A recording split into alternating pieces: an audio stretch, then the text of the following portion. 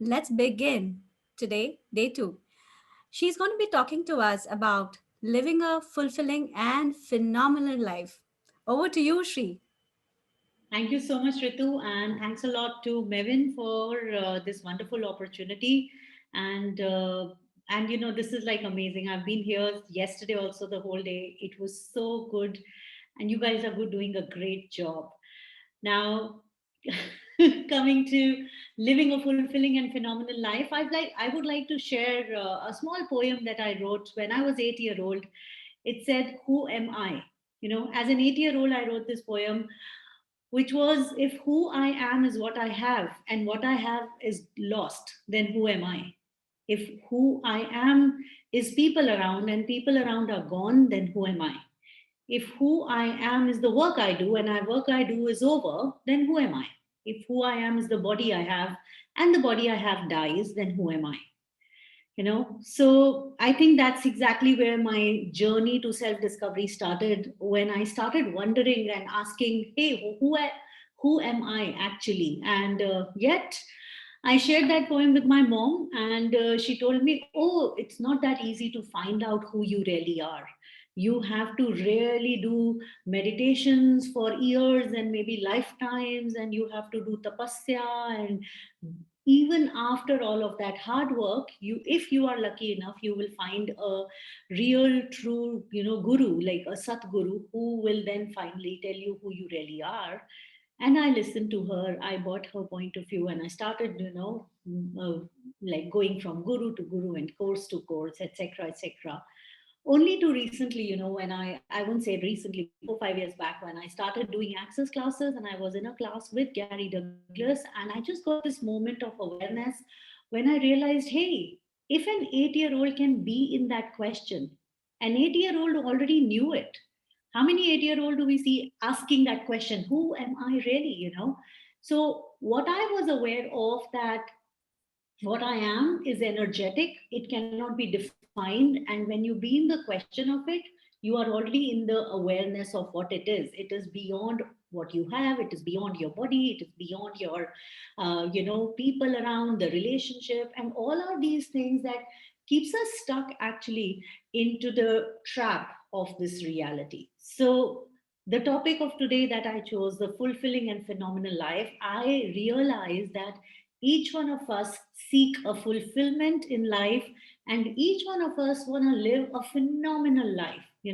We may have different ways of presenting it. We may have different ways of expressing it. For some people, it may be, traveling around the planet. For some people, it may be just sitting in their home and having a cup of peacefully sipping a cup of tea.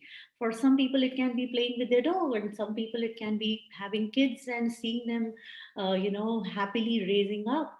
So it can be different things for different people, yet each one of us seek that fulfillment. And there are these important elements that bring all of that together, you know.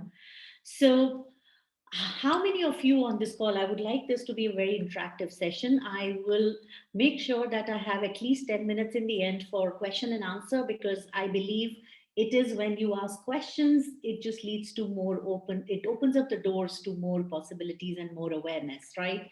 So how many of you over here on this program today would like to dive into a fulfilling and phenomenal life? Just write me in the chat box if you are ready to, and if you would like to dive into fulfilling and phenomenal life. Yeah.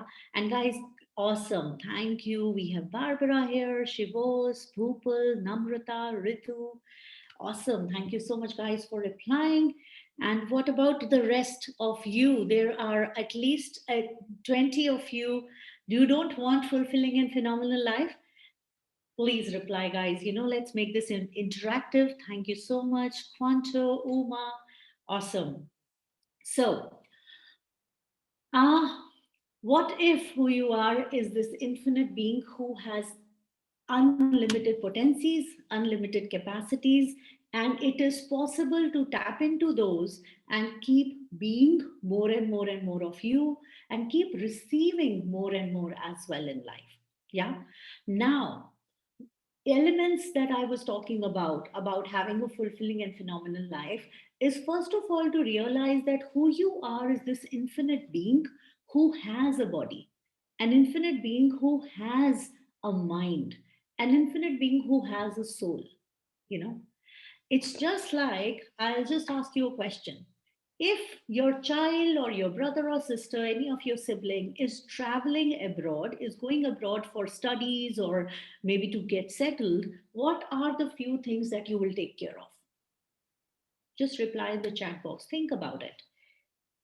Awesome, so Deepak Malvia, how are you?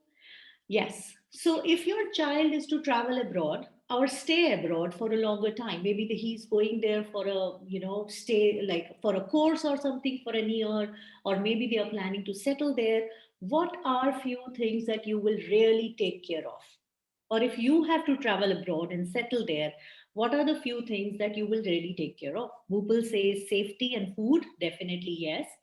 So come on, brainstorm, think about it. What are the few things that you will really take care of? Yeah. Will you not take care of the accommodation? Would you not see to it, hey, where will the child stay? Does he have a hostel? Would he be staying in a house?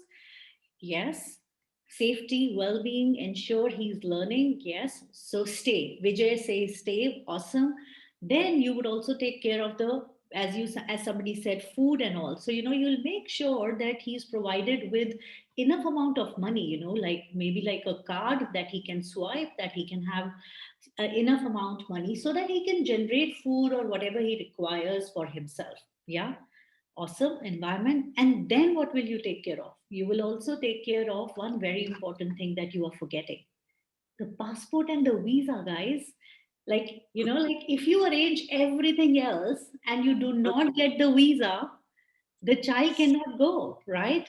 So that's exactly what happens. And then, last but not the least, some very smart parents also look for somebody near the place that he would be staying in, who they know, so that they can tell them, hey, in case of any emergency, please see to it. Like, I don't want you to be always there and take care of the child, but the child should have somebody he knows that is there, he's not alone, right? So that's what you will do to make sure that the child has a great stay there. And that's exactly what the universe, our God, do for us when we come to planet Earth for our beautiful experiences on the planet Earth. We get the accommodation, our physical body. This body is the house we are staying in into this life, right? We get a mind, which is like a swipe card that we can swipe and create anything for ourselves. Though it's a different story that most of us have had lifetimes where have been putting in negative into it. So when we swipe, some of us get a negative balance. Our points of view create our reality. And a lot of us have been implanted with the point of view of lack. So every time we try to swipe our mind, we get lack coming out. Yet there are ways to change that so that every time you swipe it, more comes out of it. And then is your passport, which is your soul. When if you pick up a passport of any person, you can actually find out where that person was living, what date he entered, what date he exit that city or country, what was the working permit, and people with higher authority can find out more details about it, etc. Right? How many of you are with me on this? So is your soul. Your soul has the imprints of all your past lives that you have lived. And through your mind, you can tap into your soul and you can actually figure out what were you in which lifetime and how all of that is impacting your current life, so that you can get more awareness and you can change what is happening in your life to come, or what is going to happen in your life to come. And last but not the least, those relatives, remember those friends or relatives that your parents called up to make sure that they are there in case of emergency, are your angels, your guardian angels, your spirit guides that are born with you. Each one of us is born with a set of our own guardian angels that are there to see. They don't intervene, they cannot intervene in our free will. We always have a free will. So even if we are going through life with troubles, having difficulties, they are just standing there waiting for us to ask, because they've been told, hey, let them live their life. Don't intervene unless there is an emergency. you know. So in case of emergencies, a lot of us experience things like miracle just showed up. Hey, I was about to meet with an accident and suddenly something happened and the bus just stopped this close to me, or things like that. Like people experience things like that. That is when the angels just intervene because it was an emergency. Other than that, they are just hanging around waiting for us to just call them. And for you to live a fulfilling and phenomenal life, one, it is really, really important for us to have that synchronicity, to have that awareness of mind, body, soul, and the angels.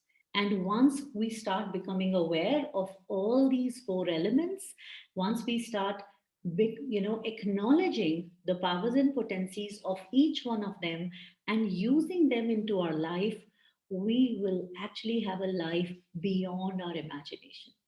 I actually say beyond our imagination because your imagination is also limited to the extent of what your mind, where your mind can go to. Yeah. Like if I ask you to sit and visualize, you will visualize a certain thing. I'll just share an example with you.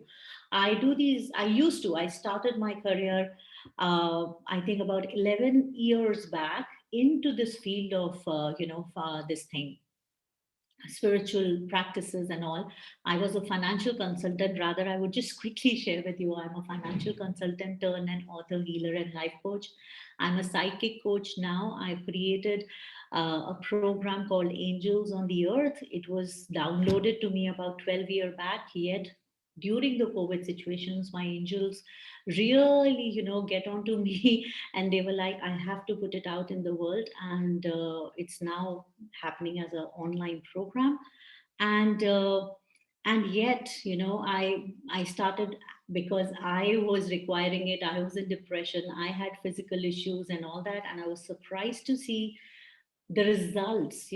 Like if I can share with you, I had like there were like lot of, I had about 22 physical problems with my physical body, and then mentally I was not at peace, beside the fact I was making good money in my life.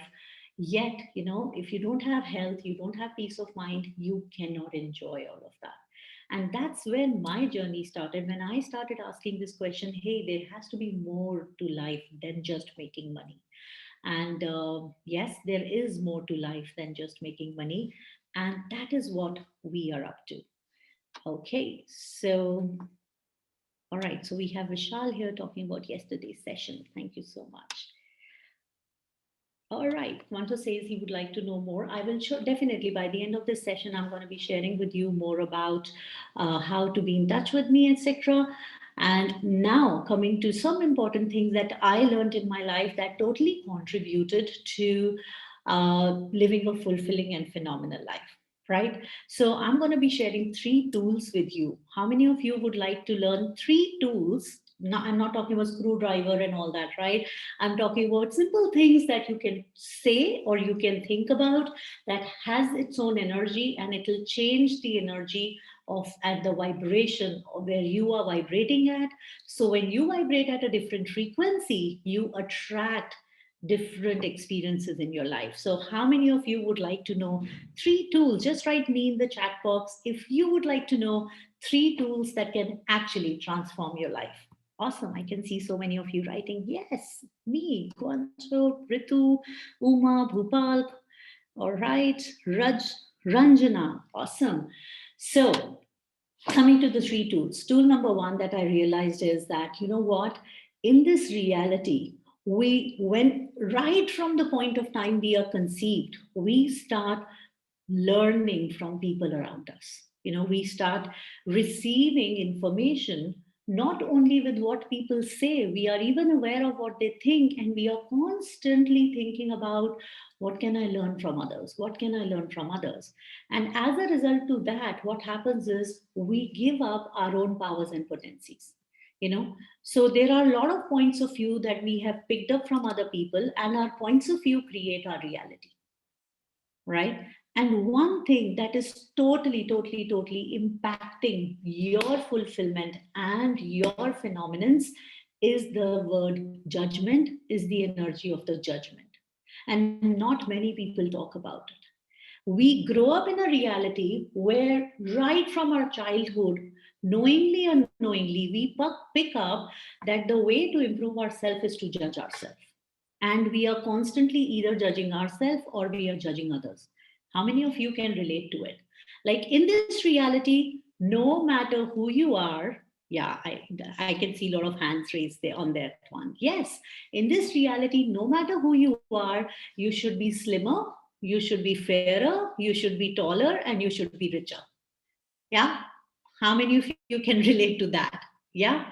And I am telling you, it is crazy. There is no end to it. I have seen models coming to me. They've got this phenomenal body. I look at them and I go like, oh my God, what a body they have. And in the therapy room, secretly, there was like, they would ask me, can you please help me to reduce some tummy fat? And I will look at their tummy and I will like, where is fat there? By the way, where is tummy? Forget about the fat, you know? So it's about the point of view we pick up. And how many of us don't even realize how much do we constantly judge ourselves? And if you are game for living a fulfilling and phenomenal life, that's the first thing you got to do. Before you stop judging others, that can either be even be easier for. I've seen that being easier for a lot of us, though that also takes some muscle. Yet you got to stop judging yourself. Yeah, and I call it self-ishq. Actually, I call it like selfish. I believe that making yourself the priority of your life is not being selfish, as people call you. Like if you start thinking about yourself, if you start making yourself the priority, people will tell you, hey, you're being selfish, right? But let me tell you one thing. When people are judging you to be selfish or accusing you to be selfish, what are they telling you? They are telling you, you are not doing what I am asking you to do. That's why you are selfish. But isn't that ironical? Just by them expecting you to do what they want you to do, are they not being selfish there? Right? So, exactly. Now, when you become exactly, so I can see Quanto mentioning self-ishq with a heart, and that's exactly what that's my third book in writing, where I say that, you know what, when you be consciously selfish, when you are aware that you are energetically connected to each and every being on the planet, you will make yourself a priority because you are the gift. You will make yourself the priority because you are miraculous, you are a contribution to the planet. You by Just by you being happy is a contribution to the planet. Just by you being you is a contribution to the planet. So tool number one is self-ish, which means no judgment of yourself and making yourself the priority. How many of you are gonna begin doing that from today? Just write me in the chat box or raise your hand if you're on the video. If you're gonna begin making yourself the priority from today, awesome. I can see so many of you raising hands there in the videos, and awesome. Now, that was the tool number one. The tool number two to live a fulfilling and phenomenal life is actually to find out what is it that you do with so much ease. I do these money programs where people, I actually started doing them because of the awarenesses I get and also using the access consciousness tools. And I was personally surprised with the changes I received in my money reality. And I was totally surprised with the feedback people got. I had clients calling me up, hey, I just bought an Audi thanks to the class I did with you. There's this client of mine, I went to Mumbai, she came to pick me up and took me to her house, and she said, I actually created this house after the classes I attended with you. And I was like, wow, this is magical. So one of the tool I shared in that class, which is really life changing, I'm going to gift it to you today. It is, what is it that I do with so much ease that I don't value it? And what will it take for me to make money from it? So, what happens is when you start asking this question, you are not affirming here. Notice, what happens is when we affirm, our mind can actually still pop in. Our mind can give us logics about it. But when you ask a question, your mind cannot intervene, your mind cannot block it. So I'll just share an example. For a very long time, I was doing an affirmation. What will it take for me to have 10 lakh? No, I was doing an affirmation. I have 10 lakh rupees in my bank account. I have 10 lakh rupees in my bank account. And every time I would open up my bank statement, my mind would tell me, come on, stop lying. You hardly have any money and you're talking about 10 lakh. you know but when I started asking, what will it take for me to have 10 lakh rupees in my bank account, my mind cannot intervene it. My mind goes like, hey, she's asking for what will it take, let's give us her the opportunities, let's give her the possibilities. So when you change your affirmations into questions, what happens is you are actually making all the elements of the universe, all your angels, get into action for you to get it faster. Yeah. So, what is it that you do with so much ease that you don't value it? And what will it take for you to make money from it? Now, why am I saying that you do with so much ease? Because you've got to start asking that question from yourself and from the universe, because that thing which is your real talent, and it can be many of them as well, that one thing which is your real talent would come to you with ease. And so many of us are planted with the points of view in this reality that it is difficult to make money. You have to work hard to make money. So, for a lot of us, what we are doing, we are thinking, oh, this we can do anytime. We have to look for a hard thing. Like for me, I was like an agony aunt for all my friends and family when I was growing up. It is, I would just talk to somebody and they will feel happy and their problems will go away. And I thought, who's going to pay me money just to talk, you know and I got into insurance because that was the most difficult thing to sell. So I was like, I'm going to prove myself by selling the most difficult thing and acing at it. And how many of you are doing that in your life? So what if you start focusing on what is it that is ease for you? It can be cooking, it can be painting, and then you ask universe, hey universe, show me the ways to make money for it. And then you will see exactly Quanto says the ego trip. Exactly. So if you will start asking this question, you will start getting present to what are the things that comes to you naturally, that comes to you like they just flow through you. And then you're also asking universe to show you the opportunities or the ways to make money for it. And it's like a real game changer, I tell you. I kept listening to this. I recorded this question in my voice and I started listening to it. I listened to this whole day, and the next day I just met a friend of mine, and this whole new reality of doing a relationship program showed up. And I ended up writing a book which is called Tame the Lion. It's still not launched, but it's called Tame the Lion. It's a guidebook for women to manage their husbands.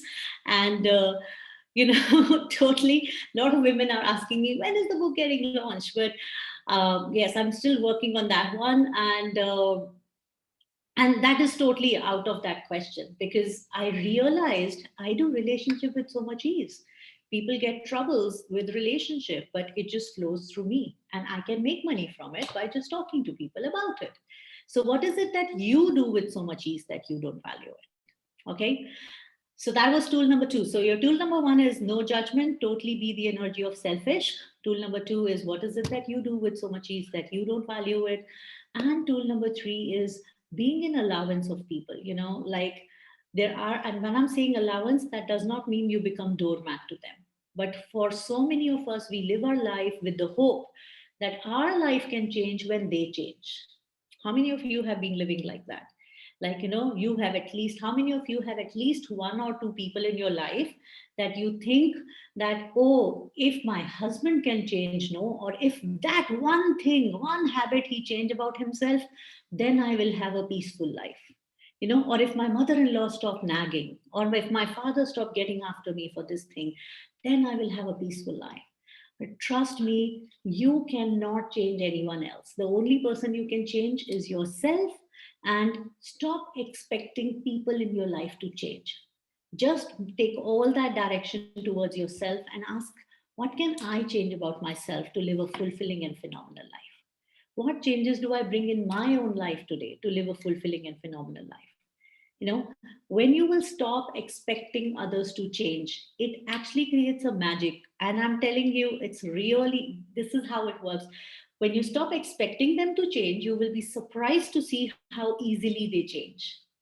Because what is happening is when we are projecting at them that they are that, like for example, if I'm projecting at somebody that he's lazy, I'm already throwing the energy of laziness to him.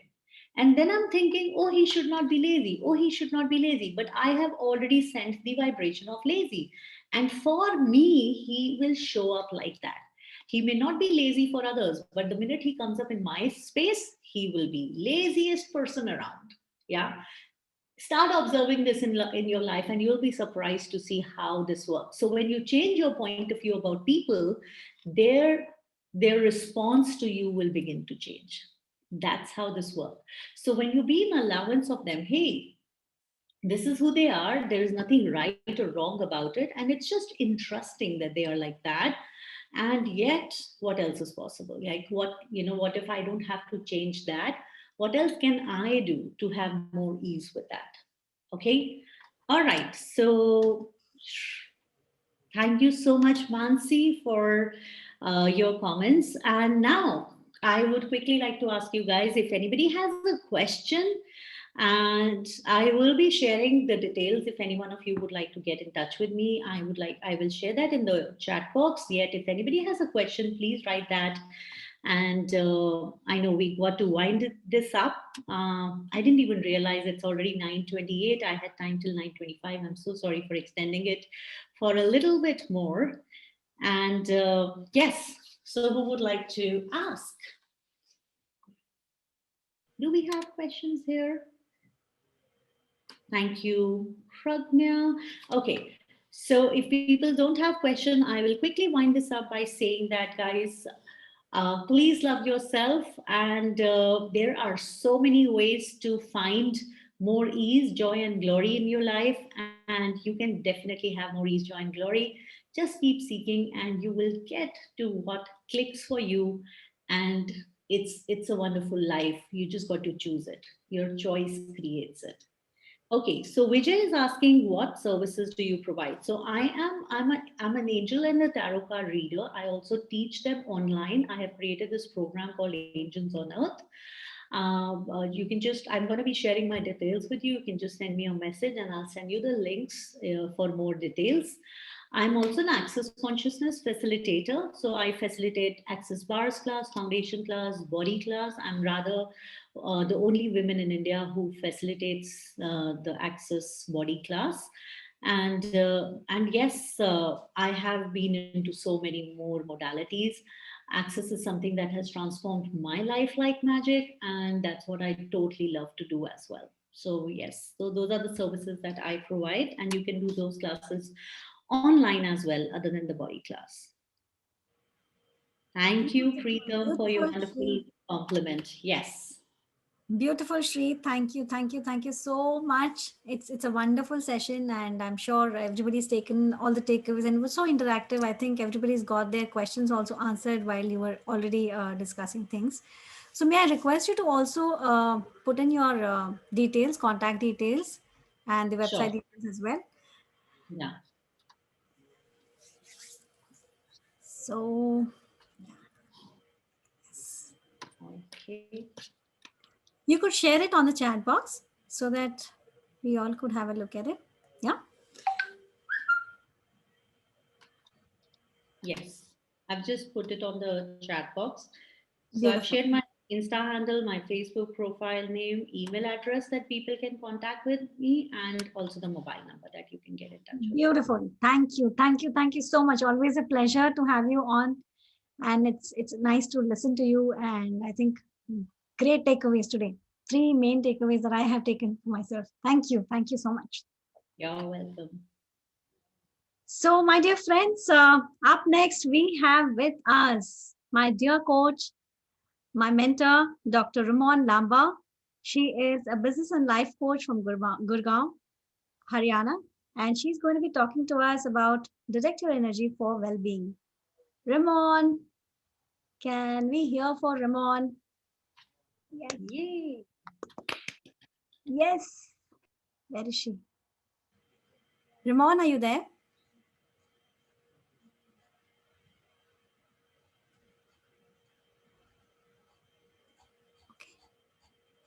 Um, Kushbu, if you could, Ramon, can you please Yeah, switch now your I camera can, I on? can start. Yeah. We're good now, yeah. good morning, a very Good warm morning. welcome. Good morning, beautiful, gorgeous souls. And once again, such a pleasure to be here on the Mavin Festival. And this whole platform gets so exciting for me every time I'm here on a Sunday morning, trying to, talk about the subject that's closest to my heart: energy, frequency, and vibration. So thank you so much, Ritu, Good to for see you. having me over.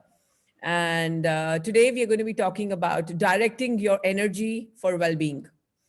So, in this whole context, when we understand well being, it's very important we look at it from a very holistic perspective of mental well being, emotional well being, physical well being, and spiritual well being. The four quotients of the human existence: the IQ, the EQ, the PQ, and the SQ. And that's the basis of our foundation when we talk about aligning all of our four quotients: our physical quotient, our intelligent quotient, our emotional quotient, and our soul quotient. That is when we come to a space of creating magic in our life. So, one of the thumb rule principles of energy, when we understand the universe and we're talking about tapping into the infinite potentials or the hidden secrets of the universe, one of the major aspects of the universe is everything is energy.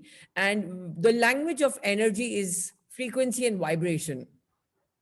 So, to understand the core essence of how do we manufacture or how do we generate a vibration, our vibrations is nothing but the marrying of our thought with the feeling.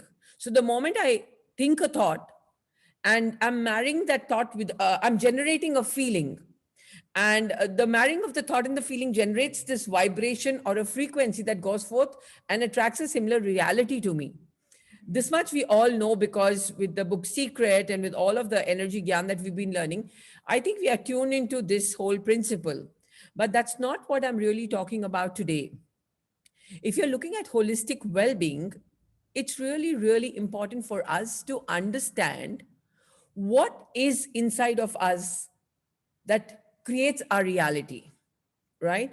And that one thing we must take back from today's talk is everything about manifestation is about our focus and our observation, right?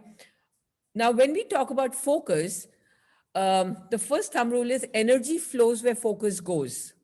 And for people who are interested in quantum physics and who understand science and life from the perspective and the filter of physics, the theory of observation or the double slit experiment is a proven evidence that it is the human observation that manipulates a wave into a particle, right? So when you look at the universe from the non-physical perspective, everything in the universe is lying there as just pure potential energy.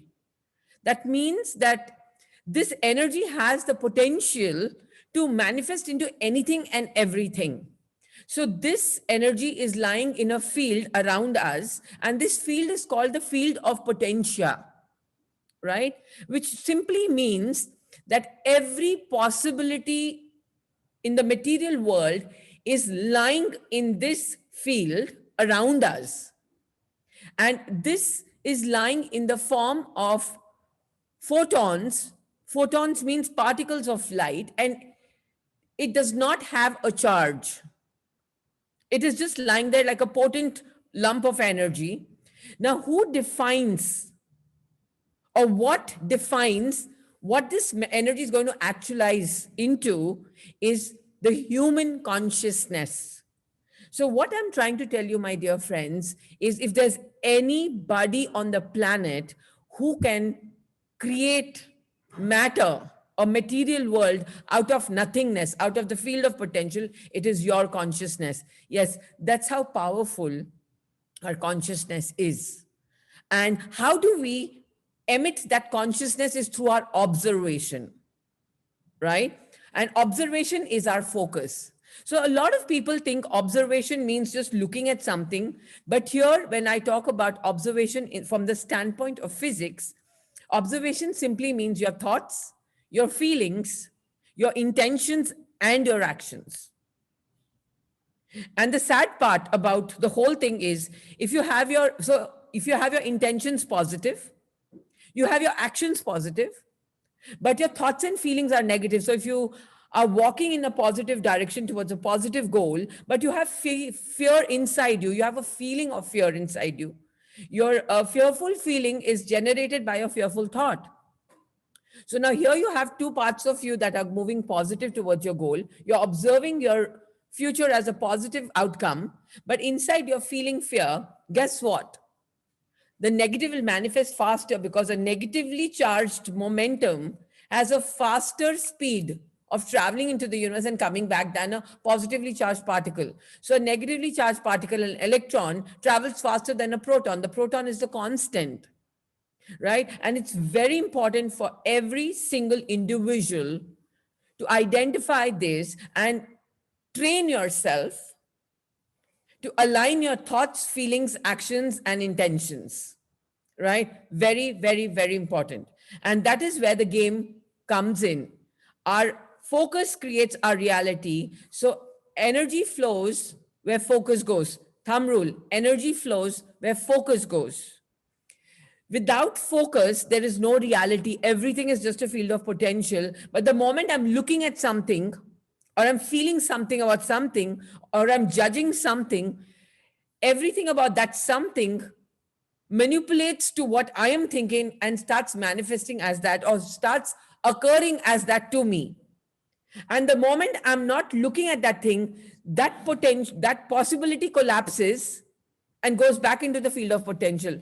So I'm repeating this, guys. It's a little complicated, but once you get it, you get it. So when we are not observing anything in our reality, right? And observation means the combination of your thought, feeling, and looking, believing. All of this comes into the domain of observation. So the moment I'm observing something from the field of potential, where the photonic lights are there, right? And that has no charge, my observation is giving it a charge. Either when I'm observing it from a negative perspective, I'm giving it a negative charge. When I'm observing it from a positive perspective, I'm giving it a positive charge. So the photons then start manifesting and becoming the charged particles that I am creating, and they start becoming matter and start becoming my reality. Now, when I'm not observing anything, those particles collapse and they come back to wave form. And this is called quantum collapse, right? Quantum collapse. So here what I'm trying to tell you, my dear friends, is if there's anything in the world that can create matter, it is your observation. So number one, you have to train yourself to align your thoughts, feelings, and your intentions all into the positive to what you want to create. How is that possible, right? So when you understand, here I'm telling you about consciousness has the power to create reality, right? So now when you understand, consciousness inside of the internal human field has two levels. Number one, the subconscious, and number one, the conscious, right? In the subconscious, we only have past programs and past experiences, and we don't have choice. And in the conscious, we have a choice. But the sad part of the whole setup is the subconscious drives our reality. So consciously we make choices, and subconsciously our choices are driven. So now if in my subconscious, I have only past programs, past experiences that are painful, that are negative, and they're driving my reality, consciously I'm making my choice to create a positive outcome, but subconsciously the programs are negative. So there's a misalignment in my conscious and my subconscious. So obviously I will end up creating more of the negative stuff that's in my subconscious. So step number one is you got to do the self work. You got to go and reprogram all of those past programs that you picked up as a child in your mother's womb, from your past life, or wherever they're coming from, any level of your existence. Okay, you've traveled a long way to be here today, but those programs are stored as memories. And those memories are driving your subconscious repeatedly, and they're creating a reality, and you feel you don't have a grip on life. Now, these subconscious programs are manifesting as your automatic thoughts. So, do you catch yourself sometimes just thinking stuff you don't want to think? They're negative thoughts, they're fearful thoughts, they're sad thoughts. So, anything in reality that shows up which you do not endorse or which triggers you is only an indication of that memory in your subconscious. So anything in the outside world that shows up that triggers you is an indication of the same program in your subconscious. So that is like a data for you to now start reprogramming yourself, because your inside world is creating your outside world. The inside and the outside are self-similar. As above, so below. As within, so without. Thumb rule of the universe, law of the universe.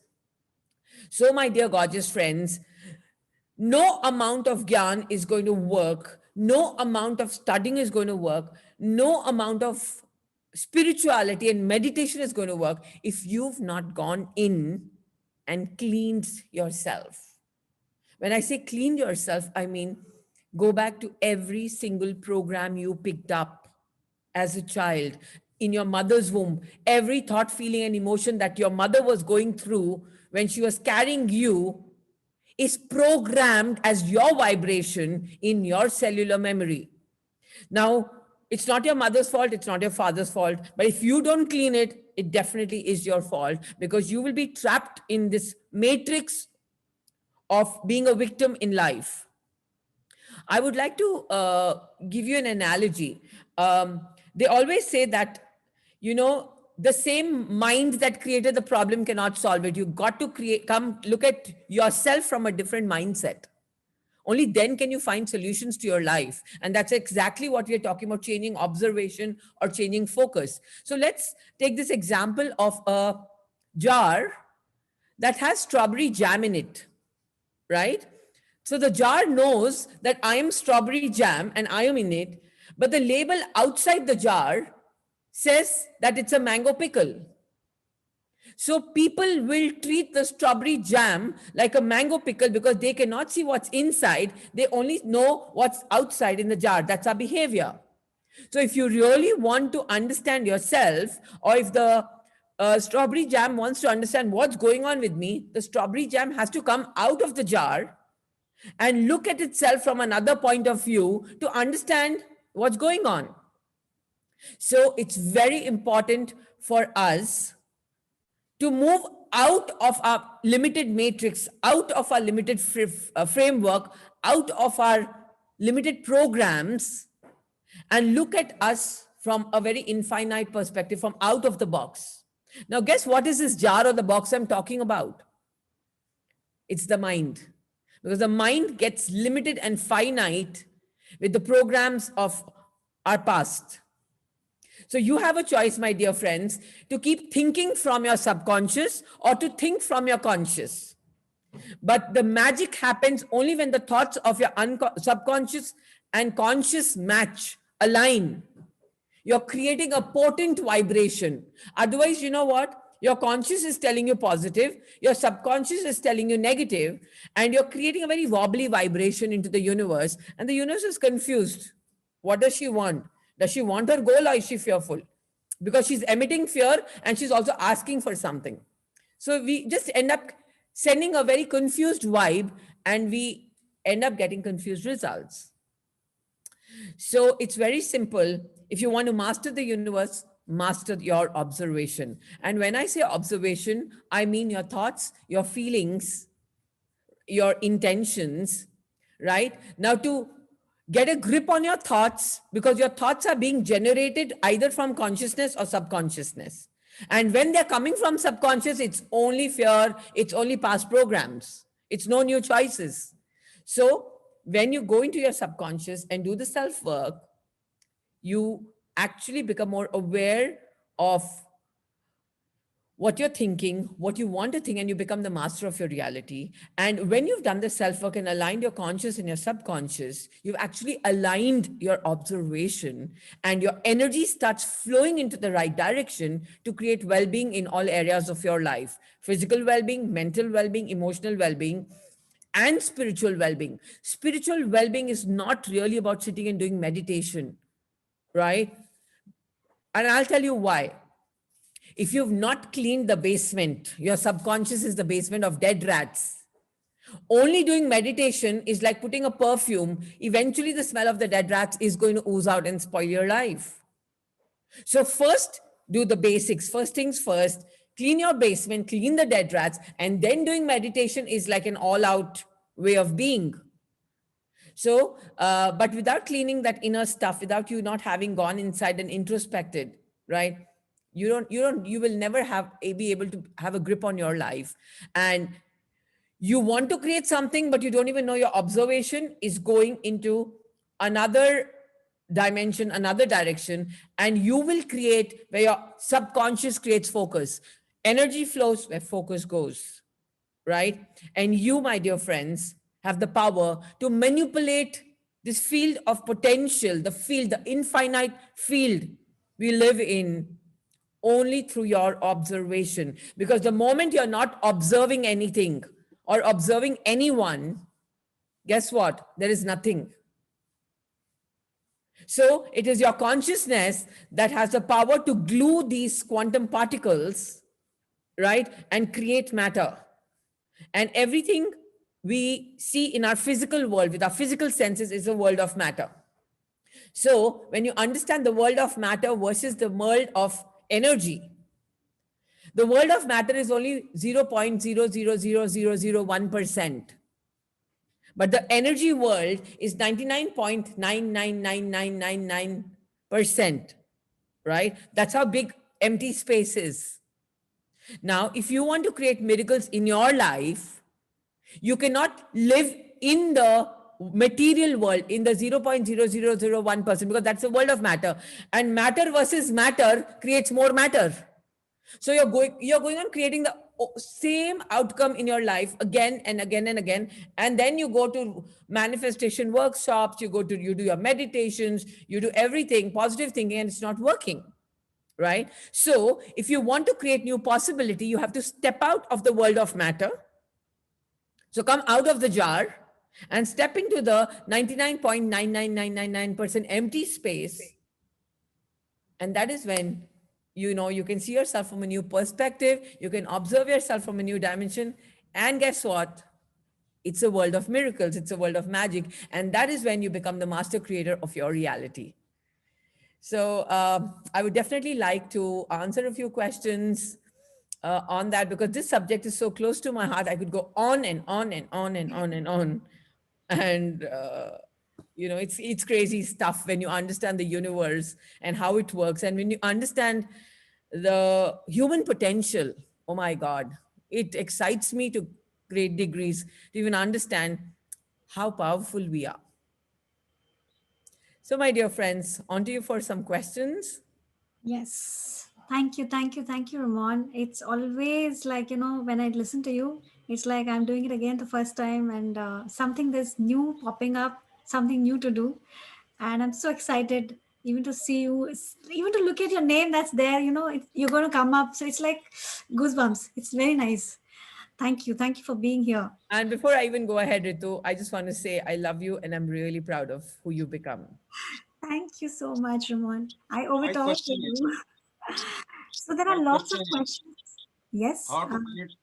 how to clean your Okay, how to clean your subconscious. So now there are many processes to clean your subconscious programs. Hypnotherapy is one of the ways. I would highly suggest whoever's asking that question. So it's like, you know what? Yeah, NLP is a great way.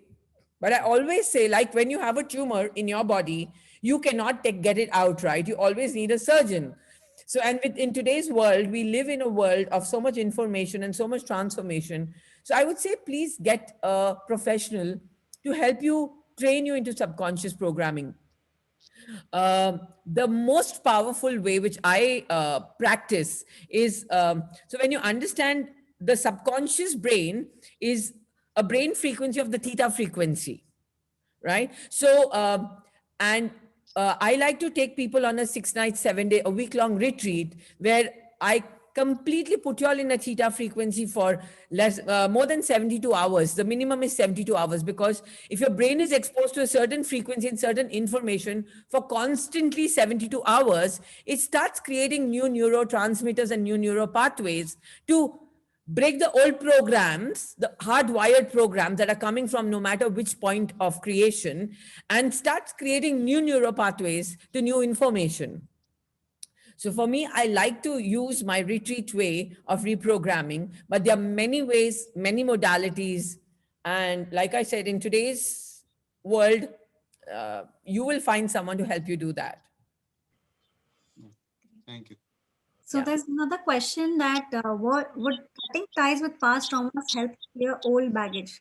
And Sorry? would, With cutting would ties. So it's really not about cutting ties. Cutting ties is, you know what? Cutting ties is about, so if you have a fruit, apple tree that's giving you rotten fruits, cutting ties is only like cutting the fruit, right? So you're not addressing at the deep level. Cutting ties is a surface process, but you got to go inside and clean the memory and change the information, because everything in your DNA is based on information that's trapped in your cells. So for example, if I have information in my cells, nobody loves me or I'm not rejected, because when I look at my story, the fetal programs that I picked up from my mom when I was in her womb was she wanted a boy, right? So I innocently picked up a message that, oh, being a girl will not be loved and accepted in this world. So that was my program. So now, cutting ties on the surface of it is just like, you know what, conditioning myself to believe, oh, they love me, they love me, they love me. But deep down inside, what is the information in my cells from the fetus is I am not loved and accepted and belonged. So I have to go in there and change the information. And that's exactly what reprogramming is. So cutting ties is the level one, but the real surface work is you got to go and reprogram information. You got to go and implant new information there. so one question that's that is, I think it's around the same topic. Uh, who decides what to focus upon? Isn't that our ego? So you talked about the conscious and the subconscious. So yeah. So you know what, it's you who decides, but it's really not about who deciding, it's you about being self-aware. What are you deciding and from where are you deciding? Are you deciding from your subconscious or are you deciding from your conscious? It's really not about that. It's about the alignment of the conscious and the subconscious. Like, so your subconscious is more powerful than your conscious always, right? But it does not have the power to make new choices because it's an auto programmed device, auto program memories, right? So no matter how much you consciously choose, who's going to drive your reality is your subconscious. So it's like an example I'll give you. You're on this journey on the highway and you're sitting in your car behind, and you tell your driver, I want to go to Jaipur. But in his mind, in his GPS, the route of Chandigarh is programmed. So automatically he will take you to Chandigarh. And you're sitting here behind and saying, no, I want to go to Jaipur. I want to go to Jaipur. And then the driver is not listening to you. So the first thing you have got to do is program the route of Jaipur into the driver's mind, so that when you give him an instruction, he takes you there, right? It's that simple. Alignment is the key. So it's not really about who decides, it's about aligning. Okay. Now there's a question on conscious, superconscious. So how do you tap into the subconscious, superconscious, tapping the cosmic mind? So, you know, at this level, in this context, although I'm not talking about the superconscious, so superconscious, while the subconscious is giving you information from your inside past programs, the superconscious is giving you information from the field around you. So we have this Earth's magnetic grid, the human energetic grid, the crystalline grid, where all of the information of the universal consciousness or collective consciousness is stored. So when you have your subconscious, conscious, and superconscious aligned, then your ego steps out and the divine flows through you, because the information is coming from the field and not from inside. And that is a very, very, very powerful way of perceiving information, downloading information from the field, and actually being the creator of your reality. And as a coach or as a healer, aligning your conscious, subconscious, and superconscious helps us get a better grip on who we are working on, because now we have access to their information from the field. So, yeah. Beautiful. So another question from Shivo. He says, how to tap the field? Ah, So you spoke about meditation and you said if you're not doing anything about the dead rats, it's not going to help you. because And tapping into the field is first becoming aware of what's inside your field. Because one of the laws of the universe, the law of correspondence, states, as above, so below, as within, so without. Your reality outside is only a projection of your inner self. So the entire game of life is standing on the ground of projection and reflection. What's inside you, you don't even know you're projecting it on the field, and the field is reflecting it back to you. So the field is a mirror. And what is it reflecting? Exactly what's inside you. And we don't even know, because we don't want to go within and take on 100% responsibility for what's showing up in our life. So, how do you tap into the field? Number one, tap into yourself within you. When you have complete access to every single thing that's inside you, you have control over the field, and you master the universe, and you become the creator of your reality. So field, like it says, field is the mirror, or is it the source of our reality? So, you know what? It's both. Because your field is reflecting back to you what you're projecting, and then you're reflecting it back, you're projecting back the same. So it is the source, but the source is deciding. So it's like water, okay? The field is like an ocean where it's crystal water, and you put black color into it, so the ocean shows up as black. You put red color into it, so the ocean shows up as red.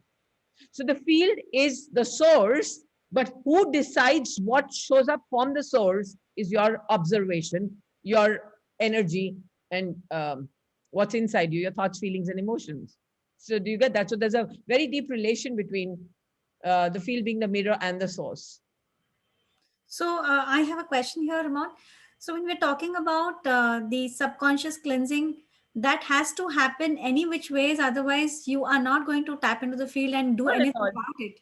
Because No, if you're because giving back, understand. yeah. So it's like, you know what? No matter where you want to go, you have to program the driver's memory to go there, right?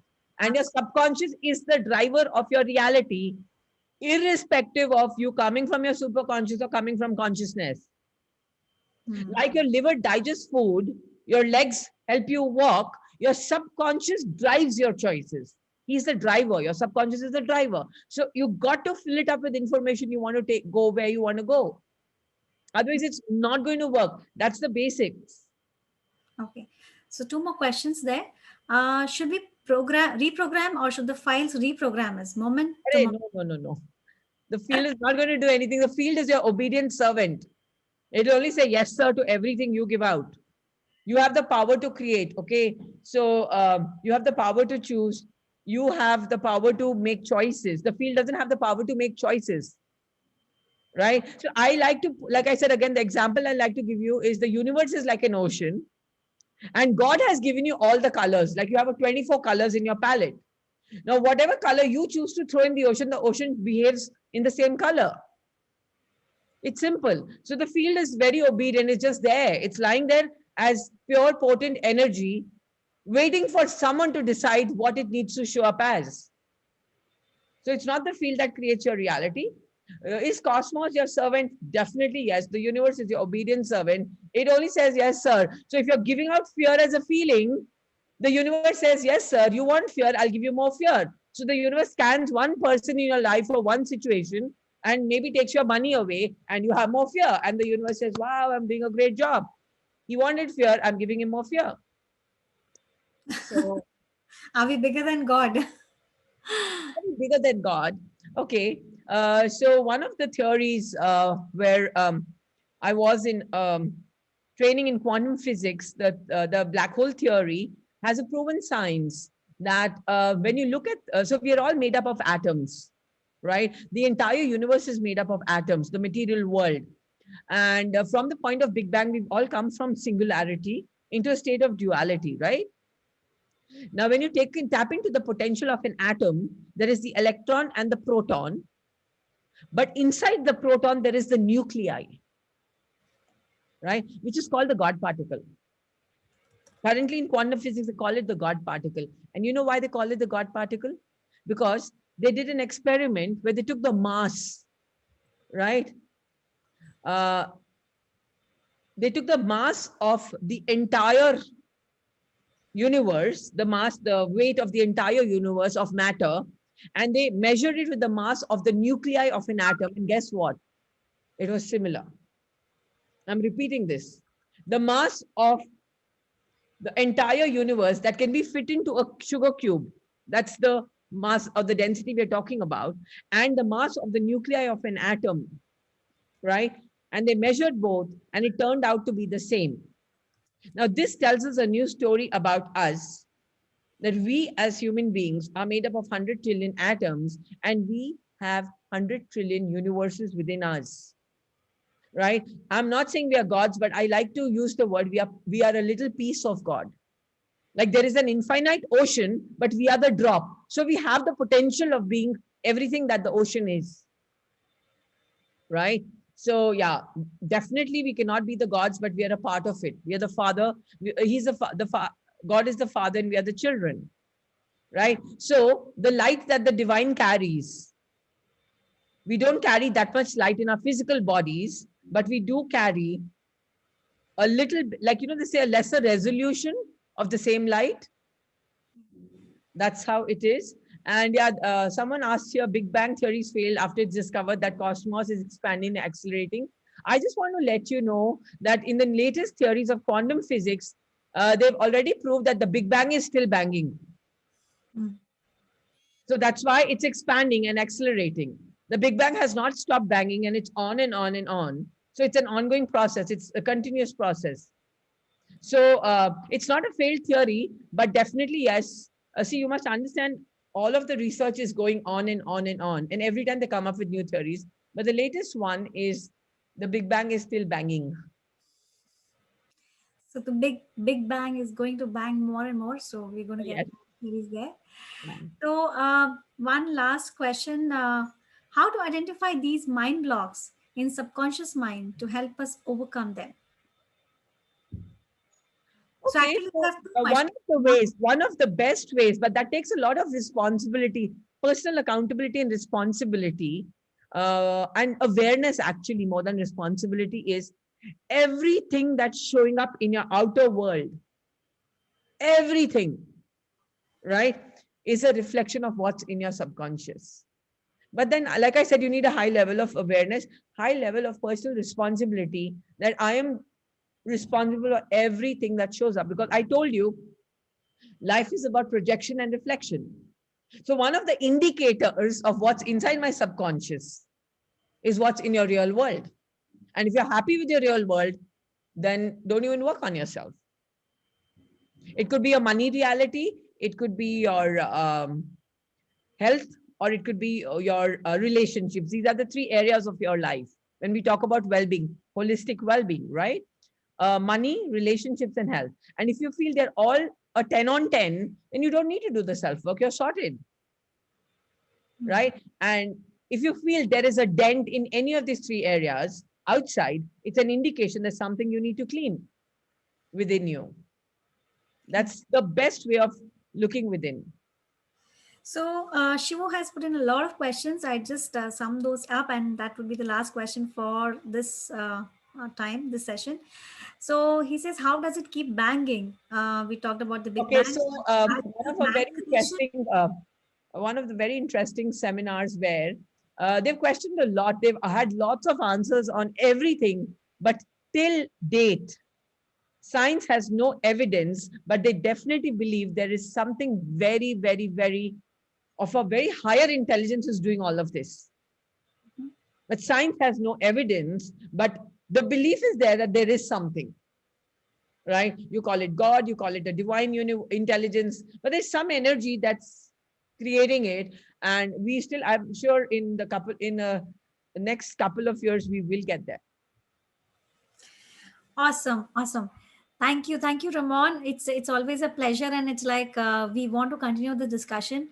Hopefully, we will have a panel discussion with you and Shivo next time on Yeah, when we have the opportunity, because I think it would be very interesting for us to listen to both of you. wonderful. Yeah. So I would see you again in the next in the panel discussion. Yeah. You're Thank you. telling me? Yes, I would see you in the panel discussion at 10:40. Oh, We okay. I'm sorry, I'm not aware of that. Thanks for letting me know. Maybe I overlooked it. Okay, great, awesome. So we would be asking a lot of questions on how do we do self healing, and so there were a lot of questions here which were pending. We'll take it up there. Yeah. Perfect. Thank you so much. For now, we'll just take another session and then we'll come back. Yeah. Lots of love to everybody, and thanks for hearing me out. It's been wonderful to be here. Thanks, Ritu. So, Ramon, can you please also, allow us to post your details so that, Sure, please. yeah, Yes. yeah. Yeah. You want me to do that? If you could, yes, please. Yeah. That So would be that's nice. That my, would be fine. Thank you so much, Ramon. that's my Um, number, and my website is. I would do that. So it's almost like.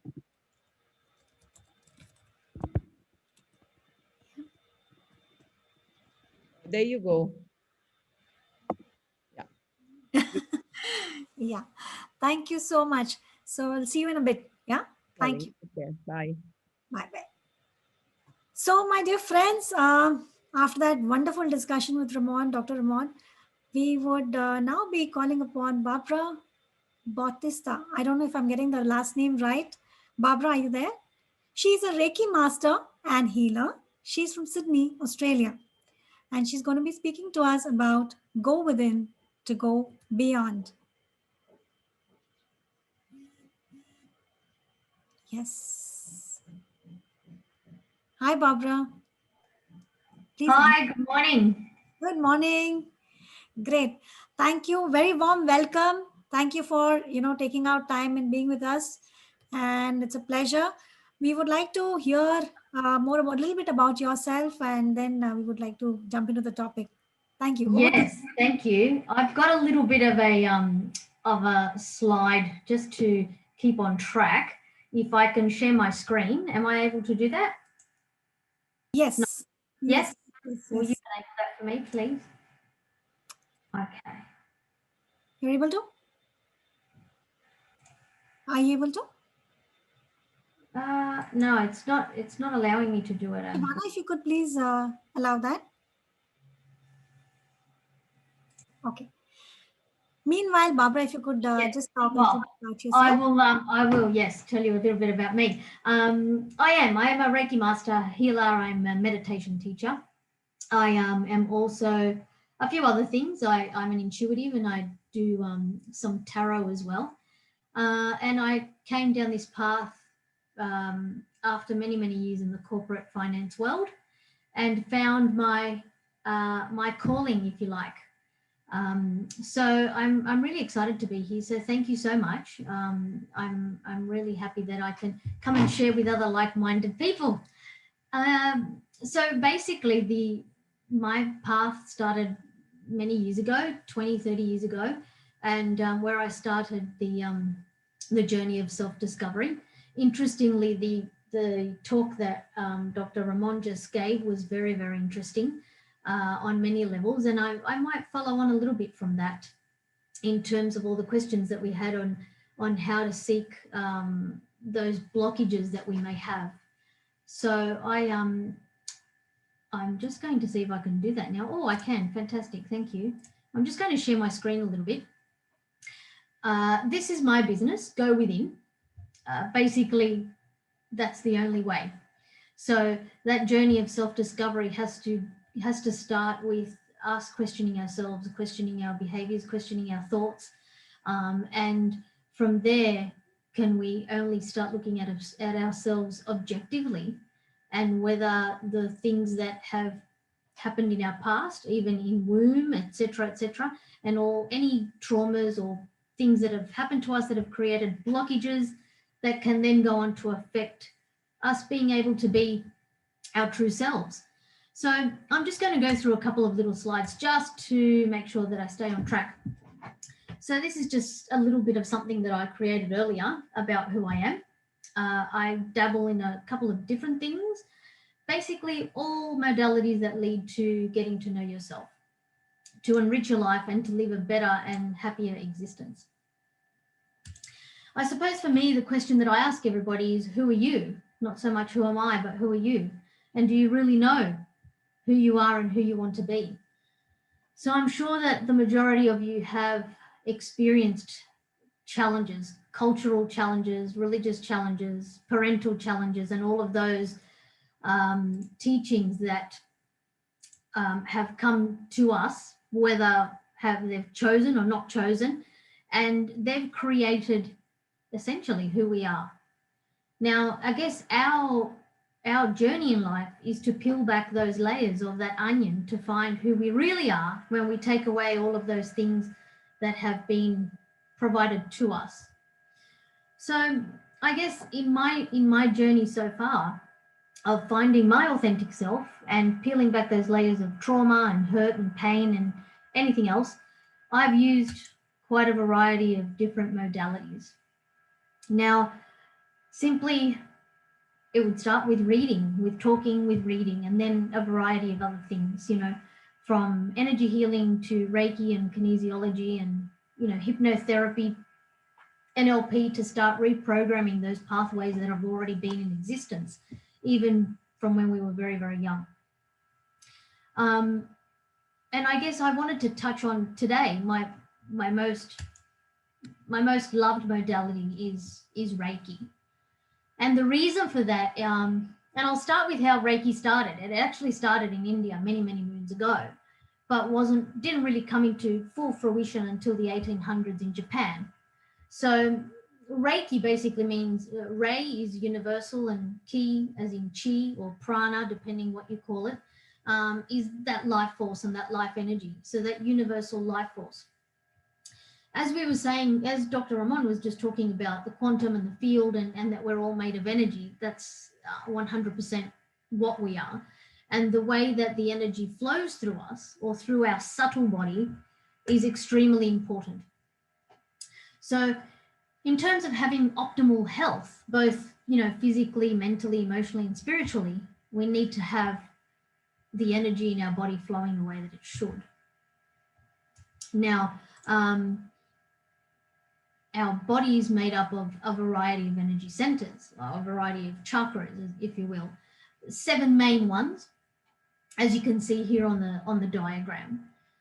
And when we do a Reiki healing, we basically go through and we check all of those chakras to see whether they are spinning. Each chakra is like a wheel of energy that spins in a certain part of the body. And we check whether that chakra is actually working the way that it should, spinning the way that it should. And in many people who have had trauma, for example, I have a patient or a client at the moment who has had breast cancer. And when she first came to me, her heart chakra was completely blocked. It was not moving at all. I didn't know where she had the cancer initially. I didn't know which side of the body, but as I put my hands on her, the whole right-hand side of her body was trembling and shaking. So I knew straight away that the blockage was on the right-hand side, in the yang side of the body, the masculine side, which also brings about other questions. So I wanted to go through a little bit of about the chakras and how a blocked chakra can manifest physically, sometimes mentally or emotionally as well. And I will, a little more towards the end, not just have a discussion, but I'd like to also take you through a bit of a meditation, a chakra meditation. So you can see here that the chakras, obviously they start from the very bottom in the root chakra. This is the base of your spine. And this one can have associated organs. So if you have spine issues or issues with blood or bladder, legs, feet, etc., this could be a sign that your root chakra or your grounding chakra is blocked. Okay, we then move up to the sacral chakra that sits just below your belly button. This one is known to deal with the lymphatic system, the circulatory system, adrenal glands, kidneys, and skin. The solar plexus chakra, which is in the middle of your stomach, usually dominates the nervous system, the stomach, and the gallbladder. Now, as I was saying before about my client with the heart, the blocked heart chakra, this one represents the breasts, the diaphragm, the ribs and shoulders, the respiratory system, the arms, the hands. So a lot of what's happening in terms of love, a lot of emotionally with regard to self-love, with regard to empathy, is all relative to the heart space and the heart energy center. Then we move to our throat, and our throat is very much dominant of our ability to speak, our ability to express ourselves. So it's related to the ears, nose, and throat, to the teeth, to the thyroid, and again, that hormonal system that sits there. When we come to the third eye and also coming into the crown, these are the ones that align us with source, you know, to that being or to that energy, universe, whatever it is we'd like to call it. So the third eye is related to the pineal gland, to the eyes, the nose, the ears, and the skeletal system. The pineal gland is actually activated by the spinal fluid that goes up and down our spine, actually once every 12 hours. In some very deep meditations where we can activate the pineal gland, they actually happen by going into the quantum field. So that'll be an interesting discussion for the panel a little bit later on, because I'll have a couple of questions. And the last one, of course, is the crown, which sits at the top of our head, our full connection to source. And this looks after our brain, our nervous system, and our pituitary gland. As you can see on the right-hand side, I've included a column there where it shows us what a person feels like when they're balanced, when each chakra is balanced. So going back to those questions of, well, how do you know what blockages you may have? Excuse me. So I guess if a person is feeling very angry all the time, or unable to focus, or they're feeling something that triggers them constantly and there's a pattern, then that's definitely something to look at relative to that particular chakra. Does anyone have any questions? Can I do that now? Rita, are you okay with that? We can take it at the end. Okay, no problem. Yeah. So We have what I might do now, 15 minutes. So you can probably wrap up the session around 10 minutes, and then last 5 minutes we can do the questions. Yeah. perfect. Okay, so what I might do now is a very, is a bit of a chakra meditation. And we'll finish with that, and then we'll do some questions after that. Yeah, it'll be about 5-7 minutes. Okay, I'm going to play a little bit of music in the background, not too loud, but I will ask everyone if they can sit comfortably, feet on the floor if you can, with your spine sitting straight, gently closing your eyes and starting to pay attention to your breath. Breathing in through your nose and out through your mouth.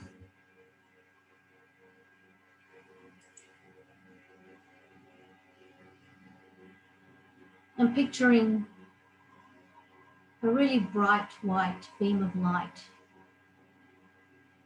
coming in through your head, surrounding and filling your crown chakra. Feeling the energy from the white light,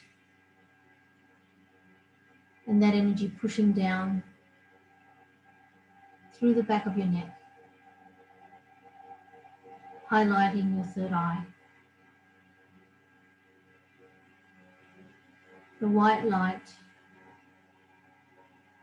moving through your body and radiating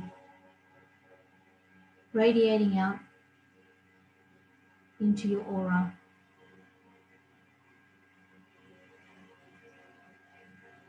As it reaches your throat.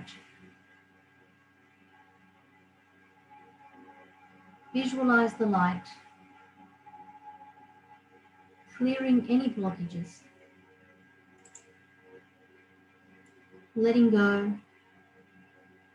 of anything and everything that doesn't serve you.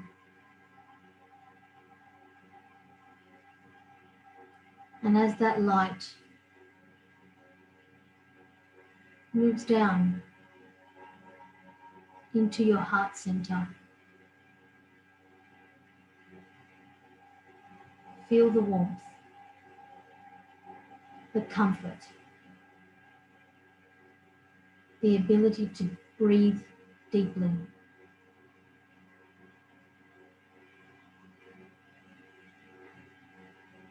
Letting go and clearing your heart space of anything that doesn't serve.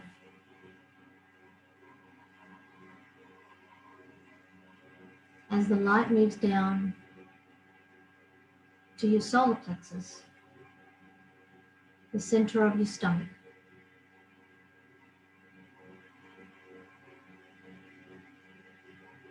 this is the center of confidence, of respect. Governs your stomach and your nervous system.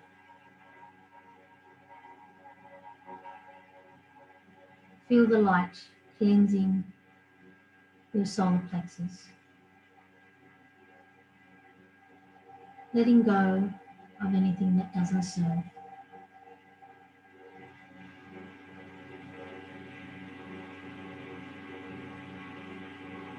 And see the light moving further down to your sacral chakra, cleansing your lymphatic system, your adrenal glands, your kidneys, and your skin. The light radiating your whole body and your aura.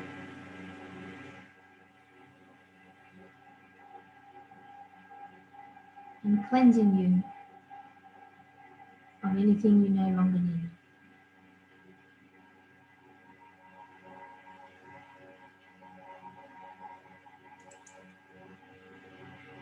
As the light moves down to the base of your spine, to the root chakra,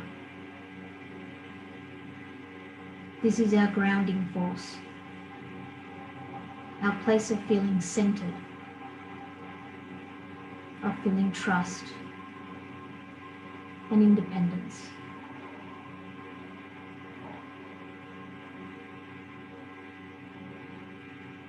Feel that white light now turn red. And as it moves through your base, feel it cleanse your spine, your bladder, your blood, your legs, and your feet.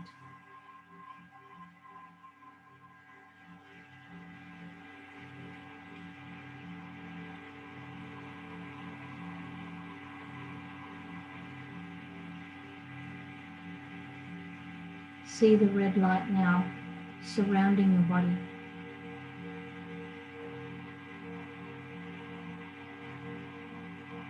Grounding you to the earth.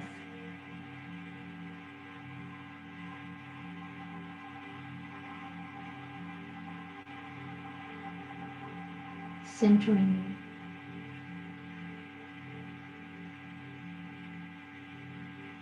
you. You're now in a state of knowing,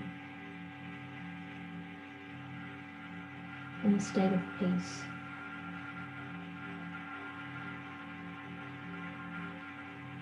in a state of self.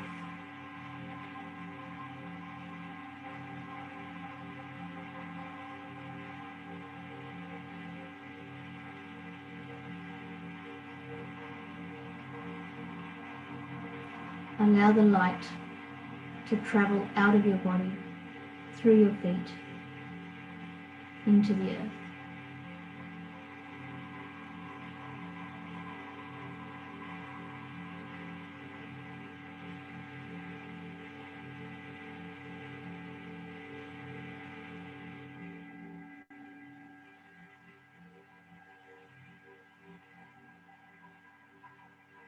You are now grounded and cleansed and relaxed.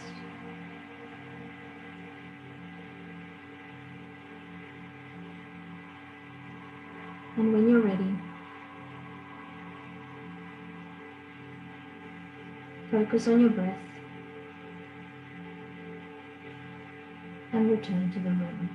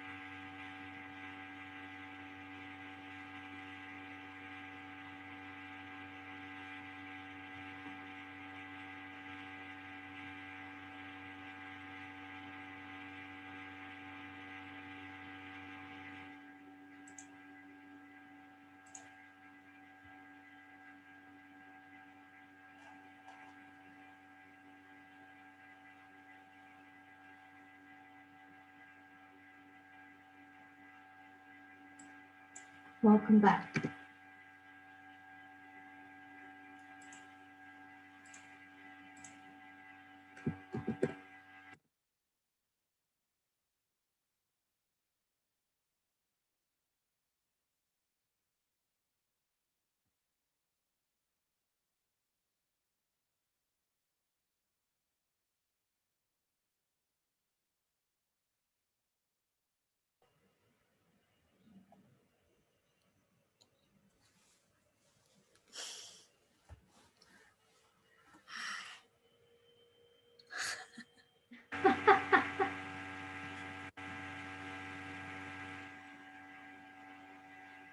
Is everyone sleeping?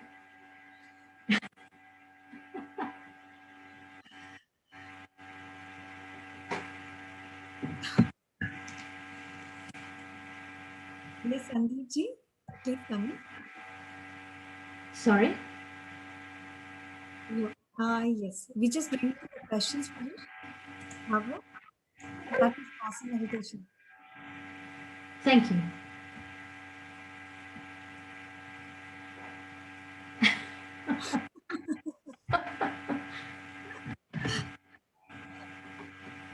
Wake people up. Uh, You have a trick for that? Sensations, yes. Very much.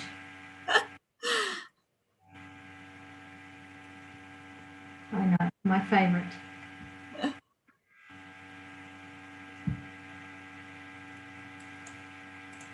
That is all from me, Ritu. I have put my details in the chat. Okay, great. So, Barbara, that was a wonderful, wonderful meditation. And with what you shared, I think a lot of us in the journey would go deep down and do a lot of work on ourselves. And yes, so I would welcome, other panelists for the panel discussion right now. I just check in if the panelists are available right away, and we'll go on. So, meanwhile, Barbara, if you could also briefly connect the chakras and how you can actually get, you know, aware of your chakras. If you could just talk a little bit on that for a few minutes while I bring the other panelists on with you. Yeah, is that Yeah, okay? no, that's fine. Yeah, absolutely. Thank you. I was mentioning before, each chakra has its association to certain organs. Not only organs, but it also has an association to feelings, to feeling a certain way. So, as an example, if a person worries a lot, um, and it seems to be somewhere else all the time, they're not focused or grounded. That could be the third eye, which is actually blocked. So if energy is not circulating here, it can make you feel like you're somewhere else. You're not actually here on Earth. And this is actually something very common in another way with people who meditate a lot. You know, they spend so much time in the spiritual world that they're lacking some grounding, so they need work on their base chakra. Can we make available the details that I had on screen if anybody wants it, Ritu? I think I have it's an already explanation. available on chat box as well. You shared it already here, right? On the Yes, chat box, yeah. So yes, we I shared it earlier.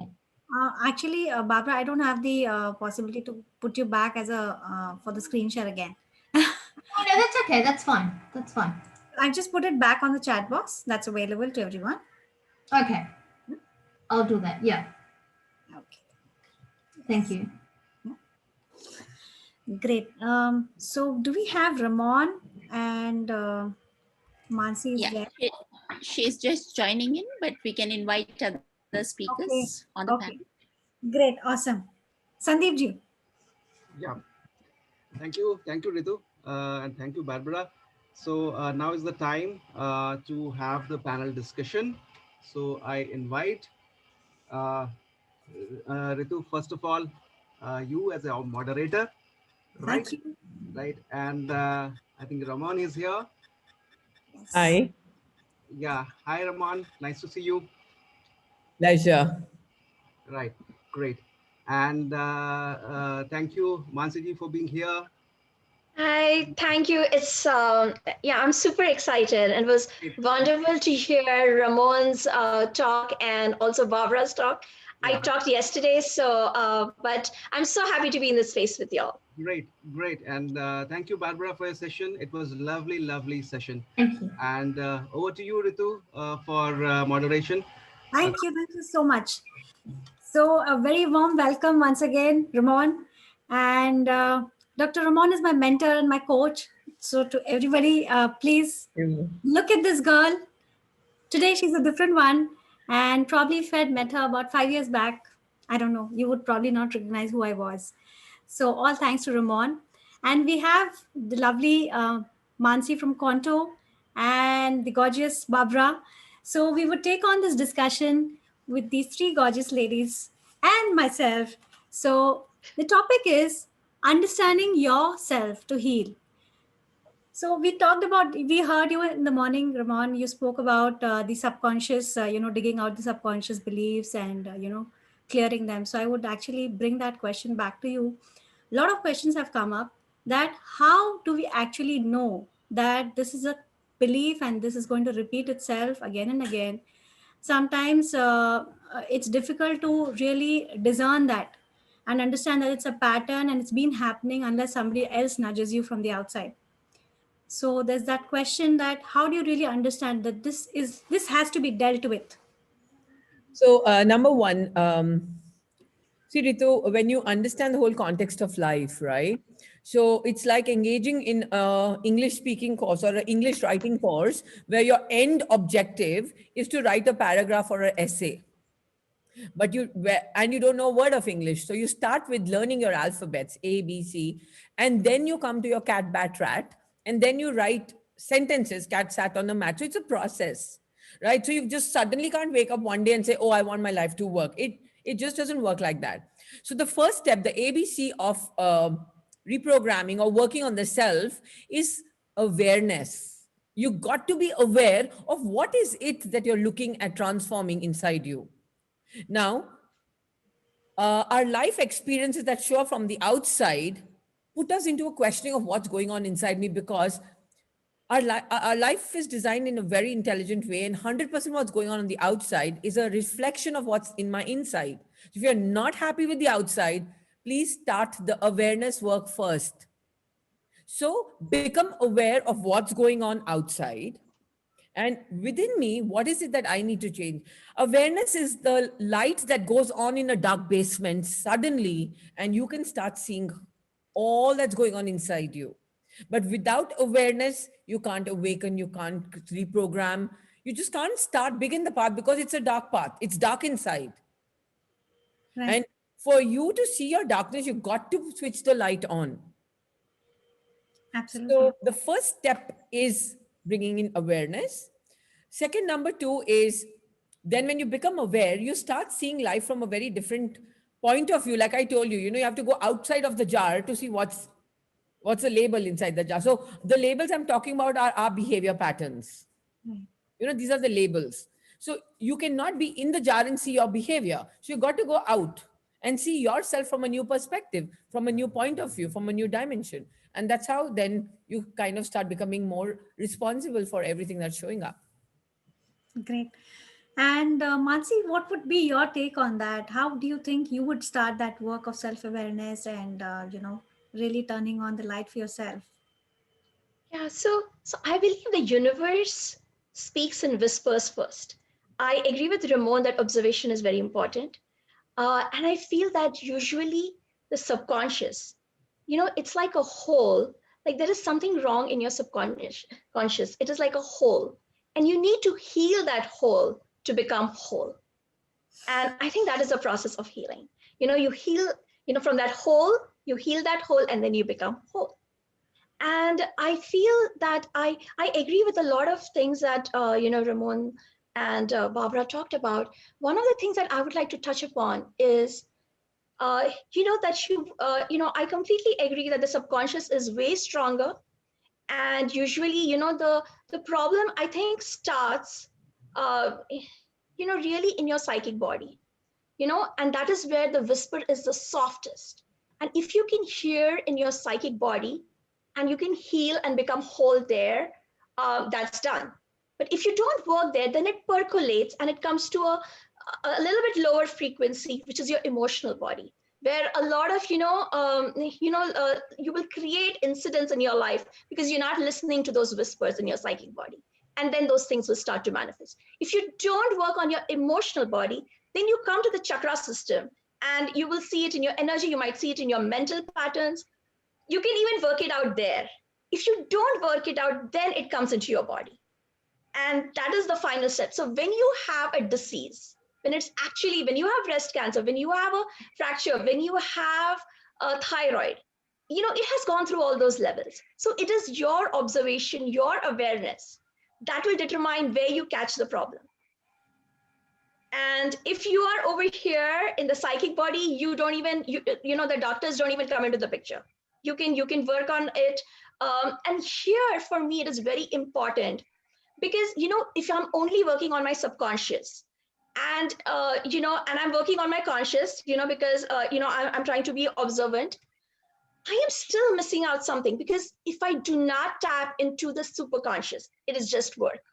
It is just work. It is constant work. You have to be like a security guard. You have to be like a chowkidar all the time, 24/7, that it doesn't percolate anywhere.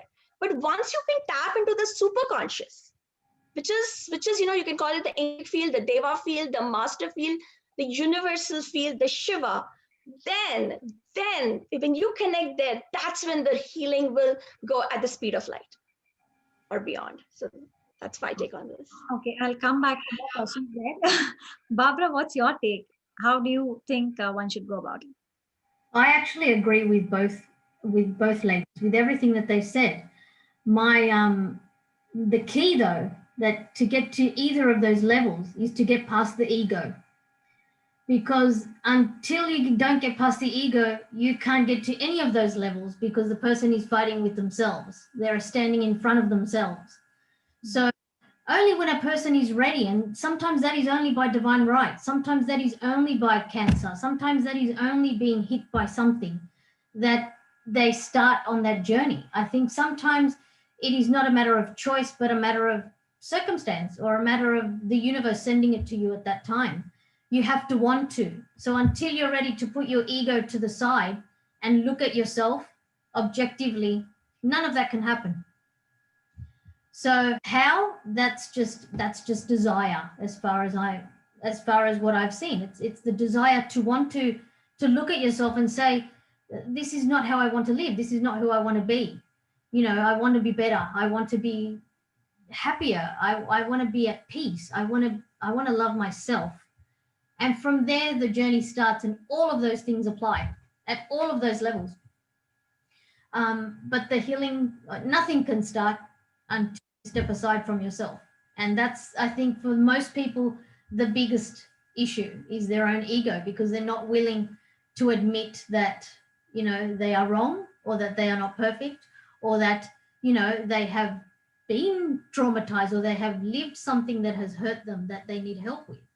People are comfortable in what they know, whether it is toxic or not. They're comfortable with what they know, because it is just something that they relate to, and sometimes change is extremely scary for people, and that's what this requires, change. Sometimes a lot of times you have to become a completely different person to be able to heal.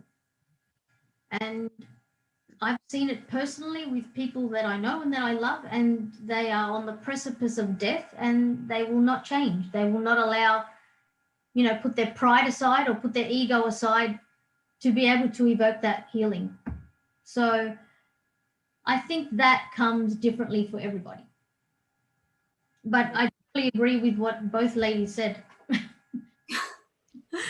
So now that brings me to another question, because we have a lot of seekers, and a lot of them who are just starting out with their journey of self work, and a lot of them who are somewhere, going to another layer of it. So what would you choose, Ramon, as a method, as a way of being every single day, something that they could take up as a practice, which will enable them to dig out those deeper layers and come up with solutions, reprogram themselves? So, like I said, this is an ongoing process, Ritu. Yeah. Like if you go back to school, you studied maths in the first standard, you Mm. studied maths in the second standard, you studied maths in the third standard, and you studied maths in the 12th standard and in graduation, but there were different levels. It was Yes. the same thing, but in a different graduated format, in a new perspective. So, uh, the first step, I so agree with Barbara, is you got to move beyond the ego, because for me, how I like to define the ego is edging God out.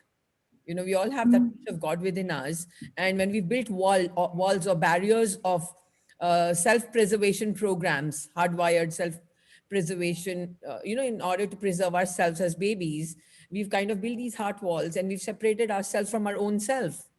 So we can't even see ourselves of who we truly are. So the process, what I really encourage is breathing, prana, the breath, the thing of observing your breath. So initially, like it's again like studying maths at every level. But so breathing also, like initially when you start breathing, you're doing it from a different context. But then eventually, when you're doing it at a higher level, your breathing becomes silence. It becomes everything, and you're in the space of nothing. Right. So it's like, so I really believe in the power of human breath, because that is when you're bringing in consciousness. You're bringing in the light from the universe. It's coming into every layer of your existence, your auric fields, your physical body, your energy body, your mental body. And when the prana comes in, the more prana comes in, the more light you are. The more prana comes in, the more light you are. So the whole game is that you got to, so you were born as light. Every cell in your body is light. It's a light particle, but it got trapped with the matter. Matter is the trauma that we've gone through, the stories we've gone through. All of that matter is in the cell, and the cell is made up of 78% water. So there's empty space there. So it's all trapped with darkness, dark matter. So the more you bring in consciousness, the more the cleaning happens, the more you become light, the more you become light. And then you reach one stage where there's silence, there's only light. And when you become the light, no, then then you know what? All you have to do is, people tell me you have to do something to transform people. I say, just go and stand there as a lighthouse and you take their darkness away. You don't have to do anything. You just got to be the light, because we're not human doings, we're human beings, right? But the being state starts from the doing state. Yeah. Okay. So I just believe in the power of prana, breath, and this has different various levels and degrees of where you can take it. There's no end to it. Beautiful.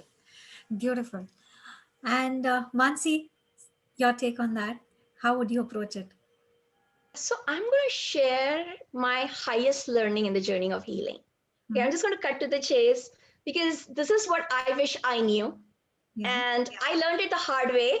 So I'm going to share it, irrespective of the question, because that's what I wish I knew. Okay. So Okay. how many of you over here, I know you're all wonderful spiritual beings, how many of you think you are empaths? Could you let me know in the chat? Because this is for them. This is especially for them. So if you are empathic, yes, I'm sure. So this is something I would pride myself on, okay? Because if someone is in pain, I feel that pain, we feel connected, and yes, we have bonded, right? And that seemed like a great thing. And until just to cut a long story short, and at least there are 10 quantos over here who have publicly seen me go through this journey. So I have witnesses all around here. So in this journey of empathy, um, I got myself a fracture, a foot fracture, which I didn't know that it was a fracture for 1 month. And it was not even a hairline, it was a proper fracture. 2 months later, it wouldn't heal. So after 1 month, the doctors were like, no, you don't have a fracture. Though, look at the way you're walking. I was teaching yoga classes. I was walking 10,000 steps a day, everything on a fracture. 2 months later, it was still not healing, And then my uncle, who is one of the most renowned orthopedic surgeons, told me that this is not going to heal. You're going to have to live with it. Don't go for surgery because you don't have that much pain. You're going to have to live with it. And that broke my world because I was like, I'm too young to live with this my whole life. And, at that point of time, Shivo, my mentor, he was like, no, there's got to be a reason. You got to look into your subconscious. And I did. I tried looking, and then I realized I had always been hurting my foot. I'd always been, and the universe was whispering. It was whispering, like, look at your foot. And then I realized that I was so empathic to my dad, who had a stroke and was going through that stroke, which affected his leg. And he's been going through it for 20 years, and now he's to the point of bed rest. So I had created that story for myself, and the universe kept on telling me, and I had to live with that fracture. And then once I started taking it up, and I started dissolving that, I worked on my subconscious, but I even connected to Rudra, who is he is really the god of awareness, and I started bringing awareness into my emotional stories. I started bringing awareness, and what happened is that empathy became compassion, and I completely healed myself. The doctors were amazed. They were like, the first time when they saw that it was 50% and then went to 100%, they were like, what are you doing? Because they're like, what are you doing? Because I have all those reports and all. And really, that was the journey for me. And one more thing. When I was doing all this, and when that started healing, what I realized is I looked at this study, the psychology, and that's the last thing, the psychological study, which said that when you are empathizing with someone, the same circuitry is firing in your brain as if you had the pain. Okay, so whatever pain the other person is having, that same circuitry is going in your brain, even though you don't have it. So you're already creating the seed for that in you. But when you bring awareness and when that empathy becomes compassion, there are different circuitries that work. You actually get creative. You actually activate and empower yourself, and you can solve. You are in such a state of oneness, or you start going there. You start going to that state of oneness when not only you can work with your own seed and dissolve that, it will even affect the person you first feel compassionate about. Lovely. So really, that's my journey. And For all you empaths out there, please take that journey from empathy to compassion. Lovely. I would want to come back to you, Barbara, in a while. Ramon has to be leaving, so I'll just ask her one question that's popping up again and Thank you again. so much. I'm sorry. Deborah. I'm sorry, Mansi. Basically, Ramon, there's a question that which is not on the topic, but we'll take it up.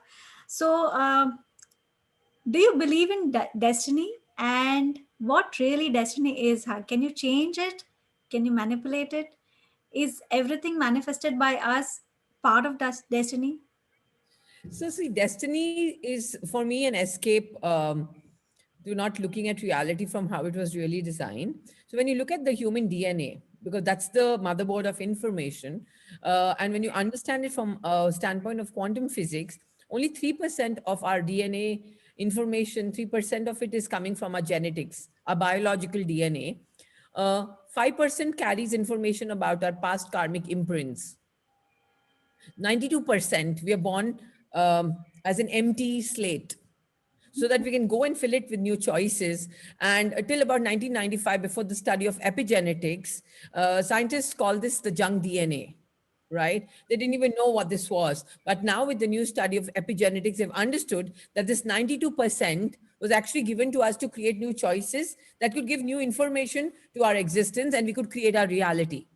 But the sad part is the 92% gets filled up with information, gets programmed even before we are 3 years of age. Okay. So 80% of the 92% gets programmed in your mother's womb, and the rest 20% in your first 3 to 4 years, your prime nurturance years, right? So having said that, like for me, when I don't trap myself in the matrix of astrological predictions or the so-called destiny, because that's where then you're taking the whole focus away from you being the creator of your reality. So there is a karmic destiny that you got to work with, right? Karmic destiny means, okay, I have this husband that I'm married to, I have this mother in law, I have these children, they are karmically designed to be in our life.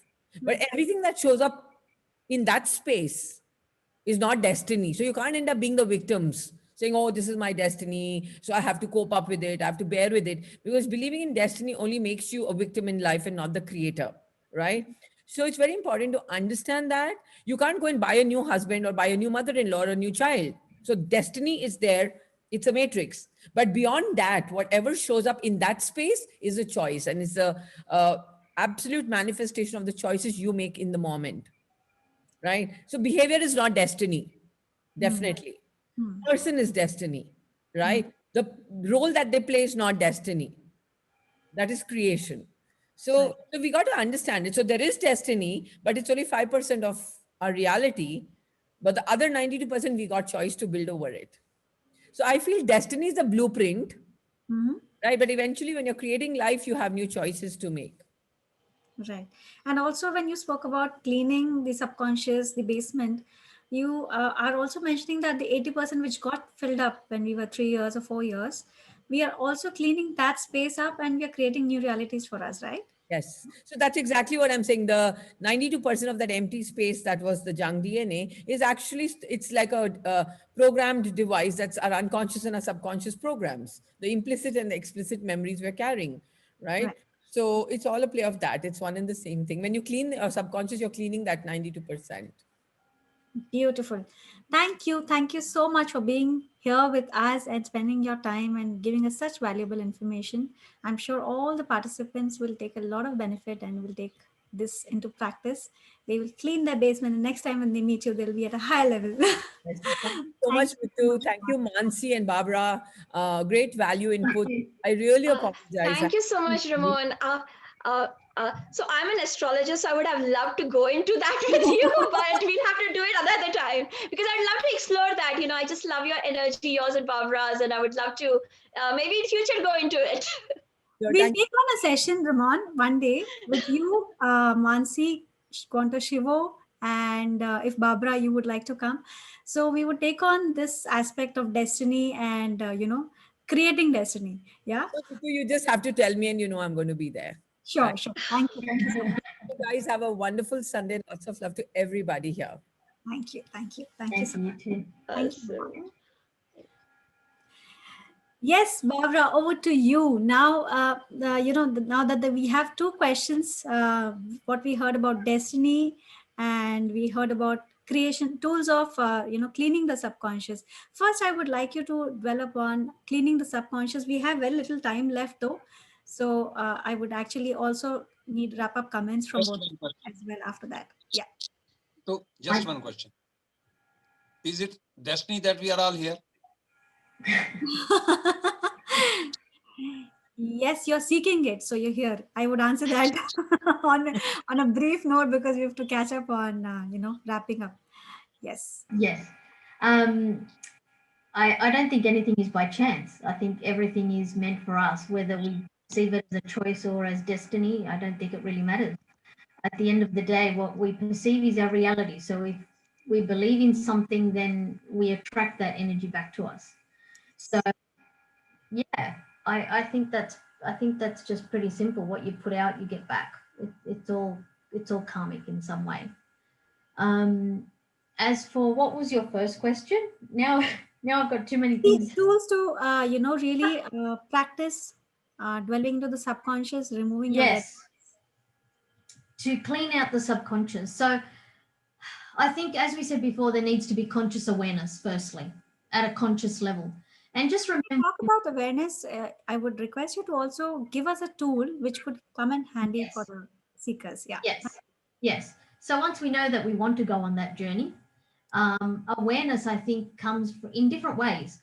And I actually think that psychology is a very good way to become aware, in terms of behaviors, in terms of triggers, in terms of those sorts of things that will then allow us to go deeper. Okay, so we're not at a spiritual level yet; we're at a conscious behavioral level, and I think that's the first port of call.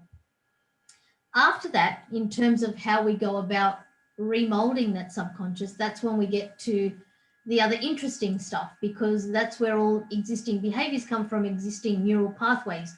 They come from negative emotions, they come from limiting beliefs that we have believed for a very long time, whether we created them or they were created for us. And that's where I think things like NLP and hypnotherapy and that kind of subconscious work can help to reprogram that. Now, I also believe in using other forms of meditation that take you to the quantum field, where we use the pineal gland, where I was mentioning before, and we go to those really, really deep brain waves. Because at the moment we're in very light brain waves, not at a point where we can create lasting change and create new neural pathways. That's where we need to get, and that's the subconscious mind. That's 95% of what we use. The conscious is only 5%. So I think there are a variety of different modalities that we need to use depending on the stage where we're at. Yeah. So I'm also a massive believer in astrology. Mhm. Or your birth chart tells you a phenomenal amount of things. It can tell you relationship issues you have, if you're going to have father issues, if you have career blockages for some reason. I believe that everything is connected. Would you use that as a tool to clean up or to create? You can use it as a guide. You can use it as a guide, because your Chinese astrology with your astrological sign, your time of birth, the moon, the sun, the stars, everything points to who you are. Everything points to the challenges that you might have, So that's another source and another tool to find out why, to find out where this comes from. Awesome. Yes. Thank you. This could be a 20-hour discussion. I know. And you know what, Mansi, I would love you to dwell on that, but that's all we have time for right now. Yeah. So I'm so sorry to actually not take that favorite question of yours to you. It's okay. We'll create this another opportunity another day. Can I just say two sentences about Yes. astrology, or you were asking about our processes? Yeah. So can I just wrap that up? Yes. Yes. Uh, Yes. Parting comment. so yes, the process I use is Quanto Life process synthesis, and we work on the subconscious. We work on our past conditionings, our past patterns. Even so many people go into their past lives just through sadhana, with no other process, just through their own sadhana. we work on the conscious. We are we are an observation of that, and we keep increasing our field of observation. But above all, we connect to the super conscious, and there we connect with not just devas. We connect with masters in all different kinds of fields, and we really tap into that energy. And really, this path is created for today's chaotic world. And if you're only looking for peace, then there might be other methods out for you. But if you're really looking for creation, then I would really invite you here. And yeah, lots of love to everyone. Thank you for having us. Thank you. Thank you so much, Thank you, Badri. everyone. Thank Thank you. you so much, Mansi, for that wonderful discussion. And you opened up new avenues of questions. So we'll deal with that in the upcoming times. Thank you so much. For now, we'll see you again. Um, Up next, my dear friends, we have the gorgeous Piyush Bhatia. Dr. Piyush Bhatia is a life coach and a motivational speaker. She's from Faridabad, and she's going to talk to us about yums and niyams. It's yummy, yums and niyams. So, Piyush, you're not mute. You're muted. We're not able to hear your melodious voice. Wait. Let me do something about it. Ah, so I'm not able to unmute you. Kushbu, could you help me with that, Yeah, please? I'm here, Ritu. Hi, welcome. Thank you. And you were nice when you said it's yummy, because some people think it's something to do with Yamraj. Got it out. Okay. Yummy yums and niyams. Yes, yummy yums the names. So before I start, I was listening to all these people, and I really want to ask all the participants, like, please, I really want to know, what are you trying to achieve sitting in this spiritual fair so beautifully organized by Mavin? Type in the chat box. I really would like to connect this to and like to understand, what are you living? Are there any confusions? Like, I heard a lot of people talking about destiny and how to program the subconscious. And any answers you're looking for? Are you looking for good relationship? What brings you here? Type some answers, no, so that I know. Learning to listen, yeah, okay. Learn from the practitioners, wow. But what is the purpose? Why learn from the practitioners? And what do you want to learn? Are you looking at good health? Are you looking at more manifestations to come about easily? Are you wanting ease in life? Unlearning, wow, that's nice. So we all are sitting here. Self-realization for what? To upgrade self, right? What is it? What is it? We've been hearing all this. Good health, relationships. Yeah, great. Deepen our spiritual journey. How? So we all are looking at some way in which our outer circumstances don't impact our inner health. They stop controlling us. Let me put it this way, right? The purpose is that we want something which stops our outer circumstances from controlling us, right? So we are learning one thing from all the coaches here, which I heard from since morning, is align your energy, right? Now, how do we do it? What is the recipe? Like, people have been talking about so many things. What are our scriptures saying about it? We want to feel happy, we want to be harmonious, and we want to be inspired. For this to happen, our body, mind, and emotions have to be in healthy state. We all understood that. Okay. We all do yoga asanas, we all do pranayams for the mind, we do meditations. But tell me one thing. Be very, very honest. Tell me one thing. How many of you feel total bliss in meditation? How many of you feel total bliss in meditation? Most of the time, our minds are flooded with sounds, thoughts, and at very few times we have those transcendental experiences. Mind has to be prepared for meditation. Then only you feel inspiration, right? So your mind cannot go into trance without purifying it, right? So it's like, let's say, it's like you have a utensil, you have a glass, right? And there is dirty water in this, stale water in this. And now you're trying to clean the outer utensil. But what about the dirty water inside, right? Asanas, pranayams, all these things are working on the outer, they're working on the utensil. What about the dirty water inside? Once you clean your inner self, you are connected to your higher self. That's when your external factors stop controlling your life and you are at the right place at the right time. That is what I call synchronicity. That is what I call magic happening in your life. Then there is no competition. Then you are on your unique mission. Am I making sense? I want to hear from a few of you. Am I making sense? Okay, I would also say you move from a dreamer state to a doer state. That's the state. It's like you have a higher sense of purpose, like you are guided. So this is what I call a modern yogi, right? So our scriptures have it all.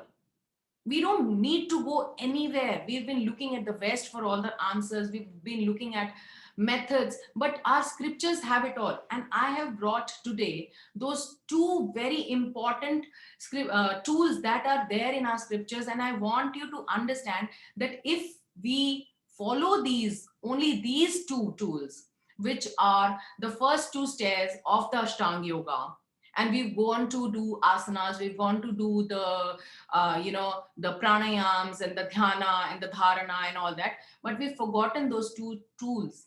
And these tools are what I'm talking about today, and these are the yams and the niyams. And what are these yams and niyams? Are these restrictions? Are these codes of conduct? Yes, they are. Now you would say, why would I have some restrictions on me? Why would I like to put restrictions on myself? Okay, before I answer that question, can I request you all to just close your eyes for a moment. Just close your eyes. Wherever you are, just sit down, close your eyes just for a moment, close your eyes, and now start doing your deep breathing. And while you're deep breathing, when you inhale, inhale very slowly, and your exhale has to be longer than your inhale. So inhale, hold your breath for a second, and then exhale. Exhale has to be double than your inhale. Try doing it. Do it at your own pace. Inhale, hold it for some time. Just focus on your third eye, the place between your eyebrows, and just exhale.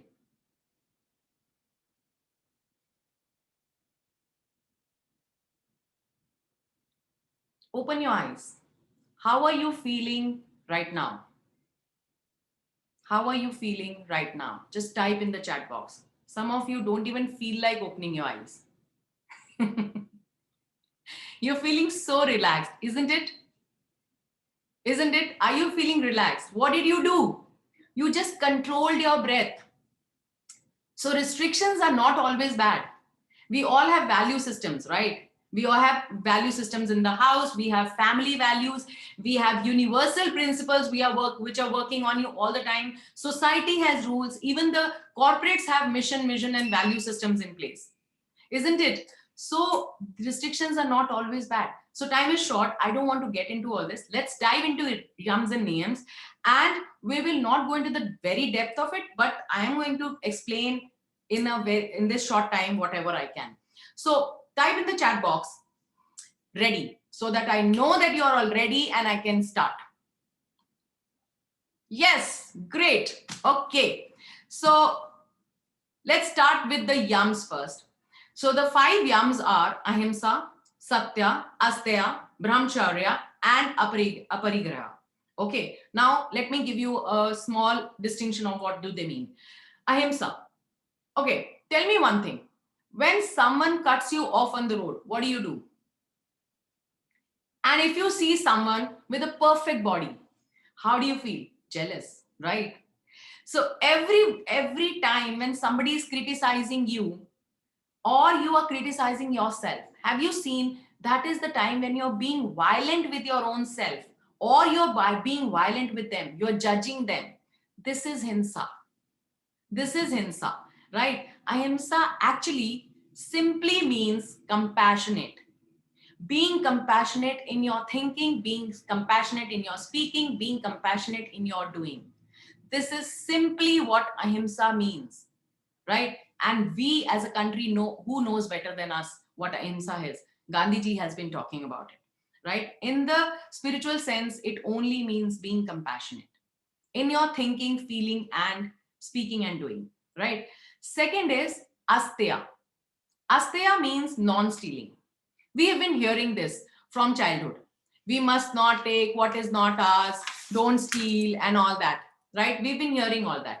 But come to think about it, how much are we all stealing from the Gaia, from the Mother Earth, right? Earth had to shut down to keep us away from stealing, right? And how many times have you stolen somebody's ideas and not given them credit? Nowadays it's very common in the corporates, and people say, I did not sleep, I am sleeping less because my work demands it. Are you not stealing from your nervous system? Are you not stealing from yourself? When you are late, are you not stealing from somebody else's time? Okay. And third thing which I want to tell you is brahmacharya. Now, if we go by brahmacharya, we would say, oh, abstaining you from sex. No, it's not about that. It's not abstaining you, it's only asking for you to be in moderation. Brahmacharya, the word in spirituality, only means moderation. And when I say moderation, means practice moderation at work, practice moderation at sex, food, shopping, even spiritual practices, because ati har cheez ki buri hoti hai, right? So you have to have moderation. Overindulging, we as as a generation are overindulging in everything. So brahmacharya is not about cutting off, it's about restricting, it's about it's not about abstaining, it's about moderation, right? Now let's come to the fourth one, which is called aparigraha. Aparigraha means non-possessiveness. Non-possessiveness means what? Detachment. Actually, can you see that these yams and niyams are nothing but a recipe for you, for all your answers? These are the pathway. This is, if you follow these yams and niyams, you are sorted, right? So detachment is aparigraha. Detachment means what? This means fulfilling our needs, not our wants. Fulfilling on your needs. We are too attached to things. How many times have you heard, do you hear yourself in the day? How many times you say, my work, my career, my money, my children? How much are we attached to these things? Are your children your? Or are they individuals? Are they unique individuals having unique life journey? Right? So one way to look at is, okay, let me give you an thing. Okay, one way to look at how much of non-possessiveness or detachment you have, just look at how good you are at letting go. Just look at how easily you let go of the stuff you don't need. How easily do you do that? You will know how detached you are.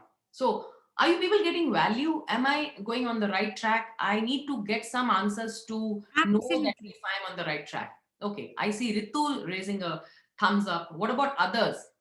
Okay, absolutely. Okay, great. Only one person answering.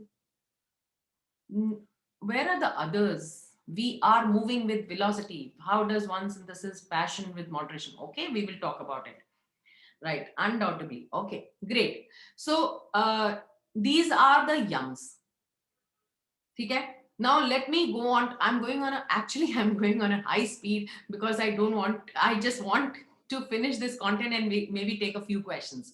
Okay. So the next one is I'm going to talk about the niyams. These are the observances. When we say observances, these are the acts to be performed, right?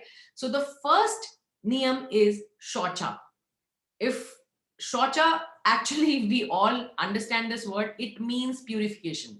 It means purity of the mind, purity of the body, and purity of the emotions. What are you what are you putting inside your mouth? What are you putting inside your brain? What is the negative content you are watching day to day? What programs you are feeding to your mind? What are you reading? That also comes under that.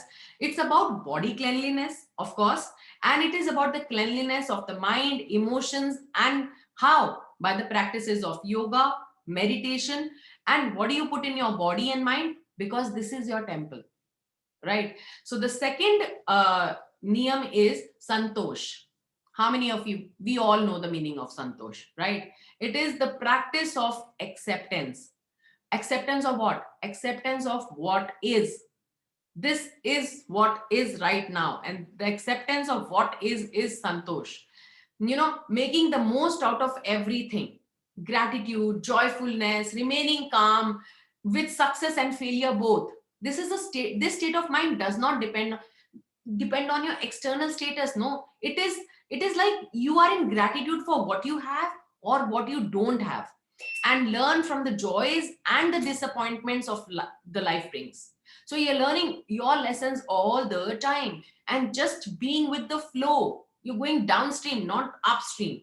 Right now, third is tapas. When I say tapas, tap means what? Discipline. Tap means what? Dedicated practice. Right? When we say dedicated practice, if I have to put it in simple word, consistency. Consistency is the key to success. We all know that, right?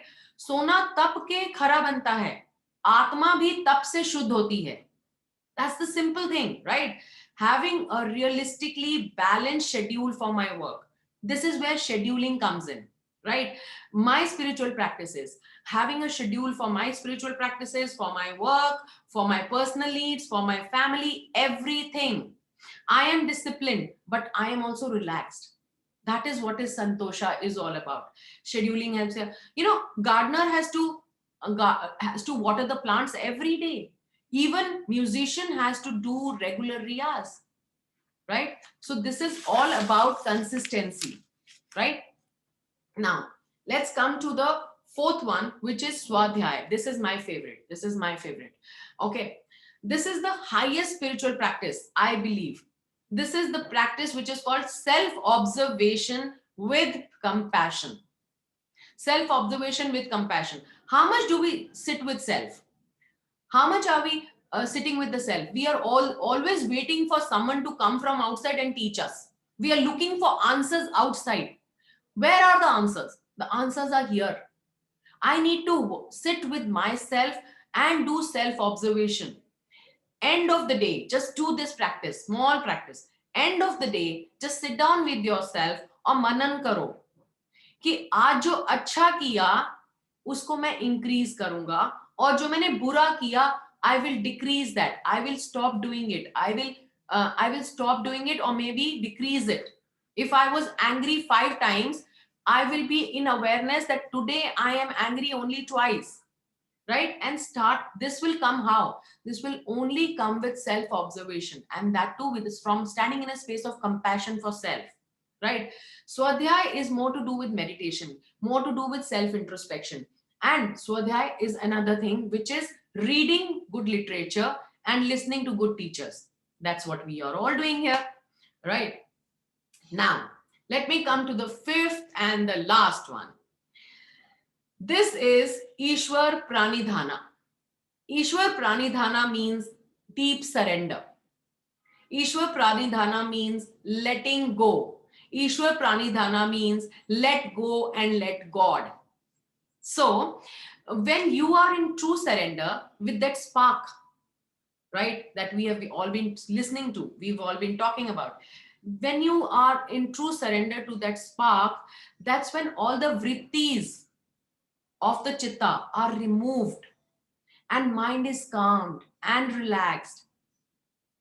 And what do you all do? You think you are so small. Are we so small? No, we are the whole Purusha. We are the universe. It's about aligning my will to the will of God.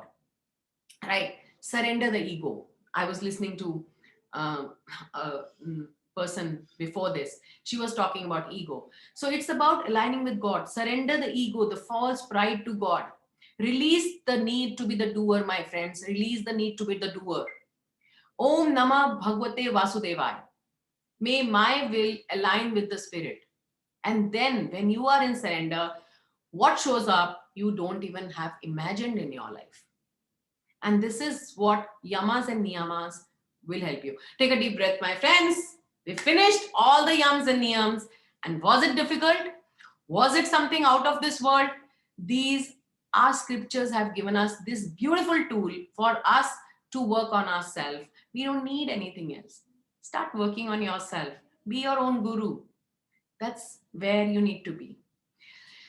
Okay, type in the chat box if you think I added some value to your life. I want to hear from a few of you. I really want to know if you got some value. Oh, wow. Thank you. Thank you so much. Wow. Thank you. Thank you. Thank you. Thank you. Thank you. Thank you. Thank you. Okay. So before I leave, thank you. Thank you. Before I leave, I am going to take 5 minutes to just talk about the upcoming retreat, which I'm doing. So I'm coming up with a retreat on 19th to 22nd of February, where we are going to a beautiful resort in Jim Corbett. And we're not going to visit Jim Corbett. We will not have the time. So it's a completely experiential journey, and we will be doing a lot of activities. We'll be going through a whole experiential journey. I invite you all to come join me for this retreat. My numbers I can share. I think you can take it from the Mavin site. And if you need any more details, please let me know. Ritu, over to you.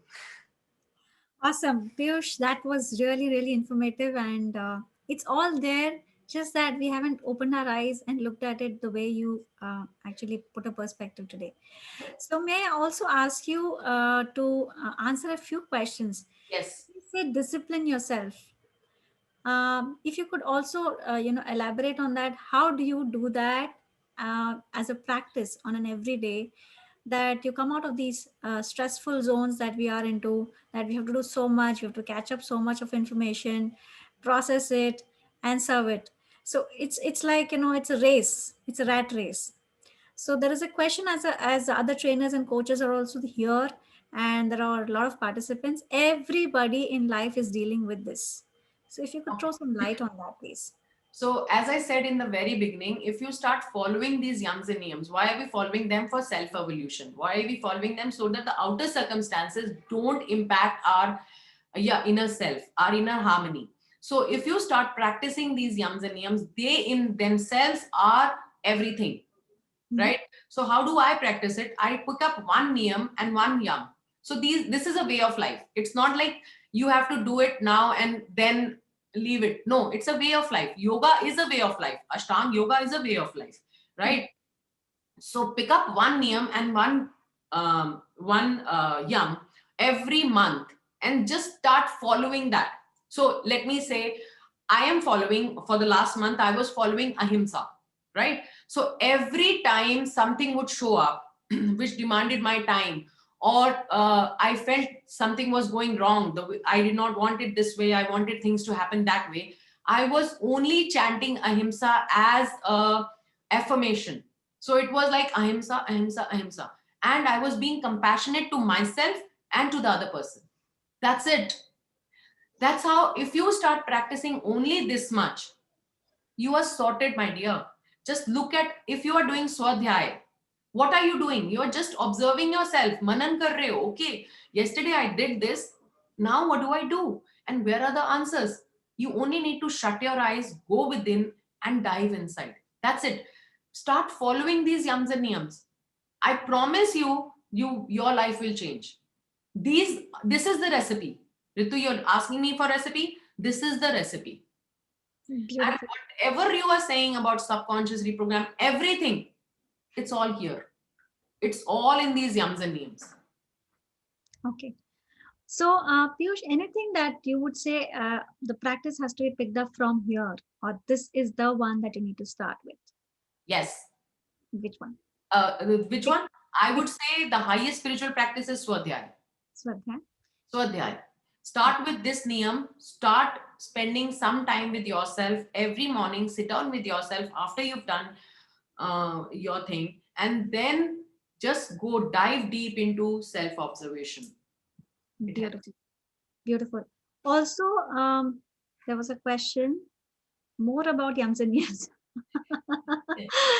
So how is that possible? A separate workshop on this, because it's a very, very, very deep subject, which I have tried to put in just 15 minutes.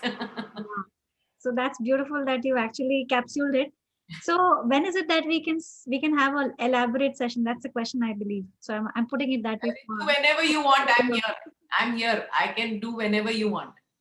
Okay, beautiful. So, Bhavesh, who was that? We'll do it. So keep our catches on the Maven. We'll do that. And one more question. So, when you're doing the self-observation and when you're, really understanding that you were criticizing yourself, you were judging yourself constantly, you were judging the other person. So the self-bashing continues somewhere even after you observe and finish off. It's like a task that you've completed. But when it comes to reality check, again, it happens. So what do you do when that happens again and again? Usually, you go into guilt mode that you're not good enough, you're not practicing enough. So what can we really do as coaches and trainers and participant seekers? Yeah. Ritu, I'll pick up from the yams and niyams only. So first thing is you haven't somewhere you when you're bashing yourself, you haven't forgiven yourself Yeah. for whatever has happened, right? From your childhood, this was your conditioning. You need to forgive yourself because you were victims of victims, right? Right. So first thing is you need to forgive yourself and then practice the another yam, and that is ahimsa, being compassionate towards your own self, right? And that's the key. Beautiful. Thank you so much. It was wonderful, wonderful having you as always, Piyush. Thank Dr. Piyush Bhatia is like adding lots of value, and we wish you all the very best. We really are feeling, I'm really feeling very proud to see you. And each time I see you on YouTube and Facebook, it's like, wow. So great. Love you, Ritu. Thank you for inviting me, Mavin. I want to thank Khushbu and Shabana for always bringing me here on this platform. I love to serve. Thank you. Thank you so much. See you around. Bye bye. Bye. So next up, my dear friends, we have, after that beautiful discussion with Dr. Piyush Bhatia, we have Dr. Binoy NJ. He is from BAMS and he is an MD there, Ayurvedic psychiatrist from Kerala. And he's going to be talking to us on mental health with Ayurveda. Yes. Hello and a very, very warm welcome, Dr. Binoy. How are you doing? You're not audible. Could you please increase the volume? You're not audible.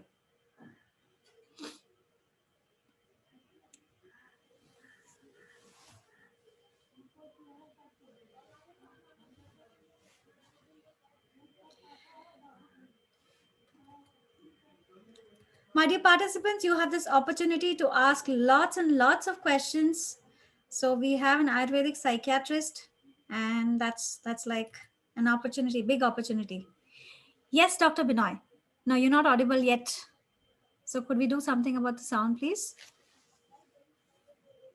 If you could try without the hands-free, sometimes it works. Not audible.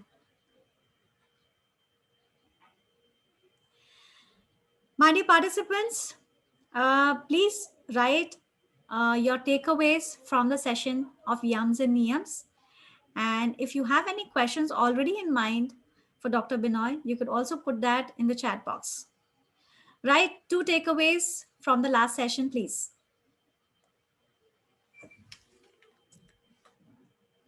Don't just write Yams and Niyams. You could write something elaborate that you picked up for yourself for this month, upcoming month, February. Yeah.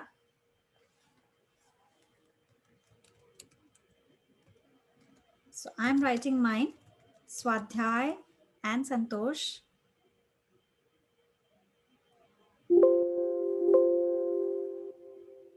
Not audible. So, Dr. Binoy, I would request you to log out and log in again. Or if you could log in through your phone, that would be great.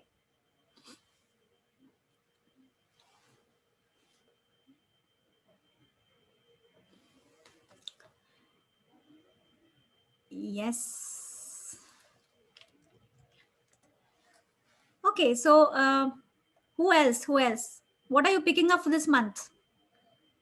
Great. Bhupal says purification of mind and body. Yoga. Vinod says ahimsa and dhyana.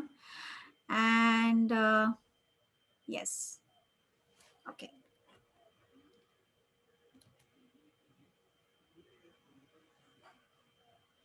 All right. Okay.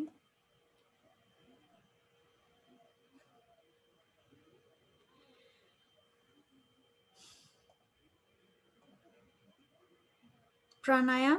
Okay.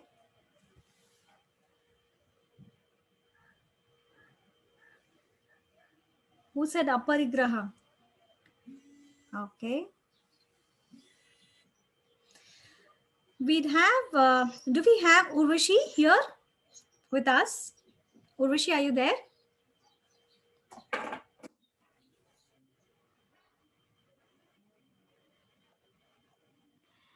Hi, Urvashi. Good morning. Am I audible? Very audible. Okay, Great. 1 second, yeah. Sure. Dr. Binoy will come back with you in a bit after this session. Yeah. Okay, my dear friends, we have a very beautiful, gorgeous Miss Urvashi Kaul. She is a master NLP and a theta healer. She's going to talk to us about fighting cancer and chronic illnesses with faith today. Welcome, welcome, welcome, Miss Urvashi. It's a pleasure and honor to have you here, and we are looking forward to this session. Thank you so much. Thank you All so yours. much. Thank you. Thank you so much.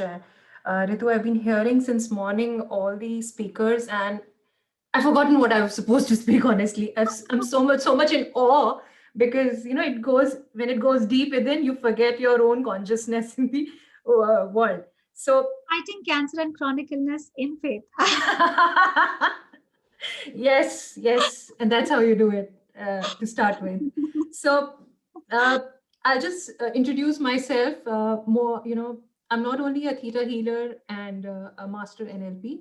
I So the beginning of my life, if I have to tell you, I am a PG in finance, worked in the corporate world for good 8+ years, and and transformed later into a certified image consultant and a theta healer. Got involved, a calling, actually had a calling from the neuro linguistic world, and now I'm certified in master NLP. Then further went ahead deep within and became a certified personality assessor, and I'm also a certified art therapist, with the movement of your body that we all are in. And currently I'm also, a career counselor with IDC, and I'm pursuing my coaching ACC level from ICF. That's the International Coaching Federation.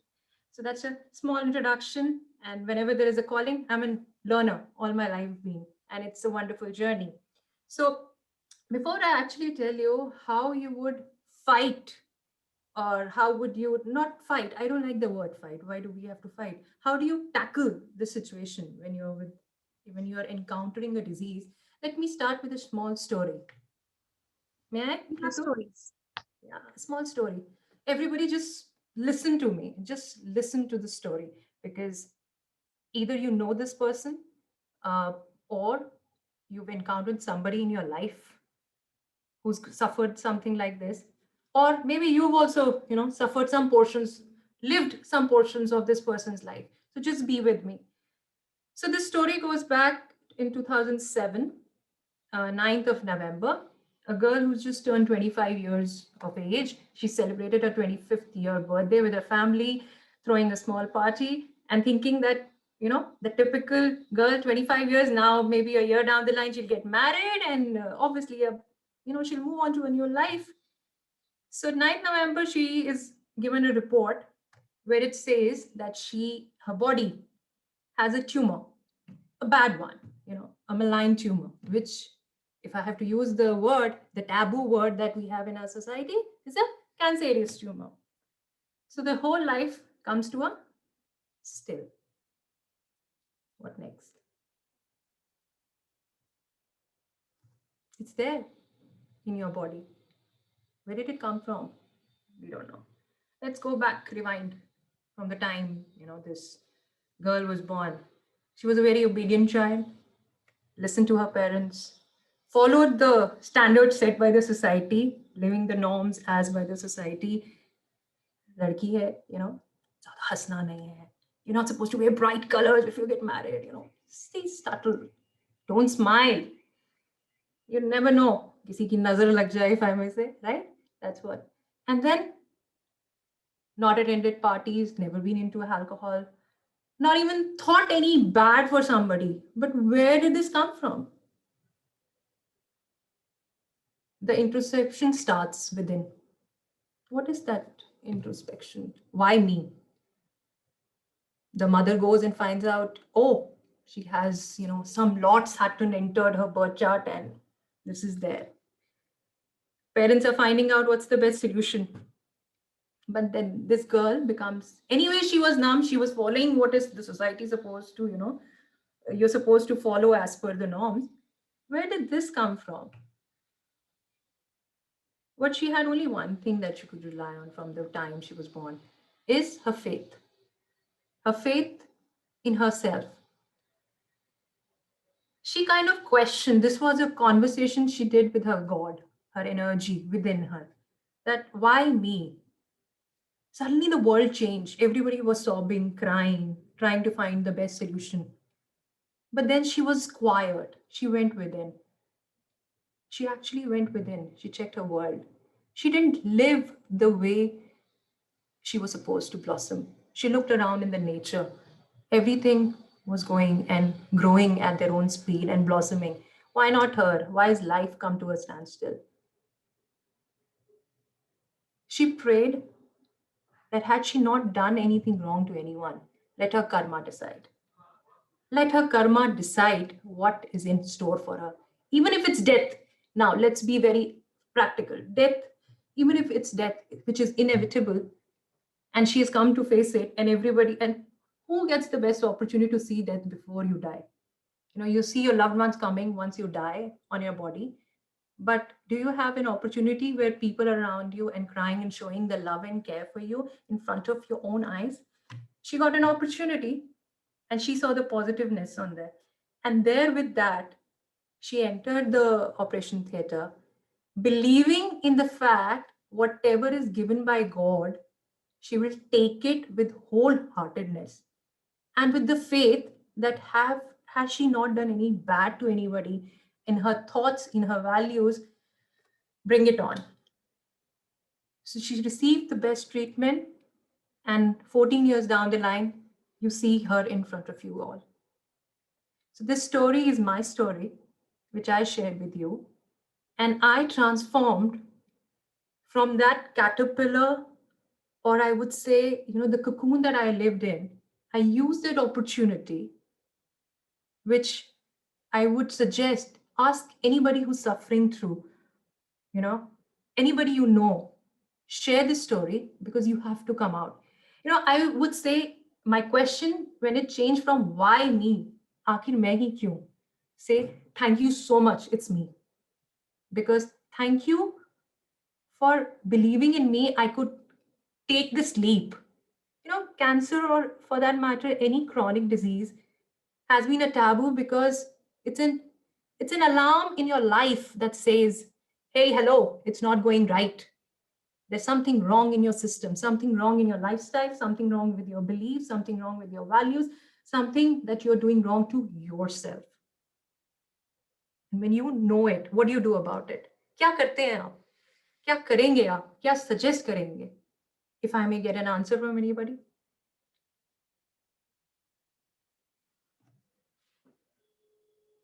What would you do? So can I share? Yes, please. So I'm not saying I'm going to share my story in my sessions itself, but there was a time in 2014 when I experienced something very, very similar. And there was a complete darkness at that point in time. It was only and only practicing what you have shared right now. So I could not only overcame that challenge, but I also learned and grew from that challenge. This is what I want to tell you. Wonderful. Pat on your back. Because, thank you so much for sharing this. Because I believe that if you come in front and share your story, everyone has a story. We all have a story. But if you come and share, you inspire. If among a crowd of 100, you might inspire one. And that is what life has, blessed you with. So I believe, and I truly believe in this quote, a second chance in life does not mean anything, absolutely nothing if you haven't learned from your first life. So in your first life, you did not look at yourself. You self-judged. Every time we self-judge, we tell our kids also, we make them compete with their friends, with their cousins, with their relatives. We do it to ourselves also. First and foremost, I would say, it's about how you deal with yourself. You deal. Now you have a setup. You have encountered a situation in life where you have to work for yourself. Are you ready? Are you prepared? Or are you going to sob and get more sympathies? Are you going to do the drama and get more people, more followers? Kudos, dekho, she's suffering this, Do you want this? Or do you want, wow, you inspired me, somebody coming from the crowd and saying. So I choose the letter. And I would suggest, I would rather want, I would it's an advice, it's whatever you want to take, it's a calling. If I'm saying these words, definitely there are many participants here who have asked for it, and I'm using these words only because of that's what I believe in. It's not something that I have prepared, but something that you want to listen to. And this is why it's coming out, that if life has given you a second chance, please be aware, like all the speakers mentioned in the morning. Be aware, because it starts with awareness. So now what do I do if, something like this happens? I increase my faith rather than saying, oh God, and go down and deplete more energies. No, I bounce back. I bounce back with my faith. I bounce back with my lifestyle. A change is required. You know what happens to a water when it's stagnant? What happens to a water when it's stagnant? It stinks. If it doesn't flows, even छोटा सा भी पानी का कतरा कहीं से बहने लगे, a river, when it touches the sea, it takes time, but it's scared to get out of that muddy puddle and flow. Let it flow. That's what life is all about. It's the world that you need to change. And I'll mention seven keywords. Think your world with these 7 keywords.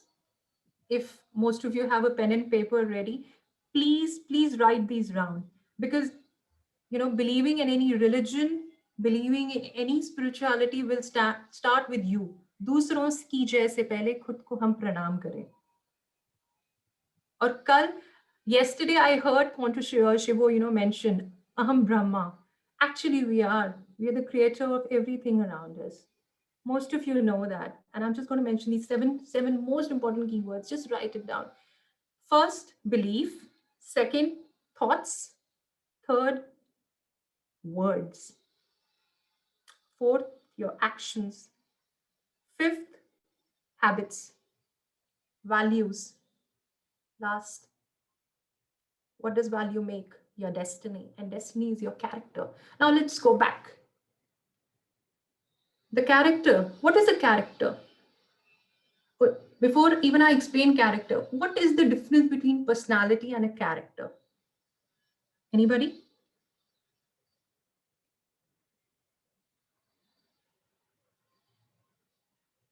Anybody would like to tell me what is the difference between a personality and a character? Or is there any difference at all?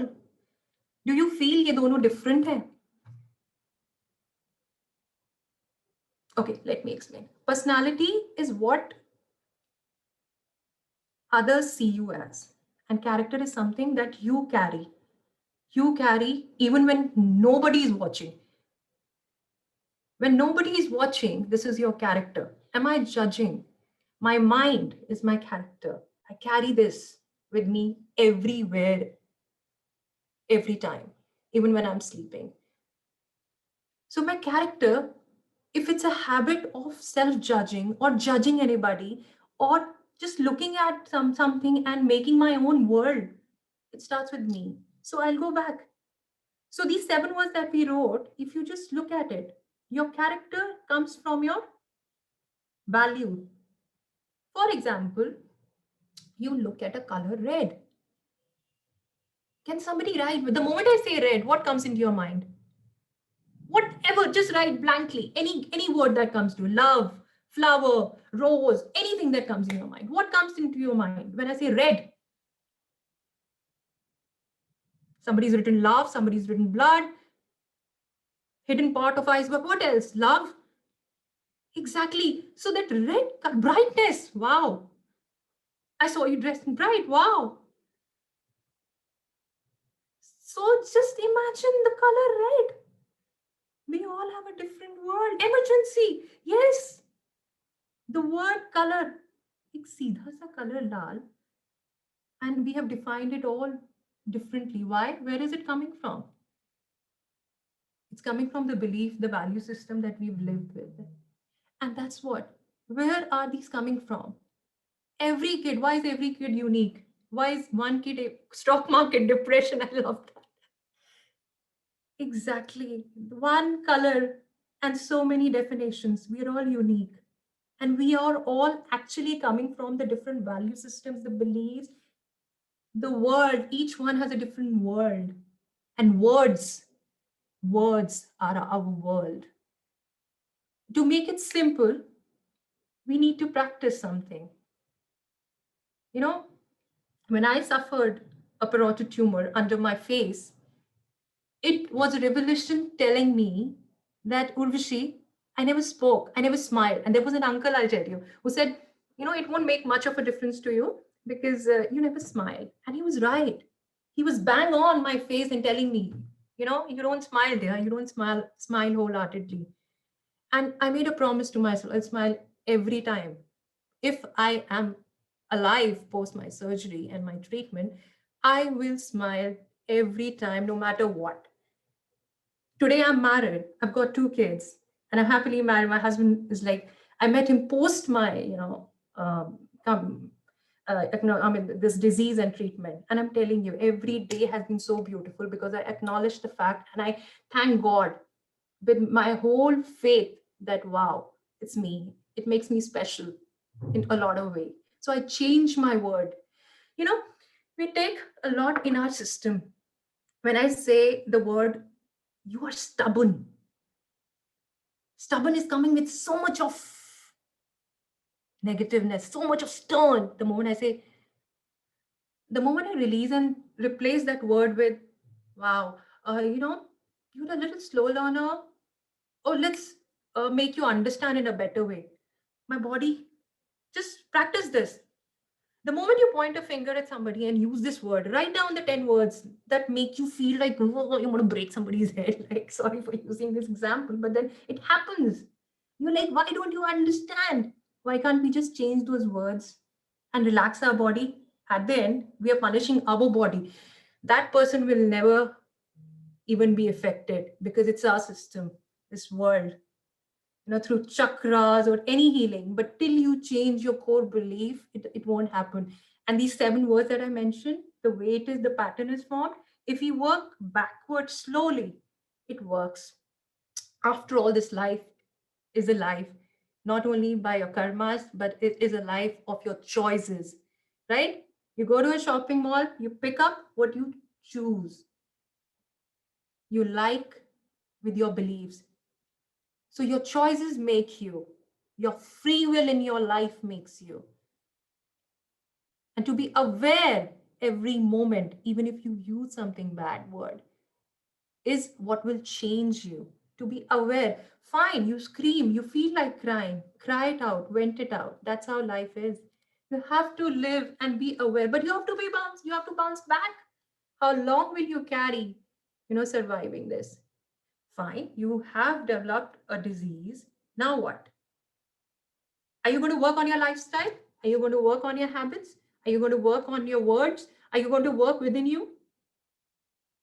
Or are you just going to have faith in your doctor and go ahead and follow the medicines? No, it will not work. I think most of us know the placebo effect. If we don't have a medicine, we'll get better in 24 hours. But if we have a medicine, we'll be better in one day. If you have a mild fever, right? You agree?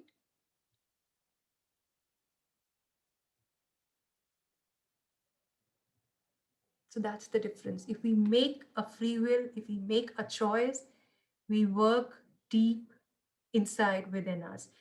And if I have to give you some takeaways, 5 quick takeaways, right now, I'll just say work on your faith. Keep your faith no matter what, because this is one uh, thing in you, within you, which will never, never, never deceive you. Never. And it comes from your genetic, your DNA levels. As in theta healing, we always talk about, the genetics. If it's in your system, won't get out. But you have to work to get it out if it's bad for you. Something you have to throw out. Then is your soul belief that you have to work. The memories that you carry on for long, are they doing good to you? If they have done good to you and you've been successful, God bless. If they haven't, time to check it. Then is your acceptance level. Are you allowing it every time to happen, the pattern that you are following? And for that, you need somebody who can guide you through that. There you need a check. If you're not, because don't rely on your friends and family or peers, I would say, because they have their own world. They will see things from their own eye and the beliefs and the values that they have lived. Third is the allowance and the forgiveness. You have to practice forgiveness. If somebody has done something bad for you, some black magic you feel, then let them be. If you stop believing and forgiving them for that, you will release a lot of light and positivity, and that will happen. And you have to practice, like we say in our religion, in many of the religion, they say practice it for minimum 21 days and then 3 months and 9 months. It is a ritual, it is a process that has been there, tried and tested, and I bow down to it. I have practiced it, and it is there. And the fourth most important, as I told you, learn back, go backwards, go back and check where is the belief coming from. If somebody said red is an emergency, please check where is it coming from, and last but not least, go back in nature. Nature always, always, always heals. Either be associated with plants. I mean, given the pandemic situation, I would say nature is one thing that is natural. Start feeling, start running, start doing some activity surrounded by nature and only you and nature. And that's how I would love to wrap it. And thank you so much, Mavin, for allowing me, giving me an opportunity on this platform and meeting all the great leaders and all the seekers. Thank you so much. Gratitude. So much, Urvashi. It's really inspiring to hear your story, and it fills us with lots of warmth and inspiration. Thank you so much. Thank you so much. God bless. So, my dear friends, we have Dr. Binoy with us. Dr. Binoy? Yes. So, once again, we have you, and this time, could you please unmute yourself? We'll just do a quick sound check. Is it okay? Yeah, perfect. Great. Awesome. Great to hear you. I'm so happy. So, my dear friends, Dr. Binoy NJ, he is from BAMS, MD. He's an MD and he is an Ayurvedic psychiatrist, Kerala. I'm making a mistake. BAMS, what does that stand for? Bachelor's in Ayurvedic Medicine and Surgery. Bachelor and of Doctor of Ayurvedic Medicine. Medicine and Surgery. Okay. He is a bachelor in Ayurvedic Medicine and Surgery. He's an MD. He's an Ayurvedic psychiatrist from Kerala. And he's going to be talking to us about mental health with Ayurveda. All yours, doctor. Yes. Thank you. Thank you for Thank you. joining us and a very, very warm welcome. Namaste, one and all. I am welcoming all Mavin family members, and directly I am going to the subject. We all know Ayurveda is a very old Indian great science. So, mental health in Ayurveda. So, we should know what is mind. Okay. So, Jnanadi Karanamatma. So, our knowledge is from our soul, but we need a instrument. For instrument for knowledge is mind. It is a instrument. How can we know that? Where there is an action and where there is a guna, quality. Yatra asridaha karma gunaha samavayi karanam yadadravya. Where there is an inseparable connection between action and the quality is known as a substance or an instrument.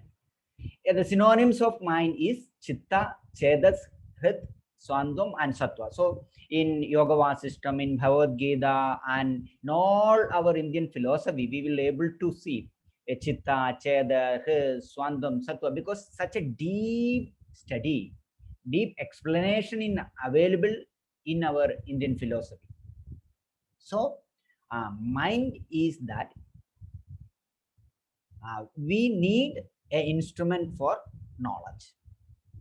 So next,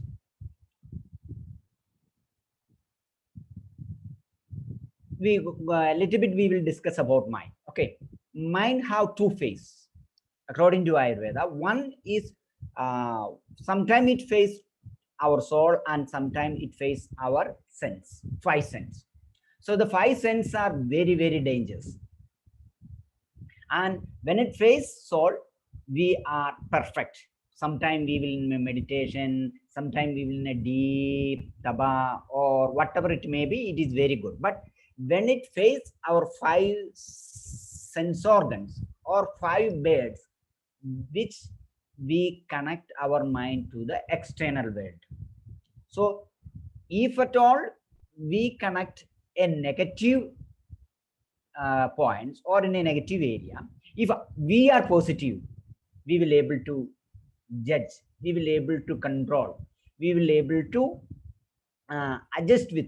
So our mind should be strong. That is the first role of mental health. We should know ourselves. What is our limitations? What is our positive points? What is our negative points? What are the dislike? What are the wholesome food, thoughts, and action for our soul? What are the unwholesome thought, food, and action for our soul? It is something very important. So, Atma Jnana, knowing ourselves. Ayurveda is giving primary importance to that one. So, I think you will able to follow what is mine. Then, what is mental health? Ayurveda is state that prasanna atma indriya mana.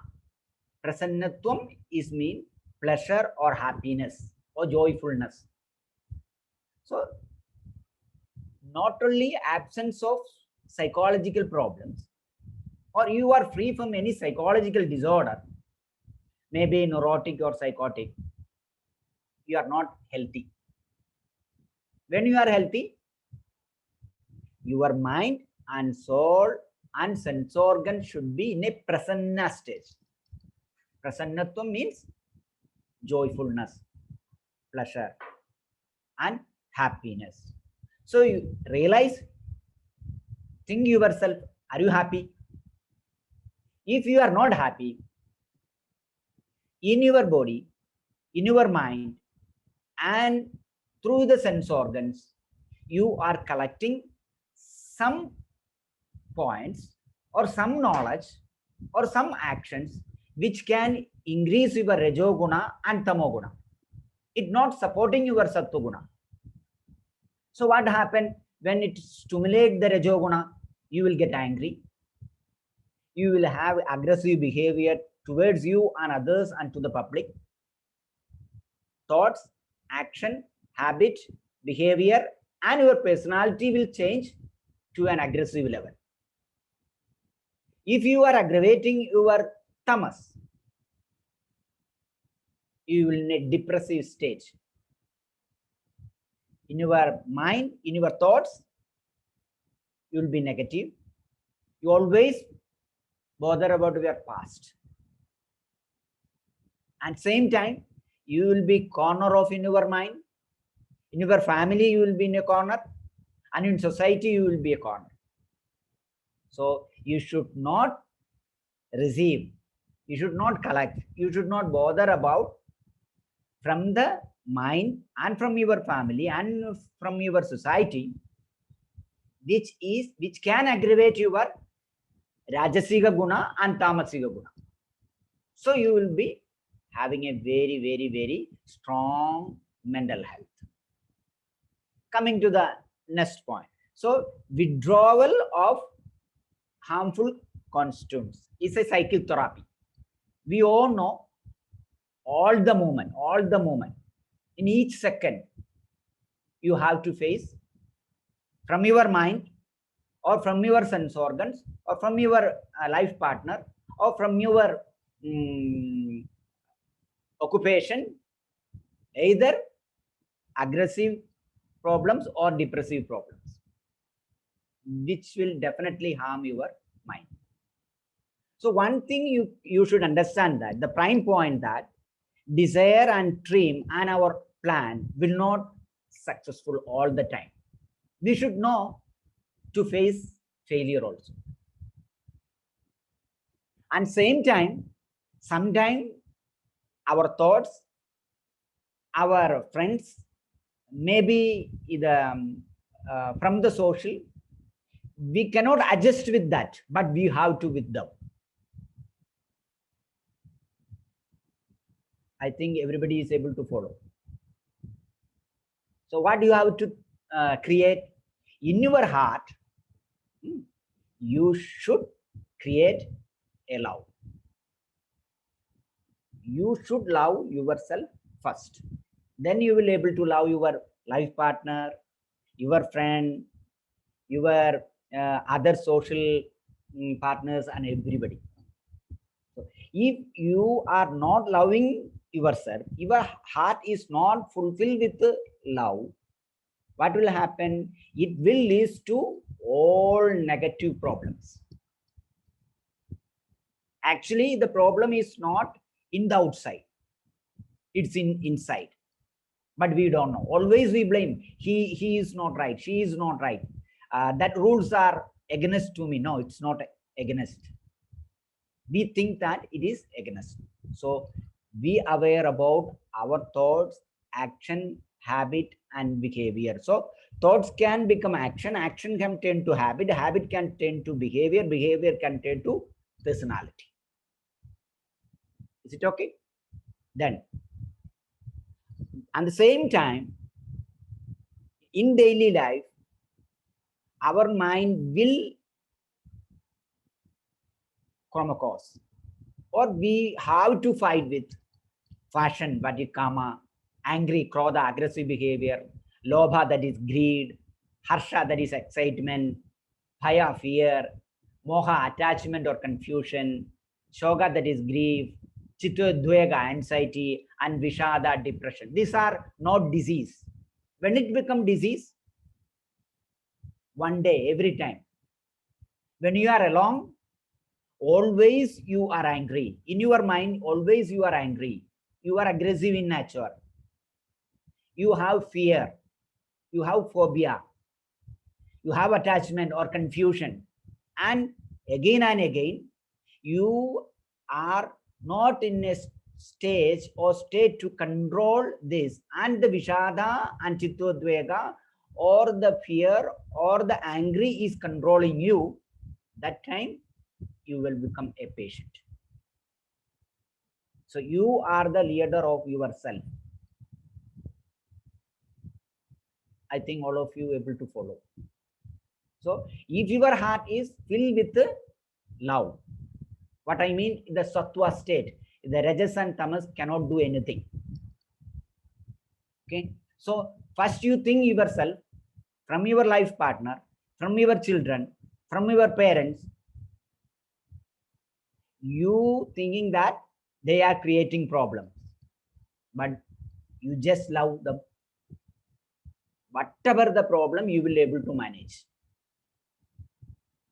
Okay, so try yourself, control your depression, control your anxiety, control your fear. That is a strong mental health. So when you are alone, you should mind your thoughts.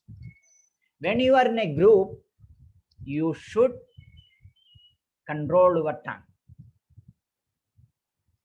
And when you are angry, you should bother about your temper. And same time, when you are in a trouble, you should able to control your emotion. In aggressiveness, you should not angry with you and angry to others. When you are in a Vishada state or in a depressive state, you should not kill yourself, and same time you should not kill others. So always, every time, increase your sattva guna qualities.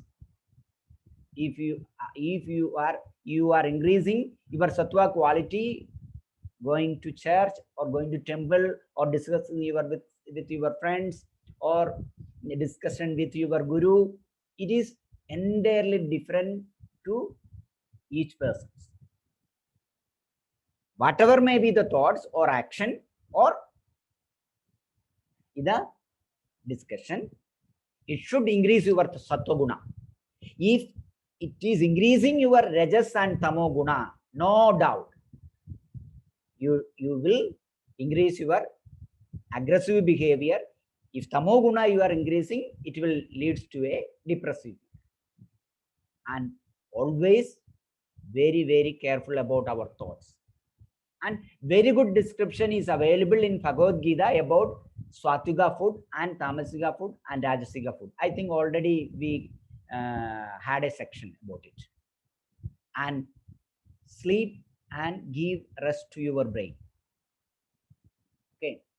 According to your body strength and your desire, have sex with your life partner.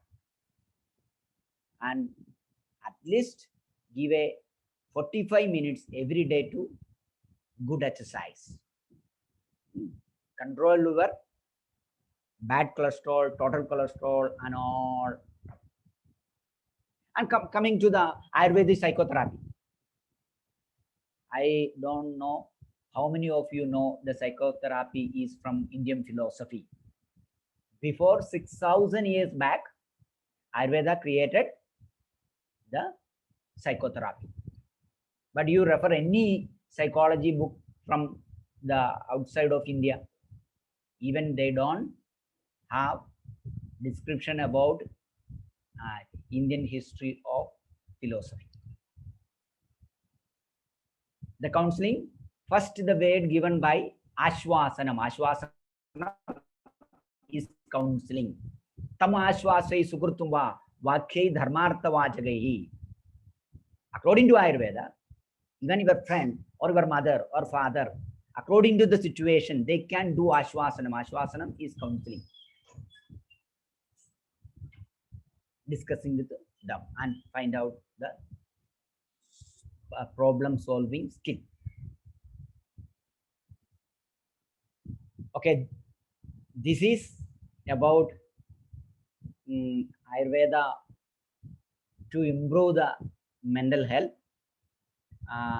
If you have any doubt, because I don't know, because Ayurveda psychiatry is very, very, very deep. You can ask question, I will answer to your doubt. That was really brief. I would say, Dr. Bina, we would definitely like to hear more from you about, in the daily life, we all go through a lot of stress. Like you said, enough sleep is required, sattvic food is required so that you can lead a happy life. Yeah. So could you also elaborate on what we should do as a practice? Because we all know we should not be stressful. We should contain, certain habits. But as a practice in a day-to-day life, these things get out of hand, and end of the day, we come to sessions like these, and some bulb lights up, and we are on the practice for 3-4 days or 10 days. As a seeker, lots of us here would like to get into a space which is healthy and which we can maintain on a long-term basis. So if you could just share a few tips and which we can really take on, like, everyday basis, that would really help. So, according to Ayurveda, all people, we can divide it into three. I told you, there are Sattva predominant quality and Rajo predominant quality and Tamo predominant quality. The Sattva predominant people, they don't suffer much psychological illness or psychological problems. They will able to manage themselves.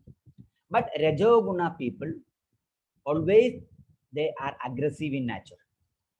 Even for a simple distraction, they will get angry. So what kinds of people should do when they are free? They should have a look to inside the mind. What are the problems I have? What type of thoughts again and again emerging in our mind? I will give a good example. You just imagine a free land. Okay, you are not planning any good plan on that place. What will happen? The unwanted plant will grow there. Sometimes that plant will be poisonous. Sometimes that plant itself can destroy us. So in our mind, every time, every day, we should plant positive seeds. If you are a teacher, just imagine every day morning, yes, I'm a very good teacher. Today, in a different way, I'm going to teach my children. And same time, I will be good mother to my children. Positive thoughts and positive seeds should fill our mind. Unless what will happen? From the outside, the mind will go and collect. So, and another thing, all the time, when you are getting angry, please close your eyes and close your mind and take a deep breath and analyze. Is it I get angry to this reason or this point? If you have such a habit, definitely we will able to control the. Ayurveda is giving a very good example that either you should change the place, unless you should change the thought content, and the last way you can leave the place. In the first two steps, you are not able to follow, you change the place. Beautiful, beautiful. And the tamas is quite opposite. Always they are lazy. Always they are lazy. Why I should in the world? I cannot do anything. I don't have any good habit. Actually, that person have very good qualities, but they don't know. Always it covered by the negative thoughts. So such a people, definitely the who is predominant with the tamo quality, definitely morning and evening they should have a 45 minutes exercise. The mind and body have an inseparable connection. Suppose you pour a hot ghee into a cold vessel, within minutes automatically the vessel will heat. And same time, a cold beautiful ghee, if you pour to a hot vessel, immediately it will absorb the heat of the vessel. So like that, body and mind have an inseparable connection. You are, how much food you are taking, according to the food, you are not burning. Your calorie is not losing from your body. Definitely that impurities will locate or it will stay. Either in the muscle, either in the mind. If Sukshma Bhava will settle down in the mind and the Stula Bhava, the more particles will deposit in your mind. It is bad cholesterol, maybe increased protein, whatever it may be. So for all this, a good exercise is mandatory. Mandatory. Got it. No doubt. Right.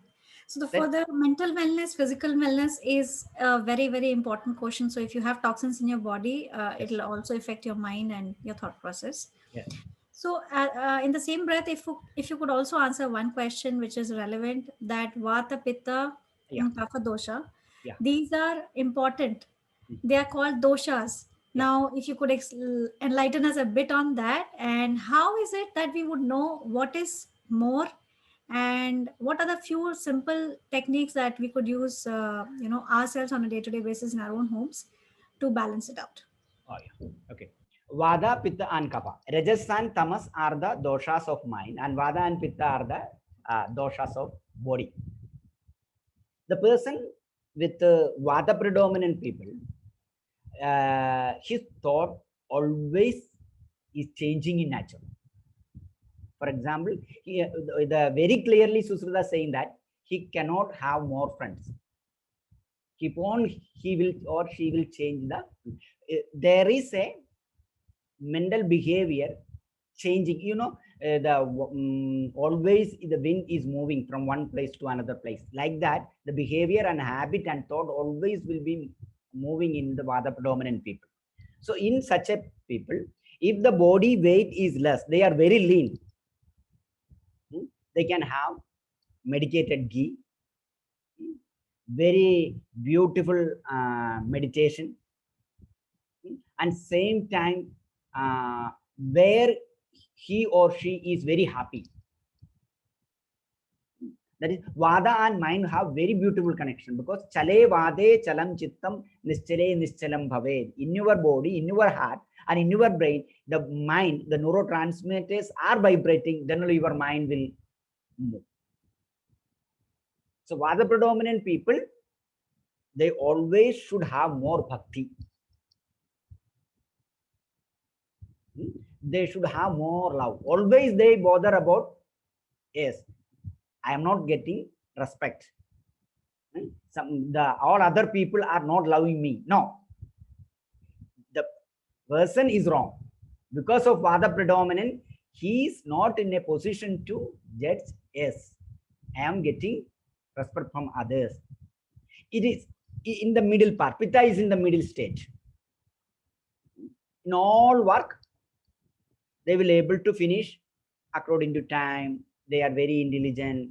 But very bad problem is he is very temper. Quickly they will get angry. And in unwanted place and unwanted thoughts also they will go very deeply. Okay. Suppose a Pitta predominant man is waiting in a bus stand. The bus is maybe or 2 or 3 minutes is late. You know what the Pitta predominant man is do? What happened? Maybe something happened to the driver. Oh, suppose this bus I am not able to catch, what will happen to the next work? Vada people, he will produce to the public. The walking style will different. The way of behavior will be different. To near man or female, the Vada man will show. The angry against the driver. Kapha, no problem. Yes, I know that sometime a bus will be late. It's made my vision. It can happen. So you don't think Kapha is extraordinary. No, no. Kapha people also having problem. They are very slow and very dull. You just imagine a highly injured man, or from an accident place, the Kapha predominant man is taking that patient to hospital. The Vada predominant men will be in 80 kilometer speed. Pitta will with very careful, and there will be a very intelligent movement, maybe between 40 to 60. But Kapha will be always below 20. No need of going to hospital. Before that, maybe the patient will die. So Vada, Pitta and Kapha should be an equilibrium stage. To reduce Kapha, exercise and very good thoughts are very important. And Pitta, take always cold food items. Always sharpness and hotness is the problem of Pitta. Aloe vera juice, sadhavari juice, or milk, medicated ghee, taking shower in cold water, simply sitting in front of river of a very good river. Which area is calming your body and mind. And Vada predominant people should have food, thoughts, and then nature should be nourishing in nature. Because hair, all bones, all body cavity is empty. You got my point? It's empty. So take plenty of medicated ghee and soup, vegetable soup. And another thing, most of the people have an idea Ayurveda is a pure vegetarian science. Not at all. He's giving a very beautiful example that where we should use meat, where you should use egg, where you should use chicken and all the things. If you are suffering from TB, tuberculosis, Ayurveda, it is known as Rajayakshma or Shaya. In that state, even if the patient is vegetarian, Acharyas are saying that you should say that this is a vegetarian food and you should give non-veg to that patient because the patient need non-veg. So are you able to understand the philosophy behind the Ayurveda science? Yes, yes, yes. And one last and quick question. It's almost time to wrap up, but I think we have lots of questions popping up now that a lot of insight has gone into. So when we talk about pH balance and when we talk about Vata, Pitta, and Kapha balance, Yeah.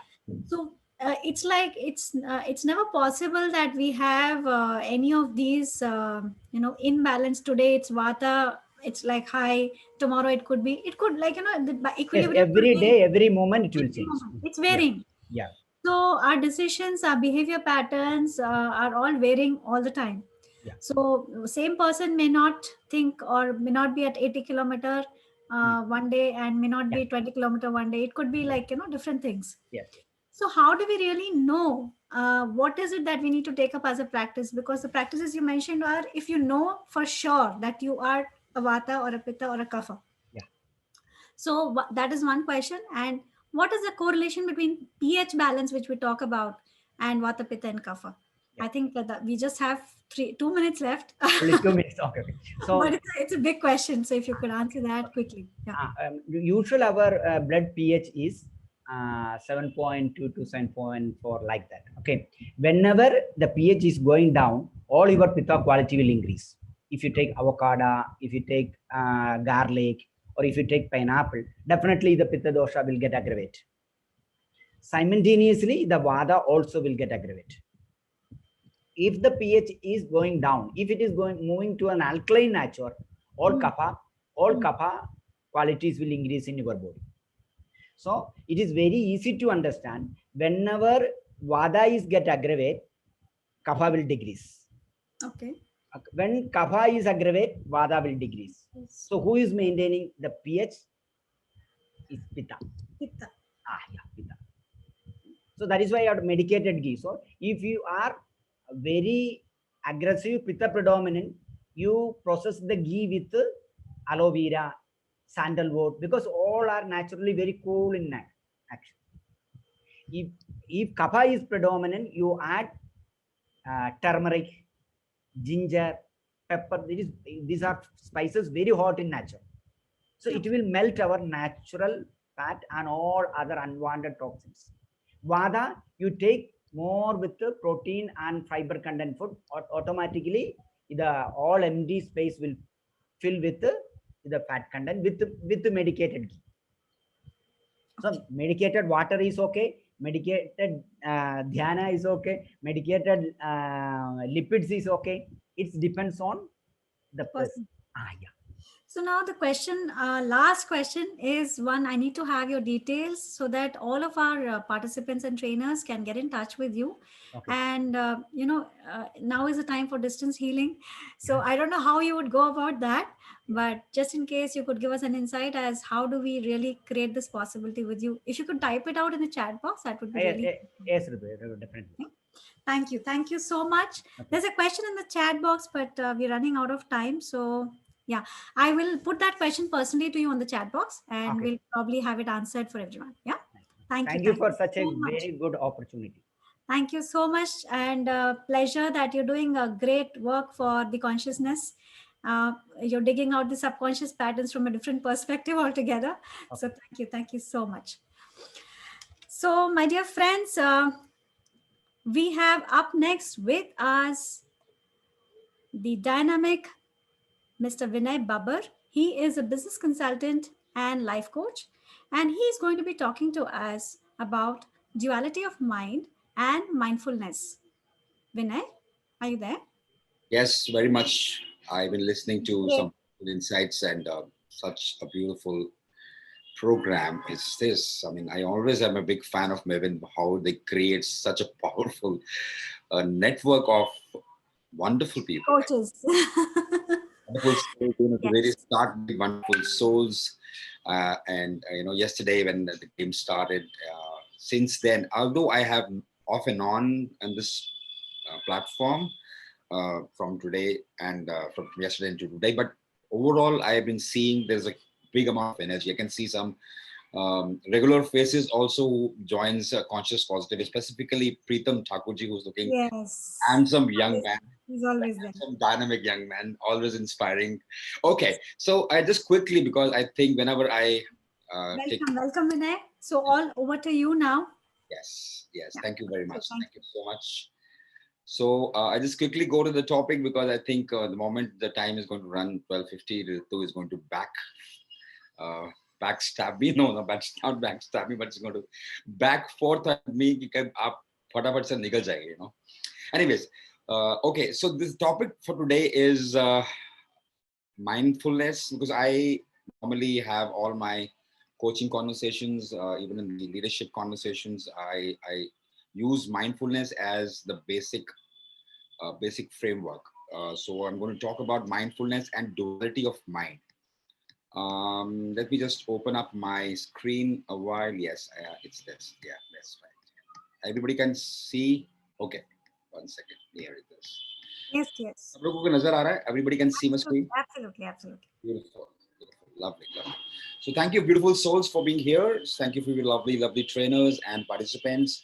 Okay, so we have been listening about energies. We have been listening about vibrations since yesterday. We are listening about gratitude, and of course, the food habits and how we can reverse even diabetes. And it's a wonderful conversation. So, and we've also been talking about the mind part. And let's go a little bit deeper about mind. Let's understand more about mindfulness today, and what exactly is the duality of mind. What is the character of mind? Let's listen from you. So I would ask everyone to be participative as you can. जितना हो सकता है please participative जरूर होइए. I will be switching on in English and Hindi में भी दोनों में बात करूंगा. So जब आप mindfulness के बारे में बात करते हो और mind के बारे में बात करते हो, what exactly do you mean by mind? Just put in the chat box. फटाफट से आप बोल सकते हैं. What is the difference between mind and brain? And what exactly is the nature of mind as per you? And what do you really mean by its duality? When I talk about duality of mind, what thoughts comes to your mind? क्या बात कर रहे हैं? मतलब, you're talking about spirituality, you're talking about mindfulness. So what exactly is duality of mind? So what will be an advanced dincharya according? Okay. Once mind is an accumulation of data, Ritu, beautiful, lovely, lovely. Thank you very much. Mind, okay. Mind is logical, Urvashi, wonderful. Thank you very much. Thank you very much. And what exactly is mind? Where exactly mind is located? हमारे body में किस हिस्से में mind छिपा हुआ है? कहाँ है माइंड हमारा? हमारा माइंड कहाँ है? हमारा माइंड ऊपर है, नीचे है, कहाँ है एग्जैक्टली हमारा माइंड? या कुछ लोग बोलेंगे किसी का माइंड नीचे है, टखनों में है. I know what exactly our mind is. Mind, heart में माइंड है. Okay, brain is a hardware. Okay, brain is a hardware. And okay, अगर ब्रेन हार्डवेयर है तो माइंड क्या है? When I was actually training in an IT company, oh beautiful, every cell has mind. Yeah, mind is a software, that's right. Yeah, mind is the intangible thought making machine in every cell of the body. My brain is logical. Lovely, lovely. Heart. Thank you for so much of participation. Thank you so much. So Abhi, right now, what are the kind of conversation that we are having? You're using a software of your body, and brain is a hardware. Brain jahan pe hamari information stored hoti hai, that is the hardware, and mind is a software. So let's understand more deeper concepts about mind, right? Okay, fine, great. So now listen to this quote. अब ये इस quote को देखते हैं. Great many people think that they're thinking. Great many people think that they're thinking, but what exactly happens? 1 second. Let me just put my chat box off right now. 1 second. Yeah. Okay. A little bit of software. Okay, fine. So great many people think that they're thinking when they're actually not thinking. So is cheese say is thought is quote say what exactly do you get? What exactly do you get? Put in the chat box कि अगर आप ये सोच रहे हैं William James एक बहुत बड़ा ऑथर रहे हैं फिलोसोफर रहे हैं. So 99% of our thoughts are useless. So my question to you, do we really think? हम बोलते हैं कि यार I'm thinking a lot. आज मैंने सोचा मैं आज यहाँ जाने वाला हूँ. आज मैंने सोचा मैं आज ये करने वाला हूँ. आज मैंने सोचा कि आज मैं ना मेविन स्पिरिचुअल फेस्टिवल अटेंड करने वाला हूँ. I am thinking a lot. So in reality, are we really thinking? क्या हम वाकई सोच रहे हैं? What do you really think about that? Are we really thinking?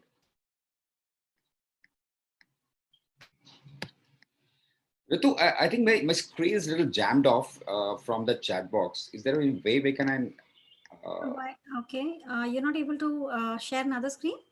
I can share, but there is a chat box on in this front of me which is popped up. I'm unable to just remove that chat box. I don't know Can I how. request you to just, stop your screen Got it. share and just, Got it. So maximum times we are just arranging our prejudices. हमें लगता है कि हम सोच रहे हैं, लेकिन हमारे mind में consistent evaluations, judgments चल रही हैं. And the worst part is हम उस judgments के बारे में जो बोलते हैं वो judgments गलत होती है. कई बार हम बोलते हैं हमें positive रहना चाहिए. We want to remain in high energy. We want to remain in positivity. But the ironic part is that जो judgments और evaluations हो रही हैं उसको हम avoid कर रहे हैं. So in reality we see that we are thinking, but actually 99% of the thought which comes automatically to us are actually useless. We'll come to the later part ki wo useless kaise hai, but I wanted to think right now, do we really think? And what is the difference between thoughts and thinking? Aren't thoughts automatic? And what do you really mean by thinking? So I want to do an activity right now. I'm going to ask you to close your eyes for a while, and you can sit straight with your spine absolutely straight. बिल्कुल सीधी spine कर लीजिए. Stiff नहीं होनी चाहिए. It shouldn't be stiff. But I ask you to put your spine straight, and with soft eyes, I ask you to please close your eyes. And while your eyes are closed, imagine that there is a television in front of you, and वो जो television है उस पे बहुत सारी advertisements आ रही है. There's a जब आप पुराने टाइम पे टेलीविजन देखते थे वहां पे एडवर्टाइजमेंट्स की एक पट्टी आती थी, तो आप उस एडवर्टाइजमेंट्स की पट्टी को देख रहे हैं, and suddenly the television is switched off. Now just like उस टेलीविजन के नीचे वो एडवर्टाइजमेंट की पट्टी आती है, आप अपने थॉट्स को ऑब्जर्व कर रहे हो, and you are counting those thoughts and giving the count to that thought. Abhi thought आया कि I am attending this session. That is thought number 1. मेरे conversation से कुछ दूसरा thought आया. That is thought number 2.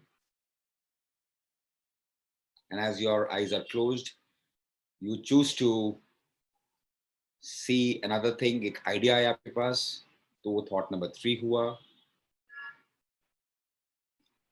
So whatever thoughts are coming to your mind, you're not thinking right now, just allowing those thoughts to come up, and you're giving number to each thought. Is it a good thought? Give that number. It is a confusing thought.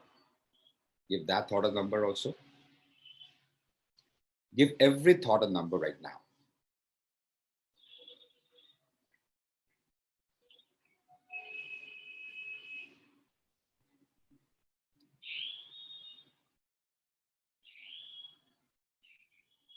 कोई thought नहीं आ रहा, ये भी एक thought है. Just give the number to that thought as well. Okay. I ask you to please open your eyes and put in the chat box कि क्या हुआ, कितने काउंट तक आपने थॉट्स को आपके पास आए. 6 आए. Okay, fine. What is the another count? Who is going to share on the chat box कि और कितने? 1. एक ही थॉट आया. Wonderful. Sunil, wonderful. Beautiful. Okay. So did anyone get to the experience कि जहां पे थॉट नहीं थे? किसी को ऐसा एक्सपीरियंस हुआ जहां पे बिल्कुल थॉट नहीं थे? हालांकि we just had this meditation for a little bit of 5 minutes, the 2 minute, it's a blank, it was a blank, I don't want to assign. Okay, fine, good, Namrata. Pritam said 2, beautiful. अभी क्या होता है कि अब हम normally क्या करते हैं, नॉर्मल सिचुएशन में हम अपने माइंड में कुछ भी जो चलता है, we either assign this as good or either assign this as bad. हम नॉर्मली इसको, उस थॉट को एज इट इज नहीं देखते हैं. और हम क्या करते हैं, हम डिफरेंट डिफरेंट प्रैक्टिसेस तो जरूर करते हैं, मेडिटेशन प्रैक्टिसेस भी करते हैं.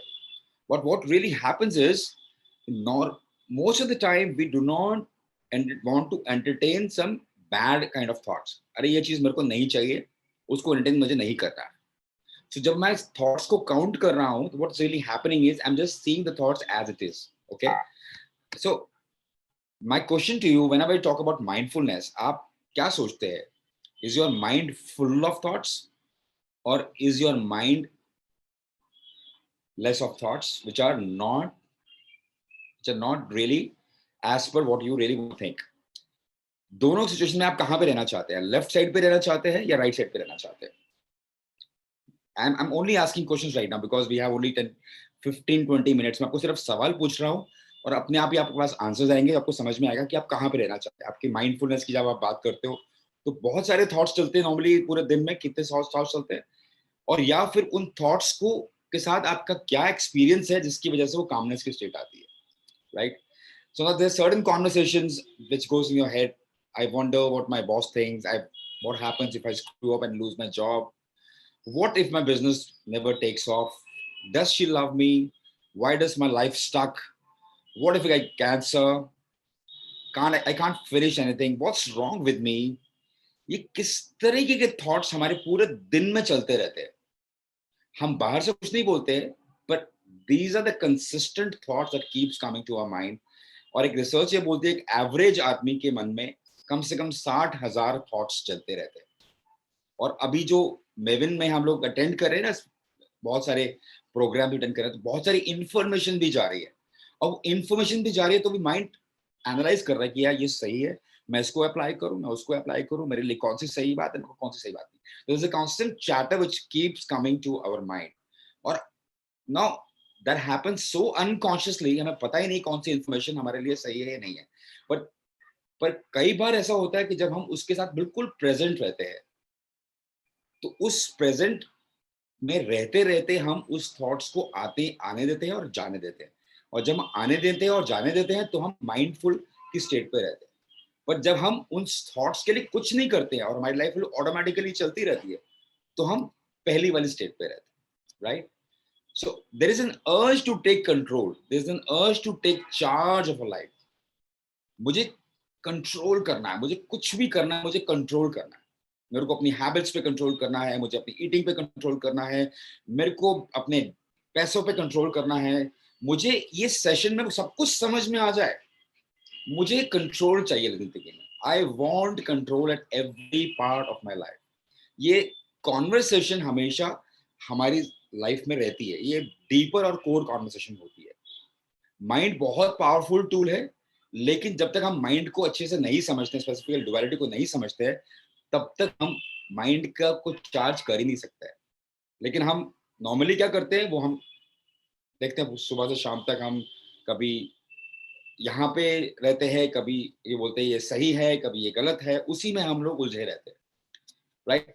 पैराडॉक्स क्या है? You can take control of your mind only when you actually stop taking control.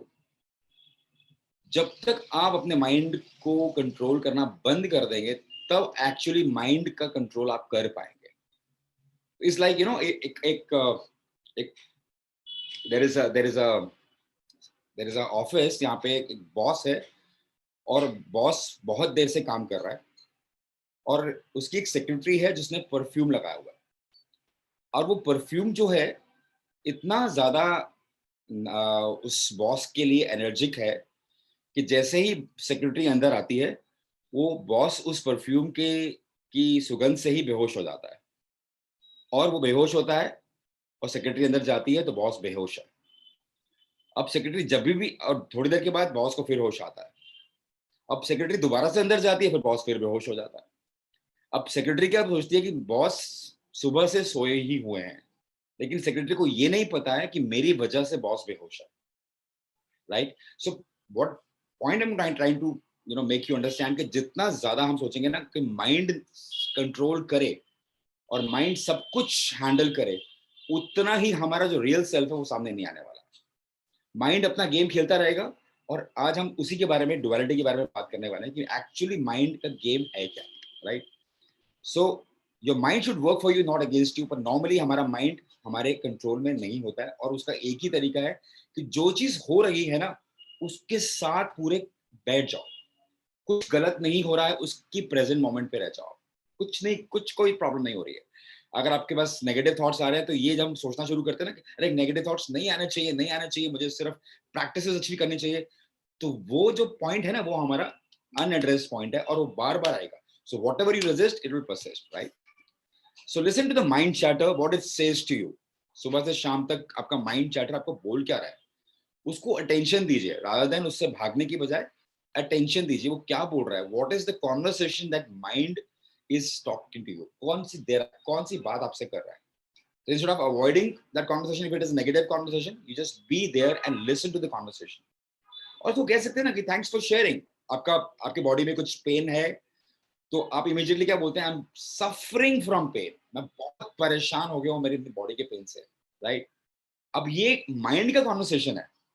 आप क्या बोल सकते हैं, थैंक यू फॉर शेयरिंग, लेकिन I am having a pain, but suffering is my choice, non suffering is my choice, right? मेरे को बहुत लोग बहुत कुछ कहते रहते हैं, ये माइंड ने बोला, but what is your conversation? Okay, thanks for sharing, but I have chosen to be powerful. So mind का चैटर कंसिस्टेंट चलता रहता है, पर आपके पास क्या है, आपका मैसेज क्या है, आपके लिए मैसेज क्या है। सो जहां जहां पे डिफिकल्ट मैसेज आता है आपके लिए, आप उस समय क्या करते हैं, आप भाग जाते हैं सिचुएशन से। बहुत लोग बोलते हैं मुझे डिबेट नहीं चाहिए, मुझे आपसे डिबेट नहीं करना है। एक्चुअली वो डिबेट से डरते नहीं है लोग, वो डिस्कम्फर्ट से डरते हैं कि उस डिबेट से मेरे को प्रॉब्लम हो जाएगी, मैं गलत प्रूव कर दूंगा, अपने आप मेरे को गलत प्रूव लोग कर देंगे। So that's the game mind plays, and you tend to avoid that discomfort. So my invitation to you is remain with the pain instead of avoiding the pain. Remain with that discomfort instead of avoiding the discomfort. But normally we are programmed, 9 को कैसे programme मिला है, हमें बिल्कुल comfort मिलना चाहिए हर जगह पे, तब जाकर के मैं सब कुछ कर सकता हूँ, right? So what do you actually want? Is that chatter, are the chatter aligned with what you want?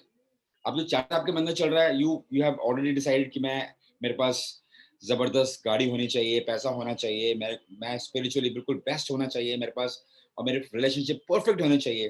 लेकिन माइंड का चैटर क्या बोलता है, क्या पागल हो गया क्या, ऐसे कैसे चल सकता है? And what really happens, we actually give heed to those kind of conversations, right?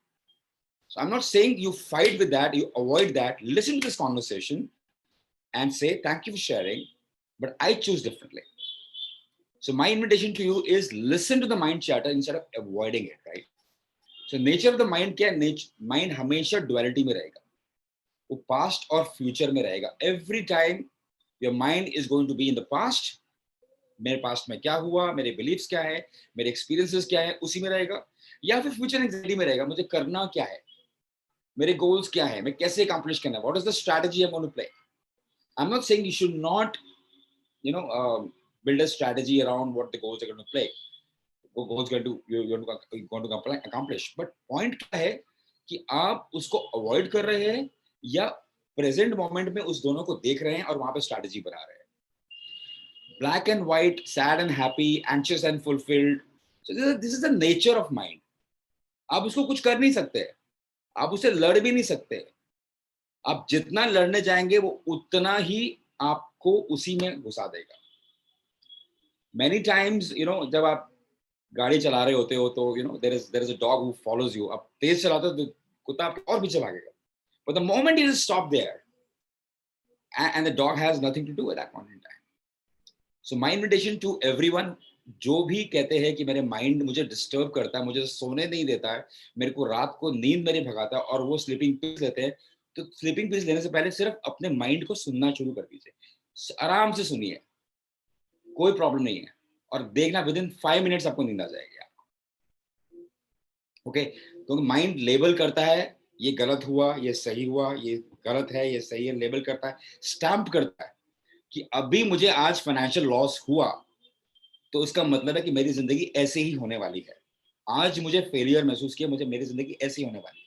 अब माइंड तो यही बोलने वाला, but who you really are is not your mind.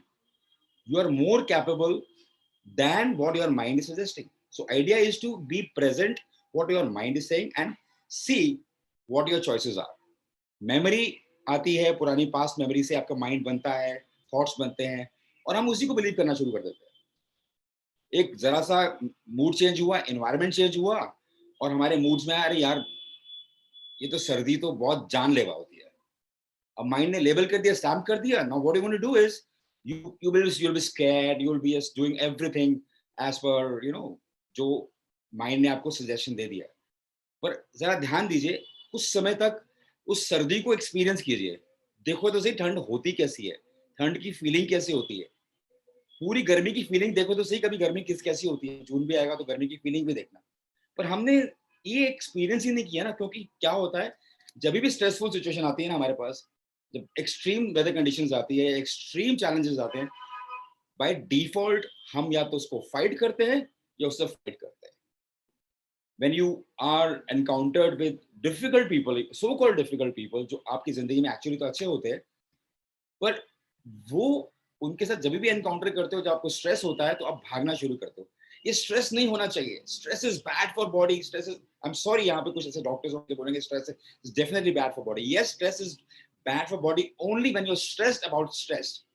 But actually stress ने प्रूव कर दिया है कि जैसे ही आपके वो स्ट्रेस आता है तो आपकी बॉडी प्रिपेयर होती है. आपके अगर पैल्पिटेशंस आपको हो रही होती है तो आपका हार्ट प्रिपेयर होता है, बिकॉज आपका ब्रेन एक ग्लैंड, आपका जो ब्रेन में जो पिट्यूटरी ग्लैंड होता है, वो एक हार्मोन प्रोड्यूस करता है, उसका नाम होता है ऑक्सीटोसिन. और वो ऑक्सीटोसिन जो आपकी पूरी हार्ट को प्रोटेक्ट करता है. और अभी आपकी पैल्पिटेशंस हो रही हैं तो वो इसलिए हो रही है क्योंकि आपकी ब्रेन से ये मैसेज आ रहा है कि आपके ब्लड की सर्कुलेशन हो रही है, and you are prepared for the challenging situation. Imagine कीजिए, जब भी आप फर्स्ट टाइम एक स्टेज पे आए हैं और लोगों से बात करना शुरू किया, आपकी बॉडी में कैसे नर्वसनेस महसूस होती है, आपकी बॉडी में कैसे पैल्पिटेशंस होती है. वो इसीलिए होती है क्योंकि your body is helping you to support for facing this challenging situation. But reality में क्या होता है, हम भागना शुरू कर देते हैं. तो मेरा इनविटेशन सभी को है कि आप जब भी डिफिकल्ट सिचुएशन आए, बी प्रेजेंट. देखो तो सही है क्या क्या क्या बोल क्या रहा है वो, क्या क्या मैसेज क्या दे रहा है, उसके बाद take a good choice, right. So now opposite हमेशा डिफाइन करते हैं एक दूसरे की. अगर ऑपोजिट नहीं होते तो आपको पता ही नहीं चलता. If there were no sadness, happiness का कोई मतलब नहीं है. शॉर्ट नहीं है तो टॉल नहीं है, पर माइंड हमेशा दो में तोलता है. तो आज मैं आपको पूरा माइंड के बारे में बॉटम लाइन में बता रहा हूँ कि एग्जैक्टली व्हाट हैपेंस. माइंड हमेशा डुअलिटी में रहता है, हमेशा सही और गलत को तोलता रहता है, और आप जो हो वो सेपरेट हो, और आपको देखना है कि what is your choice in that particular situation. I am not asking to go to the positive part, I am not asking to go to the negative part. आपकी हीलिंग परफेक्ट हो सकती है जब आप सिर्फ एज एन ऑब्जर्वर माइंड के duality को देखना शुरू करते हैं. डुअलिटी है, कुछ गलत नहीं है. I am actually coaching a person who is in US. वो कंसिस्टेंटली उसके मूड स्विंग्स होते हैं, ओके, एंड शी सेज कि लोग मेरे बारे में क्या बोलते हैं, मेरे को ऐसा लगता है, मेरा मूड खराब है, आज मेरा ये है. तो मैं उसको क्या बोलता हूँ, it's okay to feel depressed right now. It's okay to feel depressed. It's nothing bad about feeling depressed right now. Okay, be one with depression. I know you have time. I just take 2 more minutes and then complete it, right? So embrace करना है आपको duality. और आपको बताता हूँ कि there is a science behind it. There is a neuroscience behind mindfulness. By default आपका जो लिम्पिक ब्रेन है पीछे वाला, वो हमेशा एक्टिवेटेड होता है हर मोमेंट पे. राइट नाउ ऋतु श्रॉफ का भी एक डिफॉल्ट लिम्पिक ब्रेन एक्टिवेट हुआ. अरे टाइम हो गया, अरे टाइम हो गया, फटाफट से बिना कुछ पिन करो. लेकिन अगर इस मोमेंट पे विनय बब्बर स्ट्रेसफुल हो जाएगा कि अरे मैं को फटाफट कंप्लीट करने वाला हूँ, तो क्या होने वाला हूँ, मैं इस कॉन्वर्सेशन को कंप्लीट आधी छोड़ दूंगा. बट मेरा इन्विटेशन क्या है कि आप फ्रंट पे आइए, यहाँ पे नियो कॉर्टेक्स पे आइए और वहां से पावरफुल चॉइसेस लीजिए. Be with this emotions and see what you want to do. Right, so be okay. मैं सिर्फ 2 मिनट की एक मेडिटेशन अगर आप करना चाहें तो देखना चाहें तो देख सकते. लेकिन आपको मैं बताना चाहता हूँ कि एक मेडिटेशन है जो आप YouTube में चला सकते हैं, और उसका जो आज का जो सेशन का जो समरी है वो उस मेडिटेशन में है. And you can see on YouTube a fly meditation को आप टाइप कीजिएगा and you will find this beautiful meditation over there. और आप वहां से बहुत सारे इंसाइट्स मिल जाएंगे कि what ever I am talking about. If you have any questions, you can ask the questions. My session is over. Thank you, Ritu. Bye-bye. Thank you so much, Vinay. It was wonderful session. And I would request you to please type in your details, Vinay, on the chat box so that everybody can get in touch with you. And if you have questions, Bhupal is asking a question, please also reply on the chat box. Everybody is engaged and involved in that. Yeah. Thank you so much, Vinay. And next up, we have with us Dr. Subhash Sethi. He's a pediatrician and is a Vipassana practitioner. He is from Gurgaon. And he is going to be talking to us today about Vipassana for health and well-being.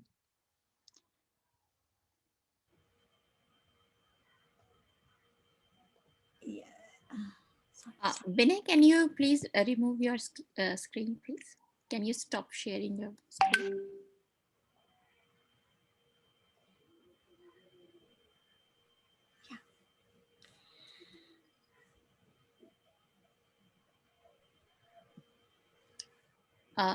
Subhash ji, आपको on video आना पड़ेगा.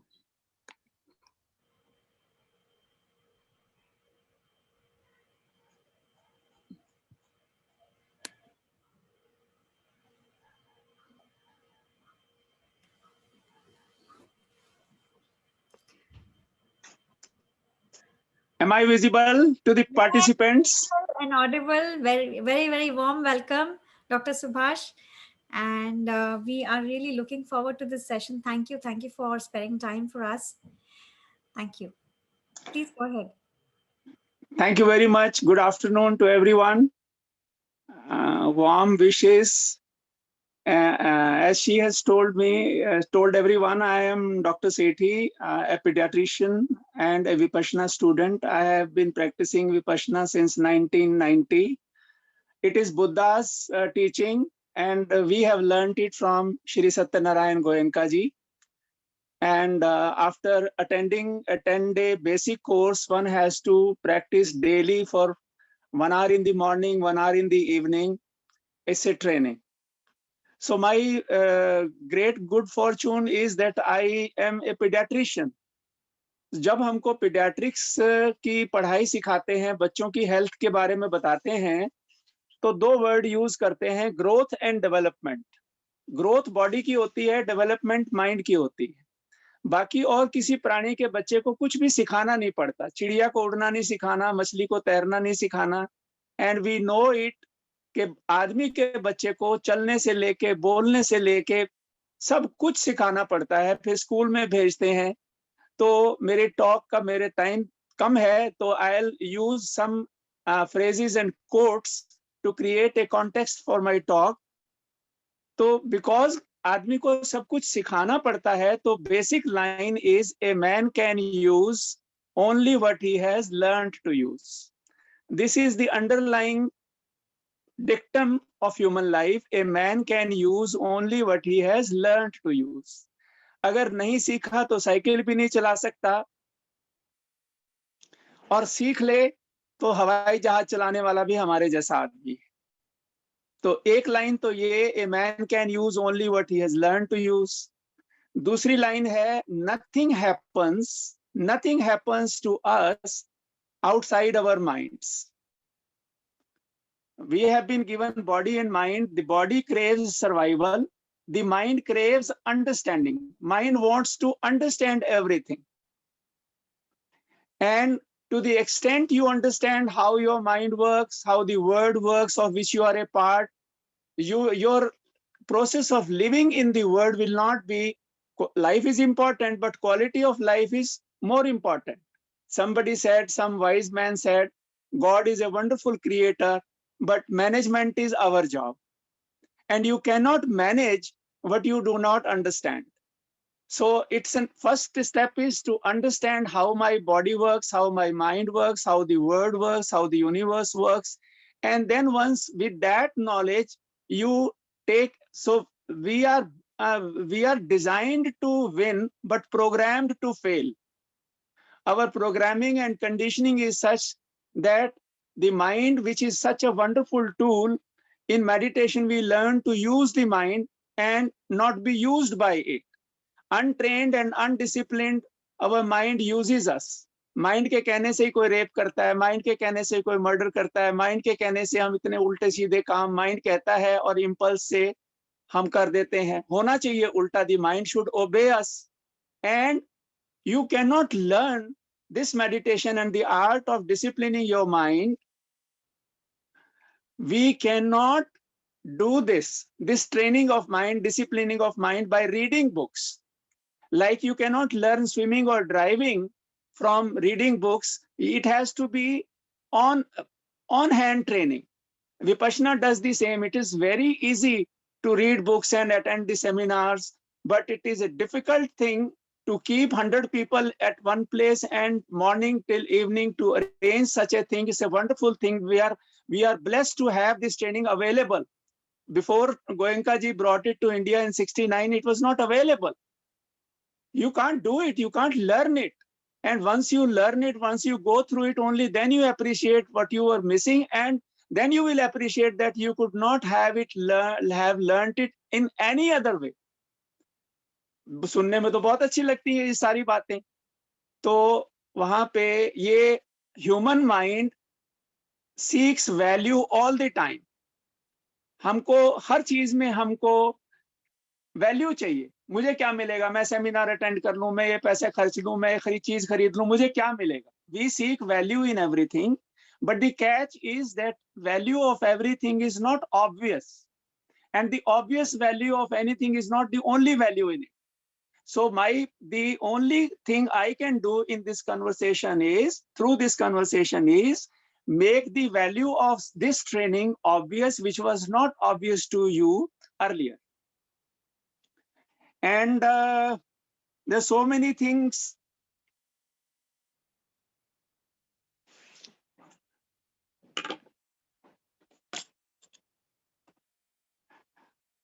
Suffering, nobody wants to suffer. एक body की suffering होती है जो we are born into this, because in Vipassana we learn that there are 8 kinds of sufferings which you cannot escape once you are born. We are born. अच्छा, pediatrics में हूं मैं, और आप ये देखो हम भूल गए हैं, even birth is a very uncomfortable process. अंदर बिल्कुल गर्म होता है और एकदम ठंड में आ जाना, एकदम आंखों पे लाइट पड़ती है, लोग पकड़ते हैं. Even that is not a pleasant experience. We are born into unpleasantness. Then we grow old, then we fall sick, and then we die. We do not, nobody wants to grow old, nobody wants to fall sick, nobody wants to die. But then our desires are in conflict with how things are. We are in conflict with how things are in reality, and we suffer. What is the way out? And most of the suffering, apart from these natural sufferings, most of the suffering is self-created. Because of our desires, we have such unrealistic, unnatural desires, and because of that we suffer. So once we understand in the training how our mind works, and then how we can control it, there's a beautiful line. We are organisms in environment. We have 5 senses, and our senses are stimulated by the stimuli in the environment, and there are sensations in the body to which we react. If they are pleasant sensation, we react by desiring them. If they are unpleasant, we react by hating them. So our from morning till evening our mind keeps agitated. In agitated state, mind क्या करता है सारा दिन? I want this, I don't want this. I want this, I don't want this. And things will keep on happening. In meditation, we bypass this thinking mind, and we have an opportunity to form a new response, that which is a wise response, that instead of labeling something simply because unpleasant or pleasant, there is one more interpretation, that things are impermanent. Once we understand it in our bones that things, howsoever present or howsoever unpresent, they are, because they are temporary, because they are impermanent, so we do not emotionally react to those stimuli within us and outside us. And once we take charge of our reactions, reflection replaces reaction, and then every moment, every choice that we make will be guided by wisdom and not by lower emotions. But then you have to actually give yourself the gift of doing it in this such a small time. So one thing is, the whole training is divided in two parts. One is called Anapana, it is breath awareness meditation. And the second part, for 6 days, we work on the body sensations. And that is actually Vipassana. The Anapan, breath awareness, concentrates the mind and enables it, gives us the requisite concentration so that we can penetrate our body. And good thing is, the first part, Anapana, is available on YouTube for self-learning. Mini Anapana in Hindi as well as in English. Anybody, till the time you go and attend the 10 days full course, you can open the YouTube, and Goenka ji teaches this Mini Anapana, Hindi in English. A simple sit straight, close your eyes, close your mouth, and pay attention to your breath, natural breath. It's not breathing exercise. You allow the breath as it comes in, as it goes out, just be aware of it. And when the mind gets distracted, bring it back to the awareness of respiration. And even in this simple exercise for 10-15 minutes morning and evening, you will experience a peace and calm. Not only that, physical health and energy will improve, because our body is a chemical factory. Everything is, it's not magic, it is chemistry. And chemistry एक तो खाने से बनती है, जो हमने खाया, किसी ने भूख लगने पे 2 कचौरियां खाई, किसी ने आधा किलो तरबूज खाया, दोनों की केमिस्ट्री बराबर बनेगी, बॉडी पे भी फर्क पड़ेगा, ब्रेन पे भी फर्क पड़ेगा, बिहेवियर में भी फर्क पड़ेगा. और दूसरी हमारी केमिस्ट्री बनती है हमारे थॉट से. कोई थॉट न्यूट्रल नहीं है. एंगर का थॉट उसी समय एंगर का केमिकल बना देगा. सैड का डिप्रेशन का थॉट उसी समय डिप्रेशन का केमिकल बना देगा. लेकिन जब हम 10 मिनट ब्रेथ पे अपना माइंड लगाते हैं, तो हम उस तरह के केमिकल उससे नहीं बनवाते, तो बॉडी को वेलनेस के केमिकल बनाने आते हैं. So all that it needs is opportunity. So when we give in meditation that opportunity to the body removes the toxic chemicals from the body and produces wellness chemicals, good chemicals. With regular practice, a time very soon comes when new disease becomes. What is disease? Disease is chemical imbalance in the body. दवाइयां भी क्या करती हैं, जो imbalance create हुआ उसको ऊपर से हम बाहर से पूरा कर देते हैं. लेकिन अगर हम बॉडी को पूरा बढ़िया, बॉडी हम बीमार होने के लिए बने नहीं है. एलोपैथी का डॉक्टर होते हुए भी मेरी गाइडिंग लाइन है, we need more education, we do not need more medication. And there is another beautiful line is, prevention is not better than cure, prevention is the only cure. You are responsible. Take complete charge of your health. Name of the game is self-responsibility. Be responsible for your health. Be responsible for your happiness. You are human beings are whole and complete. We don't need anything for our happiness and health from outside. Just live according to laws of nature in your body as well as your mind. The mind, natural condition of the body is health. Natural condition of the mind is peace and joy and happiness. Disease and suffering come as a teacher to tell you that you have deviated from the path of nature. They are your teacher. They are wake up calls. You should be grateful for those experiences. हम उनको enemy की तरह समझते हैं. If we make use of हमारा, we are not thinking beings, we are feeling beings. feelings exist in us to as an inner guidance system. There are only two kinds of feelings: bad feelings and good feelings. Good feelings are reward for right action, and bad feelings are call for right action. This is a wonderful guidance system. Bad feelings, they are not negative, they are simply unpleasant. They come to tell you. Feelings are information. If you learn with wisdom to make use of those feelings, it's a wonderful to be born human and to have this knowledge, and through practical understanding, through Vipassana, once you understand your system, well, so you can make best use of it, not only for yourself, because your feelings and moods do not affect only you. When you are angry, you disturb everyone around you. When you're sad, you disturb everyone around you. So as a part of, as a person, as an individual, of course, it is birthright, our divine birthright, to be healthy and happy. But then we can then be a blessing to whosoever lives we touch. That is the gift, and this is the gift of training. So I invite you to give yourself this gift, attend a 10-day course, and may you be blessed, may you be happy ever. Thank you so much. Any questions somebody wants to ask, he can ask. So thank you so much, Dr. Sethi. We have a question. Do you integrate Vipassana and your pediatric practice for your patients? Very much, because Vipassana से मुझे law पता लगे कि हमारी body कैसे काम करती है, हमारे माइंड कैसे काम करती है, और हमारी नेचुरल कंडीशन. तो मेरे पास जब बच्चा आता है, 1.5 महीने का बच्चा, पहली बार वैक्सीनेशन के लिए, छोटी उम्र की माँ और वो 1.5 महीने का बच्चा मेरे ऑफिस में आ गए. 5 मिनट्स लगते हैं सिर्फ डूज एंड डोंट्स. 6 महीने तक अपना दूध पिलाना, ऊपर का दूध कभी मत पिलाना, बाजार के डिब्बे मत देना, एक दांत आ जाए तो फ्रूट पे ले आना, 9 महीने तक फ्रूट देना, 1 साल के बाद घर का साफ सुथरा खाना बच्चा खाने लगता है.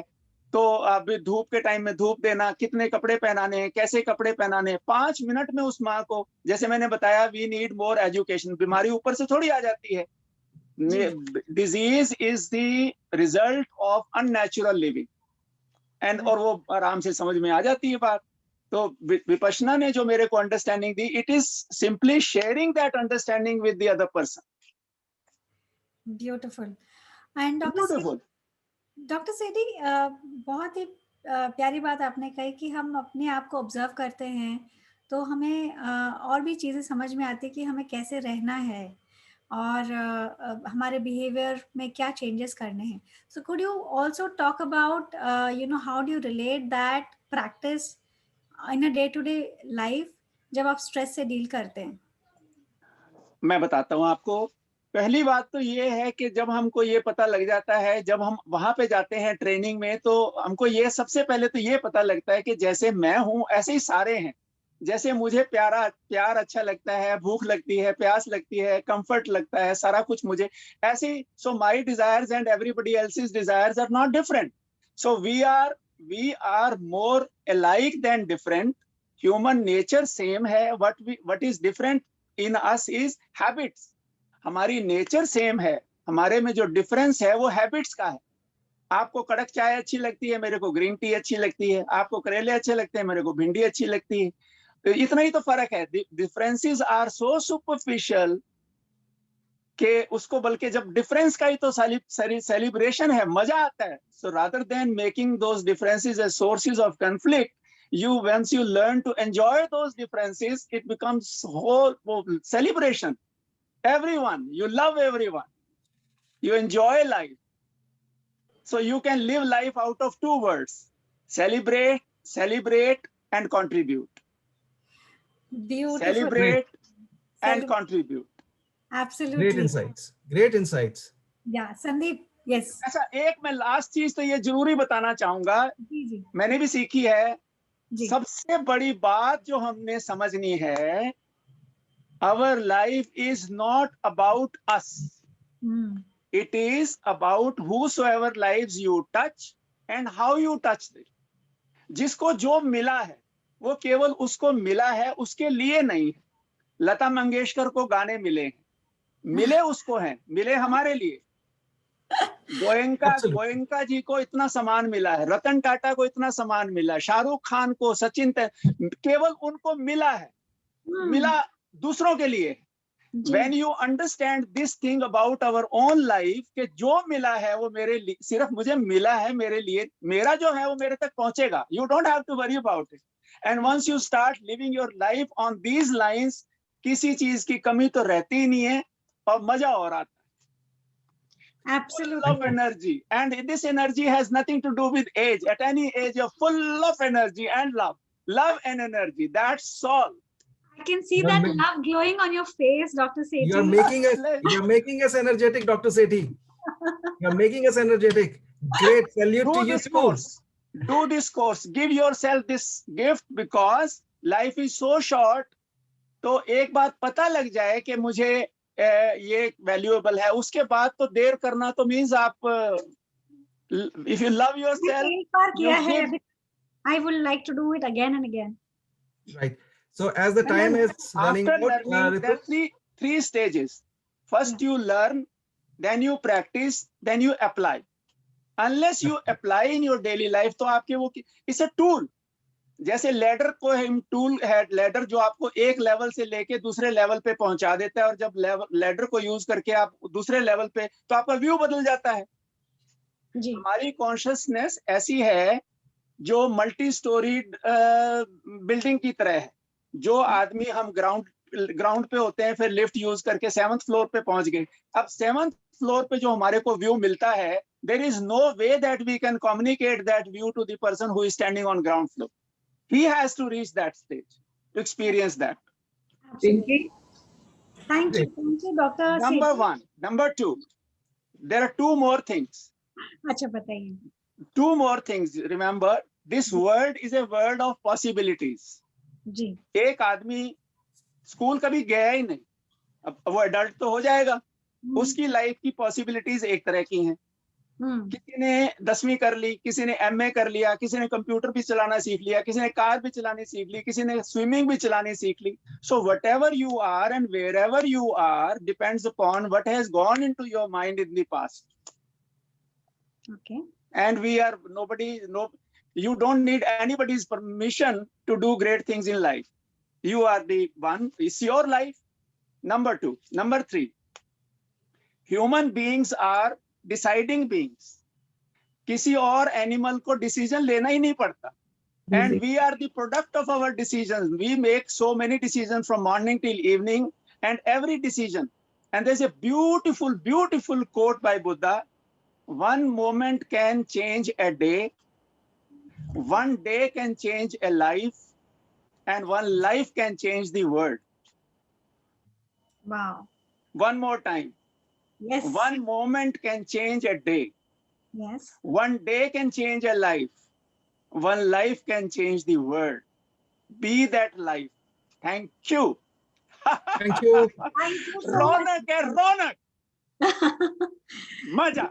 We would actually want you to be there for the panel discussion that we have now. Sandeep? Yeah, yes, I'm there. When will it be?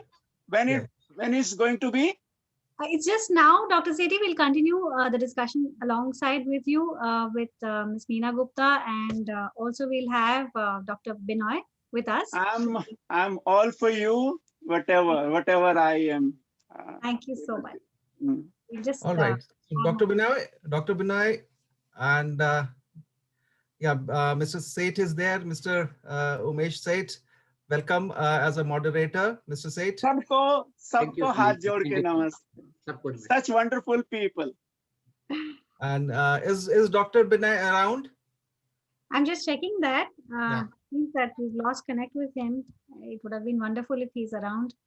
Yeah, if he's there, that is wonderful. Mr. Sethi, very warm welcome, and Ms. Meena Gupta, very warm welcome. Thank you very much. Mr. Sethi, I would request you to start the discussion. Meanwhile, we're trying to connect with Dr. Binoy.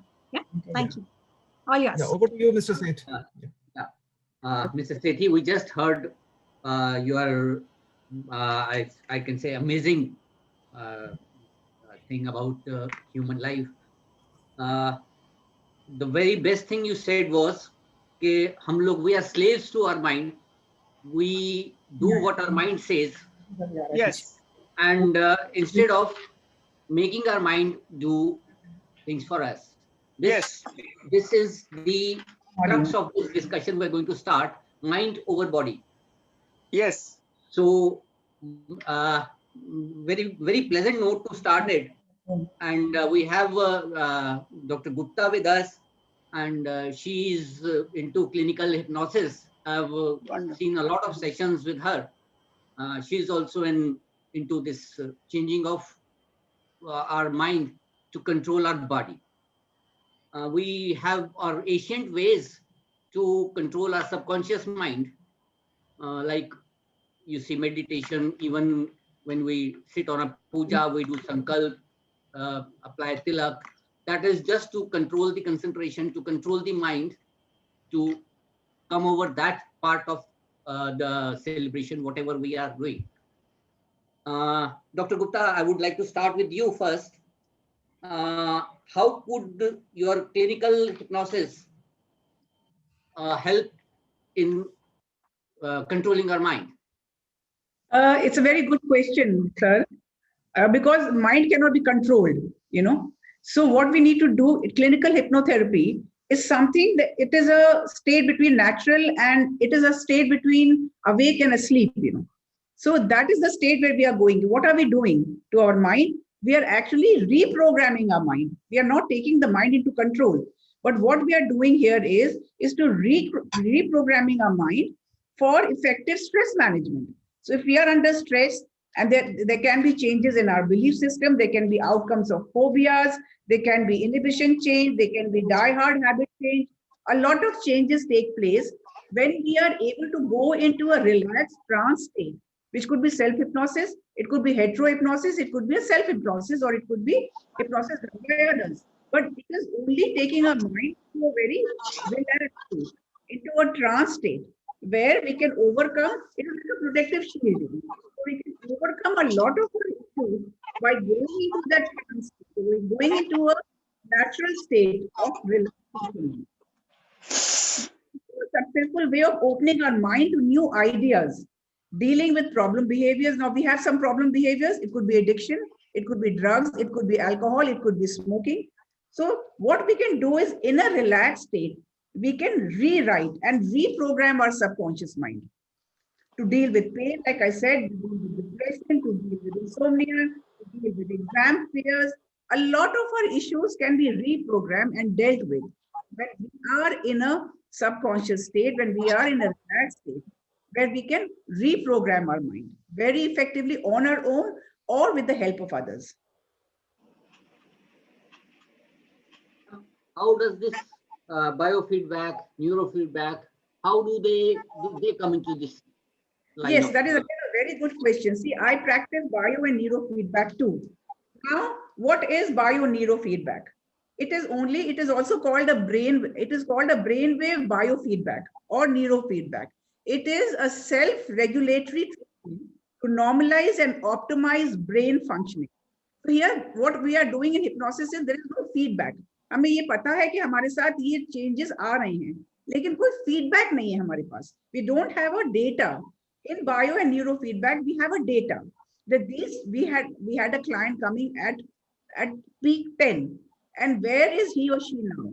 So we are doing neuro and biofeedback with them so that we are able to understand कि वो इस state में हमारे पास आया था या आई थी और इस state में है, right?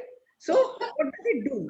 It treats disorders like I said, it could be ADHD, it could be substance abuse, depression, etc. It can also help to boost confidence and also to take post-traumatic stress disorders. Obsessive compulsive disorders are also some things that can be helped with bio or neurofeedback. It also offers peak performance training for business executives, athlete performers, and many others. I work a lot with athletes and I work a lot with business executives. So what is biofeedback? It is a process of recording and sending biological data back to the client. Like I said, हमारे पास एक tool है जहां हमने ये assess किया कि client हमारे पास किस state पे आई थी, उनकी anxiety किस level पे थी, और अब once we have practiced with them, where are they now? So psychotherapy provides positive changes, both जैसे हमें पता है, improved self-help, but changes cannot be measured and quantified, right? So mind is a power to heal itself, with effective tools are lacking, but effective tools are lacking. So neurofeedback and biofeedback are these effective intervention tools where we can give a feedback to the client as to what stage he or she was in or up किस stage में वो हैं. They can feel the changes in their body and their mind. Like I said, even in hypnotherapy, they can feel the changes in their mind and body. But we don't have a tool to give them a feedback. Here, we can give them a data, a printed copy of their mental state in which they were in and now where are they. These are the what neuro and biofeedback does. Dr. Sethi, coming over to you again. Dr. Sethi, you've already told so many things about this thing. Now, how do we, according to you, how do we control our mind? Thank you. I'll simplify it further. Yeah. हमारे को we are whole and complete. हमारे को अपने से बाहर कुछ भी नहीं चाहिए. We are part of the whole. पूरा यूनिवर्स के हम पार्ट हैं. And source knows everything. Source knows everything. Our mind, part of our mind is connected with the source. In meditation, in Vipassana meditation, we bypass the everyday part of the everyday mind and try to connect with that part of mind which is connected to the source. Right, sir. So a process of downloading starts. जैसे गुरु नानक और ये सारे लोग college में कोई कुछ downloading, उतना ही सामान हम लेके बैठे हैं. So when you sit regularly in meditation and properly सीख के जब आते हैं, तो the goal of meditation is to match your nature with the nature of the universe, match your beat with the beat of the universe. You become one and you live as an extension of the universe. आपको कुछ suffering तो disappears like suffering किस चीज का result है? Suffering is because of your lack of understanding and then you resist what is happening. हम interpret करते हैं कि ये तो अच्छा हो गया, ये खराब हो गया. एक थोड़ा सा narrow vision है हमारा. जैसे कोई कमरे में बैठा हुआ विंडो में से कोई चीज जा रही है और उसमें देख ले और उसी के ऊपर रिएक्ट कर दे. अब न्यूज चैनल में क्या होता है? हमारे को न्यूज दिखाई जा रही है, एक इवेंट हमारे सामने आती है, उससे पहले क्या हुआ हमको नहीं पता, उसके बाद क्या होने वाला हमको नहीं पता. वो छोटे टुकड़े को लेके हम वाह कर देते हैं या हाय हाय कर देते हैं. तो बताओ, is it as a human being, is it justified? We create our own suffering by how we interpret our circumstances and situations. Once we learn to interpret it from wisdom and not from the mental level, I'll simplify it again at a beautiful level कि हमारी सवेरे से शाम तक हमारे को power दी गई है चूज करने की, डिसाइड करने की. Human beings are deciding beings. We have the power to decide. और सवेरे से शाम तक हमारे डिसीजन हम कितने लेते हैं, खाने में क्या पहनूं, किससे मिलना है, सारा कुछ. लेकिन हमारे जो डिसीजन और चॉइसेस हैं वो आते कहां से? What level we choose from? Normally untrained अगर मेडिटेशन नहीं सीखी तो we make all our decision and choices from the level of mind. और माइंड को चॉइस करने के लिए 4 चीजें चाहिए. पहला है उसको इंटरेस्टिंग चाहिए. मैं सर आपको बोलूं मेरे साथ कहीं चलो, आप कहोगे कहां ले जा रहे हो डॉक्टर सेठी? मैं किसी चीज का नाम बता दूंगा, आप कहोगे सर फ्रैंकली स्पीकिंग मेरे को इंटरेस्ट नहीं है, इनसे पूछ लो. जहां अनइंटरेस्टिंग चीज हुई माइंड पीछे हट जाए. दूसरा, माइंड को चाहिए कंफर्ट. मैं आपको बोलूं मेरे साथ चलो, कुछ काम है ऑफिस में, आप कहोगे कितनी मन के लेवल पे खेल रहे हो, तो ये कहेगा यार कितनी तेज धूप है सर, शाम को चलें, या मैं फोन करके मंगवा लेता हूं. जहां डिस्कंफर्ट आया वहां माइंड पीछे हट जाएगा. And there is a beautiful quote, your success in life depends upon the amount of discomfort you are comfortable with. Sir आपने अपने इसमें कहा बड़ा अच्छा, prevent and prepare rather than repent and repair. That's right. ये तो language है, ये तो लैंग्वेज है. हमको एक्चुअली तो life is a word game. अगर हम our experience arises in the domain of language, once we understand to use language skillfully, हमारी प्रॉब्लम ही खत्म हो जाती है. Absolutely. पहली चीज माइंड को चाहिए इंटरेस्टिंग, दूसरा माइंड को चाहिए कंफर्ट, तीसरा माइंड को चाहिए टेस्टी होना. मैं आपके घर आऊं गुप्ता जी, मैम, और मेरे को भूख लगी और आप मेरे सामने खिचड़ी ला दो, और मन के लेवल पे हूं तो मैं कहूंगा खिचड़ी, मैं नहीं खाऊंगा खिचड़ी. आप कहोगे सर आज और कुछ बना नहीं है, यही खा लो. तो मैं कहूंगा फिर मन कहेगा थोड़ा अचार ही दे दो. तो स्वाद चाहिए. तो डॉक्टर सेठ, जो आपने कहा, हमें अपने आप को ठीक रखने के लिए we have to have strategies of our own. चाहे हम विपासना से सीखें. अभी बात पूरी नहीं हुई है. अभी बात पूरी नहीं हुई है. Sorry sir, carry on. Mind के लेवल से अगर चॉइस करते हैं, पहली चीज इंटरेस्टिंग होना, दूसरी चीज कंफर्टेबल होना, तीसरी चीज टेस्टी होना, और चौथी चीज है शॉर्ट टर्म प्लेजर. अब मजा आना चाहिए. बाद की देखी जाएगी, बीमार पड़ूंगा या पकड़ा जाऊंगा, अभी मजा आना चाहिए. तो मन हमेशा शॉर्ट. तो मेडिटेशन में हम क्या करते हैं, माइंड का लेवल ही छोड़ देते हैं. माइंड से ऊपर एक लेवल है हमारे में, जिसको विवेक बोलते हैं, बुद्धि बोलते हैं, विजडम बोलते हैं, जो मर्जी. जब हम उस लेवल पे पहुंचते हैं तो हमारी चॉइसेस, तो वो जो विजडम है वो ये 4 सवाल नहीं पूछती, इंटरेस्टिंग है, कंफर्टेबल है, टेस्टी है या प्लेजरेबल है. वो एक ही सवाल पूछती, वैल्यूएबल है कि यूजफुल है. Right sir, can I useful.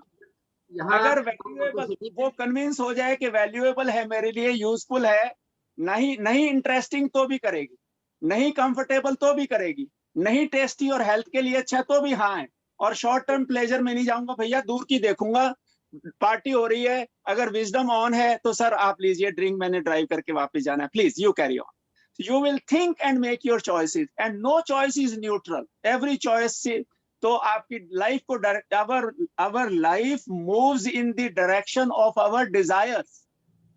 So an unexamined desire, when desire, तो जो डिजायर आपको आपने एग्जामिन करके अगर आपने अवेयर नहीं हो, so desire when fulfilled without awareness will crave repetition, and same desire when fulfilled with awareness will lead to freedom from desire. Sir thank you very much. जो मैं कहना चाह रही थी बिल्कुल यही आपने कह दिया. See, meditation is like going to a garden without a goal. It is very relaxing, very mindful, very nice, and you are feeling absolutely on the top of the world. But yes, when we are doing self-hypnosis or hypnosis we are going into, it is with a goal कि भाई मैं कहाँ हूँ और क्या achieve करना चाहता हूँ. आज मेरे को एंगर है, anger is something that is really troubling me. जहाँ कुछ होता नहीं है, the trigger comes and I blow up everybody, you know, and that is causing a lot of mental and physical health problems for me. तो हम क्या करते हैं, we are going into a state of trance with a goal कि भाई क्या चीज है आज जो मैं, जिससे मैं I want to get rid of that, you know. So here is a purpose with which I am doing either bio-neurofeedback or I am doing self-hypnosis or heterohypnosis, you know. You are doing wonderful things, but our understanding when we go there, anger, boredom, ये nature ने हमारे में, fear, ये nature ने हमारे में डाली. जैसे संगीत के साथ सुर होते हैं, पेंटर के साथ रंग होते हैं, और आदमी की जो फीलिंग इमोशंस हैं, they are not bad, they are not to be got rid of, they have to be understood. Anger can lead to a constructive action, anger can lead to a destructive action. Right. Same anger. Mahatma Gandhi को धक्का मार दिया train से, अब हमारे तरह human being था, अब उसको भी गुस्सा आया होगा. अब उसने गुस्से में माँ बहन की गालियां नहीं दी, उसने उस गुस्से की एनर्जी को चैनलाइज करके हमारे लिए फ्रीडम क्रिएट कर दी. सो उन एनर्जीज को समझ के हम, अच्छा, every problem and every emotion comes as an information, it asks you, तो आपने उसका यूज करना है. एंगर का एग्जांपल देते हैं कि मेरे को एंगर कब आता है, हमको एंगर कब आता है, जब हमारे मन की नहीं होती. जब हमारे मन की होती है तो हमको एंगर क्यों आएगा? जब हमारे मन की नहीं होती तब हमको एंगर आता है. मान लो मेरे घर के सामने रोज सफाई होती और 3 दिन से सफाई नहीं हुई, कूड़ा इकट्ठा हो गया, मुझे एंगर आना चाहिए, मुझे I should be angry. But meditation में क्या होता है, you become aware of the anger. Number 2, you become why you are angry. Number 3, what is the best action that you can take. मैं उसको रिंग करूंगा, पोलाइटली बोलूंगा जी मैं 344 number में रहता हूँ, 3 दिन से मेरी सफाई नहीं हुई. वो कहते हैं होल्ड ऑन, रजिस्टर देख के कहेगा जी वो रामलाल आपकी सफाई करता था, 3 दिन से बुखार में है, मैं अभी किसी को भेज देता. My job is done. आपने बिल्कुल सही एक्सप्लेन किया इसे कि प्रेजेंट एंगर जो है वो हमें बॉदर कर रहा है, बट कभी ऐसा होता है सर कि एंगर है और हमें समझ में नहीं आया एंगर क्यों है, there is no reason for it. लेकिन for that you need aware, for that you need awareness, for that awareness is the key to everything.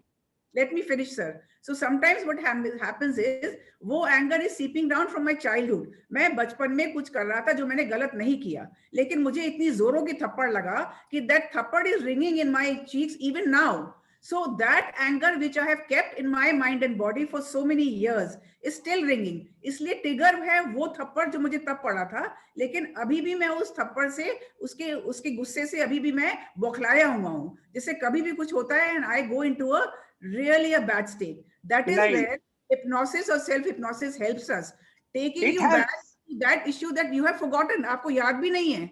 It is like peeling the onion layers. कि अरे यार ये हुआ था मेरे साथ, मुझे तो याद ही नहीं है. And the moment you go down there and see that थप्पड़ जो आपको लगा था, you are able to move out in a very effective way. वो जो ब्लॉक था वो आपने क्लियर कर दिया और अब आप आगे बढ़ पा रहे हैं in a very very effective way with doing either self hypnosis or hetero hypnosis. So Wonderful. that anger can get really wonderful.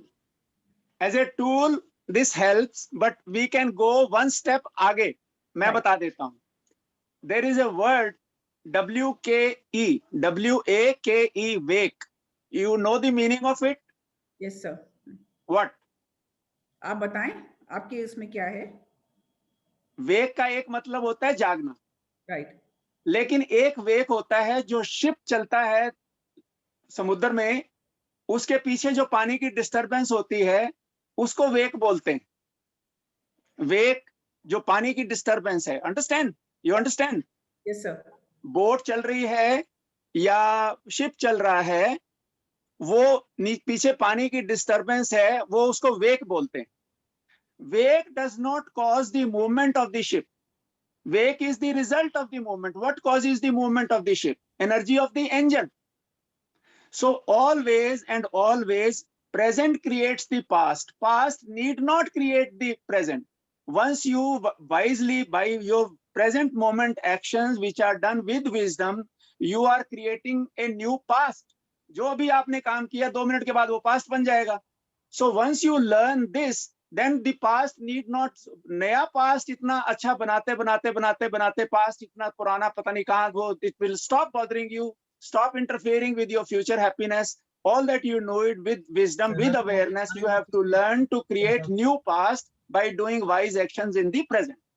I think this has been a lovely session. We are running past time. Dr. Sethi, End it anytime you want. बहुत अच्छा बोला आपने अभी. The wake, the past, we have to forget it. But no, you can't forget it. But you can bring it to life only when you bring it back yourself. अपने आप से नहीं आता. No feeling. एक बार चली गई thought, you have to.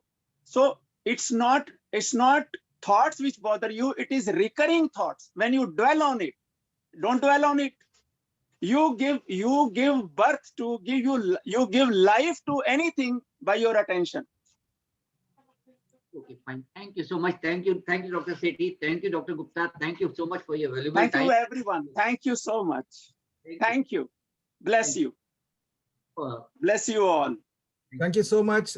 Thank you so much, Mr. Seth and Mr. Sethi and Ms. Gupta. Thank you so much for Bless you, sir. Relation. Bless you. Bless right. you. Great. It's Thank time you. for the lunch, but as announced earlier, we have Runupur is there, and for the Reiki channeling. So those who want to be here and experience that are requested to be here, and then accordingly we'll go ahead further. Request all of you to be there. In fact, so officially it's a lunch time, but yes, I personally want to experience, that's, and you don't have to log out. So there should not be any problem in logging back in, right? So be logged in even if you are leaving for lunch or something. Thank you so much. Okay. See you sometime again. Yeah, sure. Bye. Sure, set this Bye. up. Thank you. Bye. Bye. Thank you. Yes, ma'am. Over to you. And we look forward, we all who are here, we look forward for this your Reiki session. Yes. So, hello everyone. Namaste. And I would like to introduce myself. I am Reiki Master and energy psychologist. I'm spiritual master also and working in various healing modalities all over the world. So, I would like to just say a few words about Reiki. Maybe you may not have attended yesterday's session, so I will just introduce a little bit about Reiki and then I will start the channeling. And I will just tell you how it works on mental health. Okay, so main topic of this festival is mental health. So I will just touch little bit on that also, and then I will start the channeling. So what is Reiki? Reiki is a very divine healing energy which is present in the universe, and we channel that energy by tapping it from the universe through ourselves, through our various energy centers, and then to the person who needs the healing, and even to ourselves. Okay, so this is solely a divine healing energy.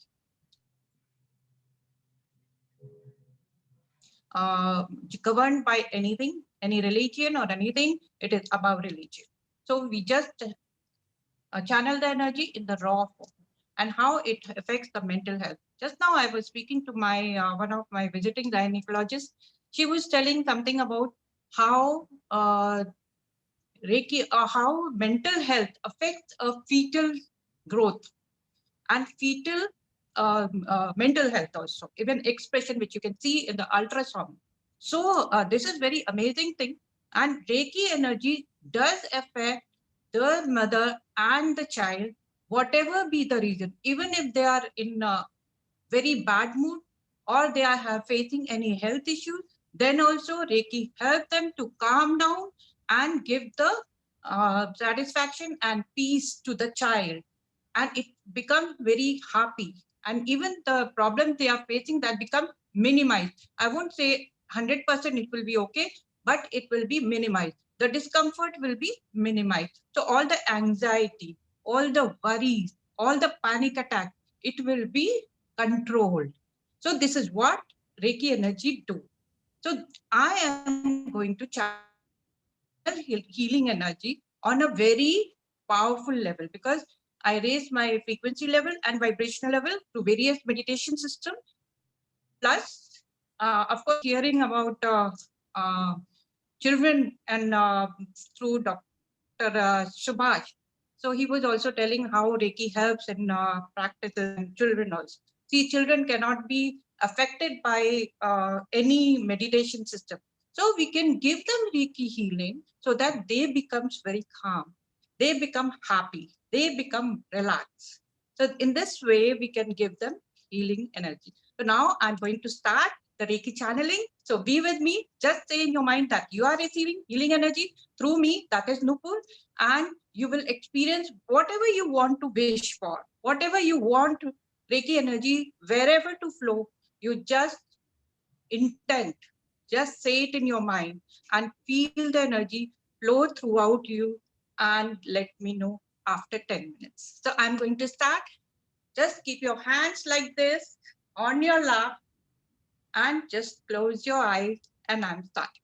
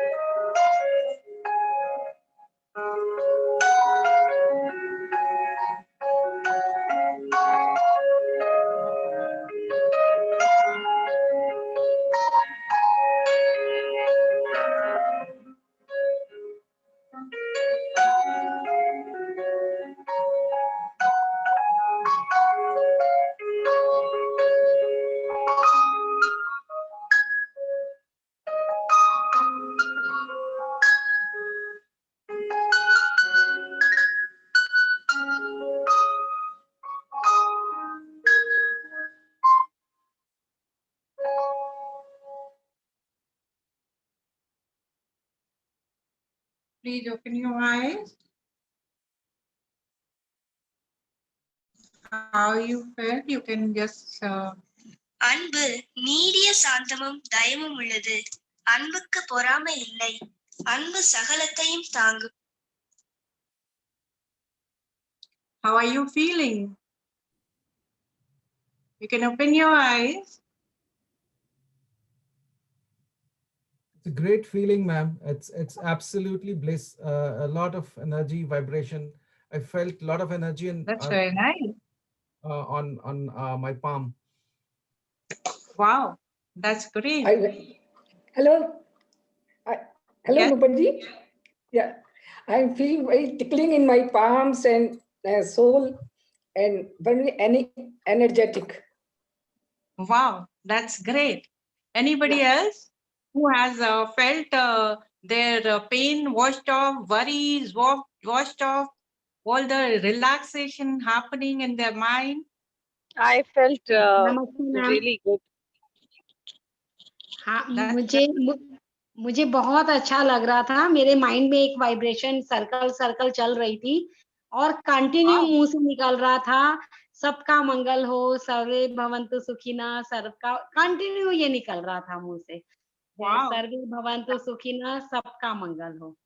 और big smile के साथ I am feeling very good. That's great. Anybody who was having pains or aches, they can also share if the pain vanished.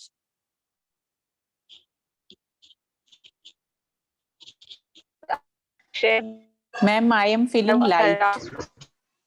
Very good. Thank you. Anybody hello, else? ma'am.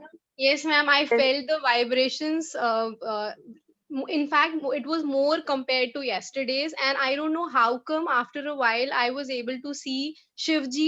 I like almost for a very long time, and I was not even thinking about it. But I don't know. Suddenly, after a while, I was able to see him constantly with that one hand raised, like he was giving blessing or something like that. Wow, that's so great. This is because I connect to all the gods and goddesses, and whomever you wish to, they will come to. Okay, whomever you worship or you say a prayer to any gods and goddesses or any angels or archangels, they will come and bless you. You will be able to visualize. You will be able to see in your mind who are with you. Thank you so much. Anyone else? Can I be heard? Am I audible? Yes, yes. Yes, yes. Okay. Thank you so much. I had asked for strength and especially mental strength. And I felt the energy going to the frontal lobes of my brain and then entering the brain. So it was very powerful. Thank you. It does flow where it is required, I think. Yeah. So really Very grateful good. for that. I'm so happy. I'm so glad. I'm so Yeah. glad that you are feeling relaxed now. All the I'm stress feeling has gone. stronger. Stronger. Yes. So Yes. good. So Yeah. good. Thank you. Anyone else? Anyone else who felt something out of the box? Anyone can ask any couple of questions we can take before we know it's. Yes, yes, of course. So anyone who is interested in asking questions, we can take a couple of questions, then we'll move on further.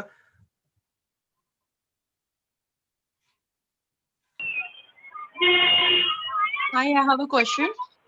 Hello. Yeah, I have a please. question. Please go ahead. I'm having a legal issue, various legal issues in my life, and the litigation since last almost 25 plus years. I couldn't hear you properly. I'm having the various legal issues for my career, my family, etc. The place where I stay, Yes, no? yes. So मेरा Yes, पीछे yes. पीछा नहीं छोड़ते उससे. Yes, How yes. We do can I give get out of this? situation. Yes, yes. You can come out of legal issues, whatever the legal issues are there, you will be able to solve it. I mean, it can help you with that. Oh, great, great, great. The nice So that you can contact me you are through being angel, Mavin, coming like angel in my life. Mavin team. How do I Yes. contact you, madam? How through do I Mavin contact team, you? they will give you my number. Yeah, Okay, through okay. Mavin Thank you. team, Thank you very much. you can ask them. Yes, I know. Yes. I know Shabana and the Kushbu. I'll speak to them. Thank you. My name is Yes, Vijay yes. Shah You can from Mumbai. contact Thank you. them. Thank you. Yes. That's great. Okay. Yeah, well. We can take one more Anyone quick else? question. Hi, I have a question. Yeah. Yes, What? yes, please. Can we heal like hormonal disorders also through Reiki? Can we heal? Hormonal disorders like PCOD, Yes, thyroid yes. also. Yes, yes, of course. Okay. Whatever the report comes. See, if your whichever hormone is high, okay, we work on numbers also.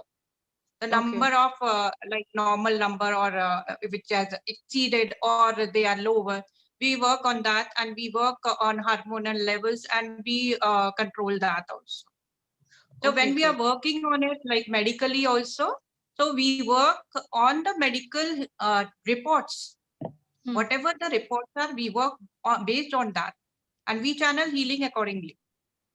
Okay, that's good to know. Where are you Yes. based, ma'am? Chennai. Okay, okay. So you do video sessions because I'm in Delhi. Yes, yes, I do. Right now I'm on video. Okay. Yeah, okay. All Yes. right. Okay, thank you. Okay, you're welcome. Anyone else? So, Ma'am, I have a question because I have been yes, learning it from you from so many years, and it suddenly came to my mind. How yes, come it is that there are people who like believe in Reiki instantly, or they feel the vibrations instantly, and it is different for others? As in, if you are giving the same level of Reiki or vibration to different people, what is the reason that different people receive it on different level? If is it their acceptance level which is like the reason behind it, or there is some other cause for it? yes. See, Reiki is what we channel is universal energy. Everybody needs that same energy at different level. If they need for pain, they will get healing energy for pain, because Reiki is very intelligent energy. We don't have to do anything. We just have to channel it towards you, and you have to be receptive. So whenever you are thinking that, okay, I have pain, so Reiki will help me in pain. Okay. So then Reiki will definitely help in only pain. Okay. Then another person, he is suffering from some other issue, like he is feeling very worried. So he will get energy from there. So it is not we who are managing the energy. Energy is going to the person intelligently. They know where to flow. They know where the problem is. They will help you. Only the thing is, you have to contact a channeler. Like I am the channel. So I can give you healing. I can channel healing to the person. Person will absorb how much they need. We will give 100%. If person needs 50%, 50% of energy, he will absorb only 50%. Rest of the healing energy will go to universe. It is like sponge. How much you need, you will get it. You are the absorbent. Okay. So, ma'am, Yeah. Later on, we'll take the questions. Now it's. I have a one question, please.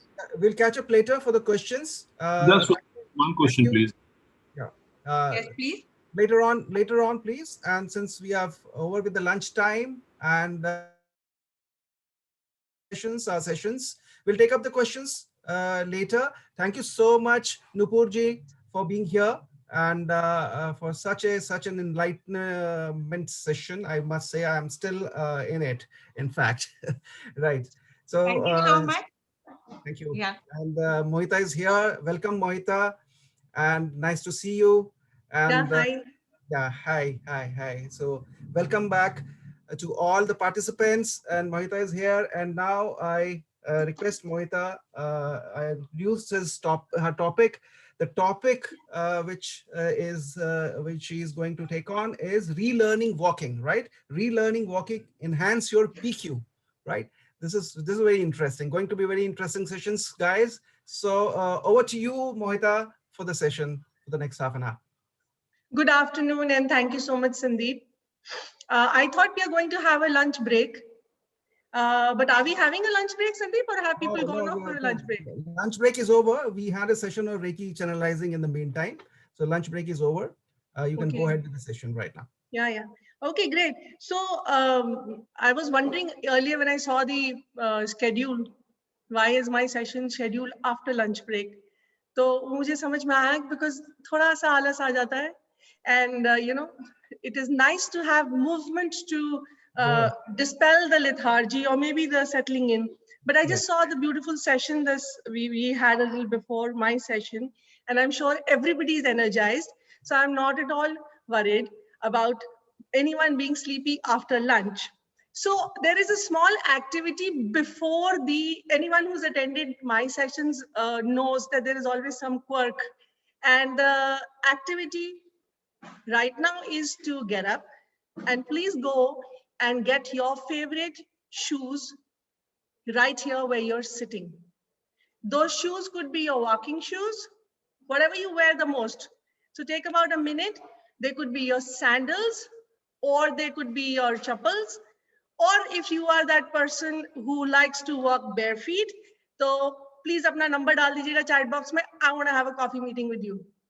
So quickly, in 1 minute, may I request everybody to get their favorite walking shoes. Walking shoes, not dancing shoes. And Sandeep, what can I about see everybody? Sandeep, what about? Yeah, tell me. I'd like to see everyone. I mean, rather, I'm just seeing my own face. So okay, I can change the view right here. Okay, so this is because, yeah, nice. Thank you. I'm a dinosaur with technology because I work with people. So pardon my lapses in between. Please get your walking shoes, please get your chappals, लेके आइए और साथ में रख दीजिए बहुत प्रेम से जैसे राम जी के खड़ाऊ रखे रहते थे. What about those, Mohita, who was already wearing their favorite shoes? So keep wearing them. I'm also wearing my favorite shoes. Okay. If you are wearing your favorite shoes, keep wearing them. Or be in a place where you can explore them a little bit more. Oh, yes. Place you can explore them a little bit more, and we have just 30 minutes, and let's get moving, guys. So I hope everybody's back. I can't see anyone. Can I invite everyone to switch on their cameras so that I can see your faces, because I will need to see your shoes also. Thank you so much, Preetham sir. Immediately switched on. Thank you so much. That was so beautiful. Can I request everyone to come get off their cameras? Thanks, Uma. Thank you. Ajay Gomes is already with his camera on, inviting everyone to be really present here to explore this new concept of PQ in a very different way. Okay. Now, we are all here for various kinds of growth, you know, personal growth, spiritual growth, all under one capsule. So in personal growth, the spiritual growth is important, your emotional quotient is important. We know from the past that our IQ is very important. So there is SQ, EQ, IQ. So what is PQ? What is this peculiar little thing called PQ? So there was this great Harvard teacher, Howard Gardner, and he wrote this book, The Frames of Mind. In that, he said that humans have multiple intelligences. In those multiple intelligences, there are various kinds of intelligence, and they all interplay with each other. So we must need to understand our bodies, our minds, our spirits, to be able to grow holistically. So PQ, IQ, SQ, they were all, EQ were all lined up. But I like to keep the PQ part at the most important part, because it is the base, the fundamental, and it's important to build up on that. So for me, first is the spiritual quotient, and then is your emotional quotient, then is your PQ, and of course, then your IQ. That's the stack. And please remember the word stack, stacking, like children have stacking of toys. Remember this word because it's very important in what we are going to learn today. So this is really not rocket science कि अगर हमको spiritually grow करना है, अगर हमको emotionally grow करना है, तो we need to take care of our bodies. Because if you don't take care of your body, where would you stay? Is that right? So what is PQ? I'm going to share my screen, and can I please have access to screen sharing? It's disabled.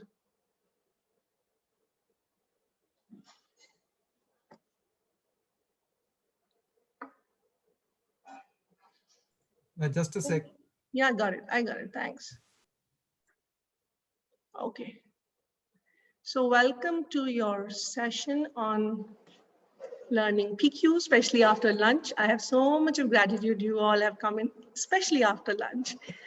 So what is physical quotient? It is the ability to listen, identify, respond to internal messages about one's physical feelings like hunger, depression, fatigue, frustration. And I want you to please pay a lot of attention to this words written here: hunger, depression, fatigue, frustration.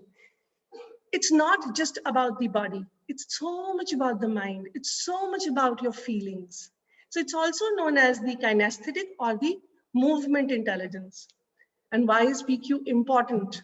PQ is really important because having the confidence in our bodies, how we go about our days, when we set our goals to be able to achieve them, it's very important. But it's not just being physically fit. It's just not going to the gym and making those reps. It's really getting in touch with your body and knowing what form of workout works for you. It's about understanding when you need to say no. Can you rest enough? Or do you continuously keep pushing yourself to achieve deadlines? There's a lot of beautiful play of mind and body here. Why is this important is because every day we have these numerous, we are bombarded with so much of information. Even right now, as you're sitting here, you are being bombarded with external stimuli. You're experiencing a lot of stuff inside yourself, right? And how you experience the world, it all comes together to how we deal with the world. So when our internal experience is negative, it limits our ability to thrive, right? So, you should thrive, they say. You should not survive, just not survive. It impacts decision making, it impacts leadership, it impacts how you are as a mother, right? So a tired mother going home, not knowing, not taking out enough time to do her own workout or sit and do her own meditation is going to be a very, very tired mother at 10 o'clock. So if the child at 10 o'clock says कि custard बना दो, तो उसको custard की जगह डांट ही मिलने वाली है. So understanding ourselves is very important. When children are playing, we often tell them जाके पढ़ लो. I would say let them play. There is this famous psychologist, I love his work, and he said, play is the highest form of research. As you play, you grow. So please think of PQ not just as PQ. Please think of PQ as something very deep. And with that thought, I'd like you to invite you further to my perspective of PQ. It is highly influenced by Dr. Moshe Feldenkrais. Dr. Moshe Feldenkrais was a physicist. He was the founder of the Feldenkrais method in the world. And he said that what I'm looking for is not flexible bodies, but I'm looking for flexible minds. He said also that the unity of mind and body is not an objective reality. So we are trained, and he said a beautiful thing. He said your nervous system does not know English. It only knows feelings. So when you're living your daily life and you're doing your workout, how does it really feel? Would you rather do a Tai Chi, or would you rather do a yoga versus a gym? Would you rather take rest? And how do you rest? Do you just rest with a phone? Or do you actually do what is called as constructive rest? So in the science of physical quotient, or in the science of movement intelligence, it's very important to be connected to your entire being in a very beautiful way, which Dr. Moshe Feldenkrais called awareness through movement. It's also called ATM. It's a very long program. There's a lovely small book called ATM. I invite you all to go and read it also. And the Feldenkrais method is my way of looking at how we sit, stand, bend, move through the day. And all of this is not something that you have to be taught. Movement intelligence is something you were born with. It's your birthright. If you remember and you see a child is not particularly taught to sit, to roll, to bend. They know it organically. So how do you move through the day is very important. How do you carry your body? So versus thinking of just rushing through your day, think of how you carry your body. And since we are speaking so closely about the mind and the body, I have a little activity for all of you. I'm going to stop my screen share here. I am going to call out a few idioms, and I invite you all to embody those idioms. So are you all ready? Kuch phrases मैं बोलूंगी. How many? Is everyone comfortable with Hindi, or do we have some? Sandeep, can I use a little bit of Hindi? Yeah, you can. You can. Thank you so much. Okay, so let's start with English first. How would you embody? How would you embody? My heart was swelling up with pride. How would you demonstrate that in your body? Please do that. Again, can I invite you to switch on your cameras?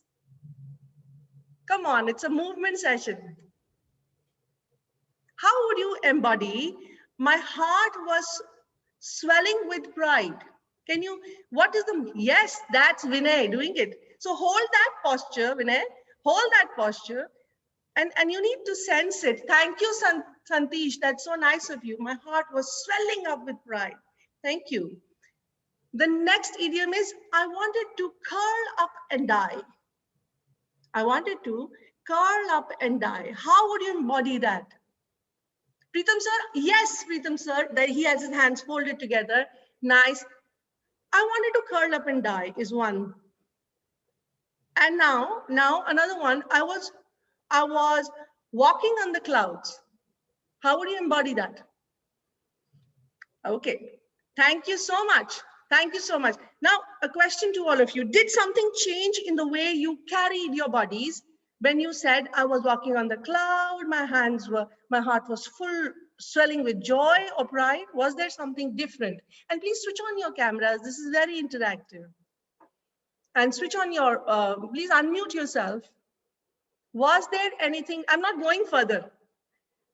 I'm just not going further because what was the difference in the when you said, my heart was swelling up with pride and I wanted to curl up and die? Kya difference tha? Was your body occupying more space? Thank you, AR Creations. Was your body occupying more space? You can give a thumbs up if it was.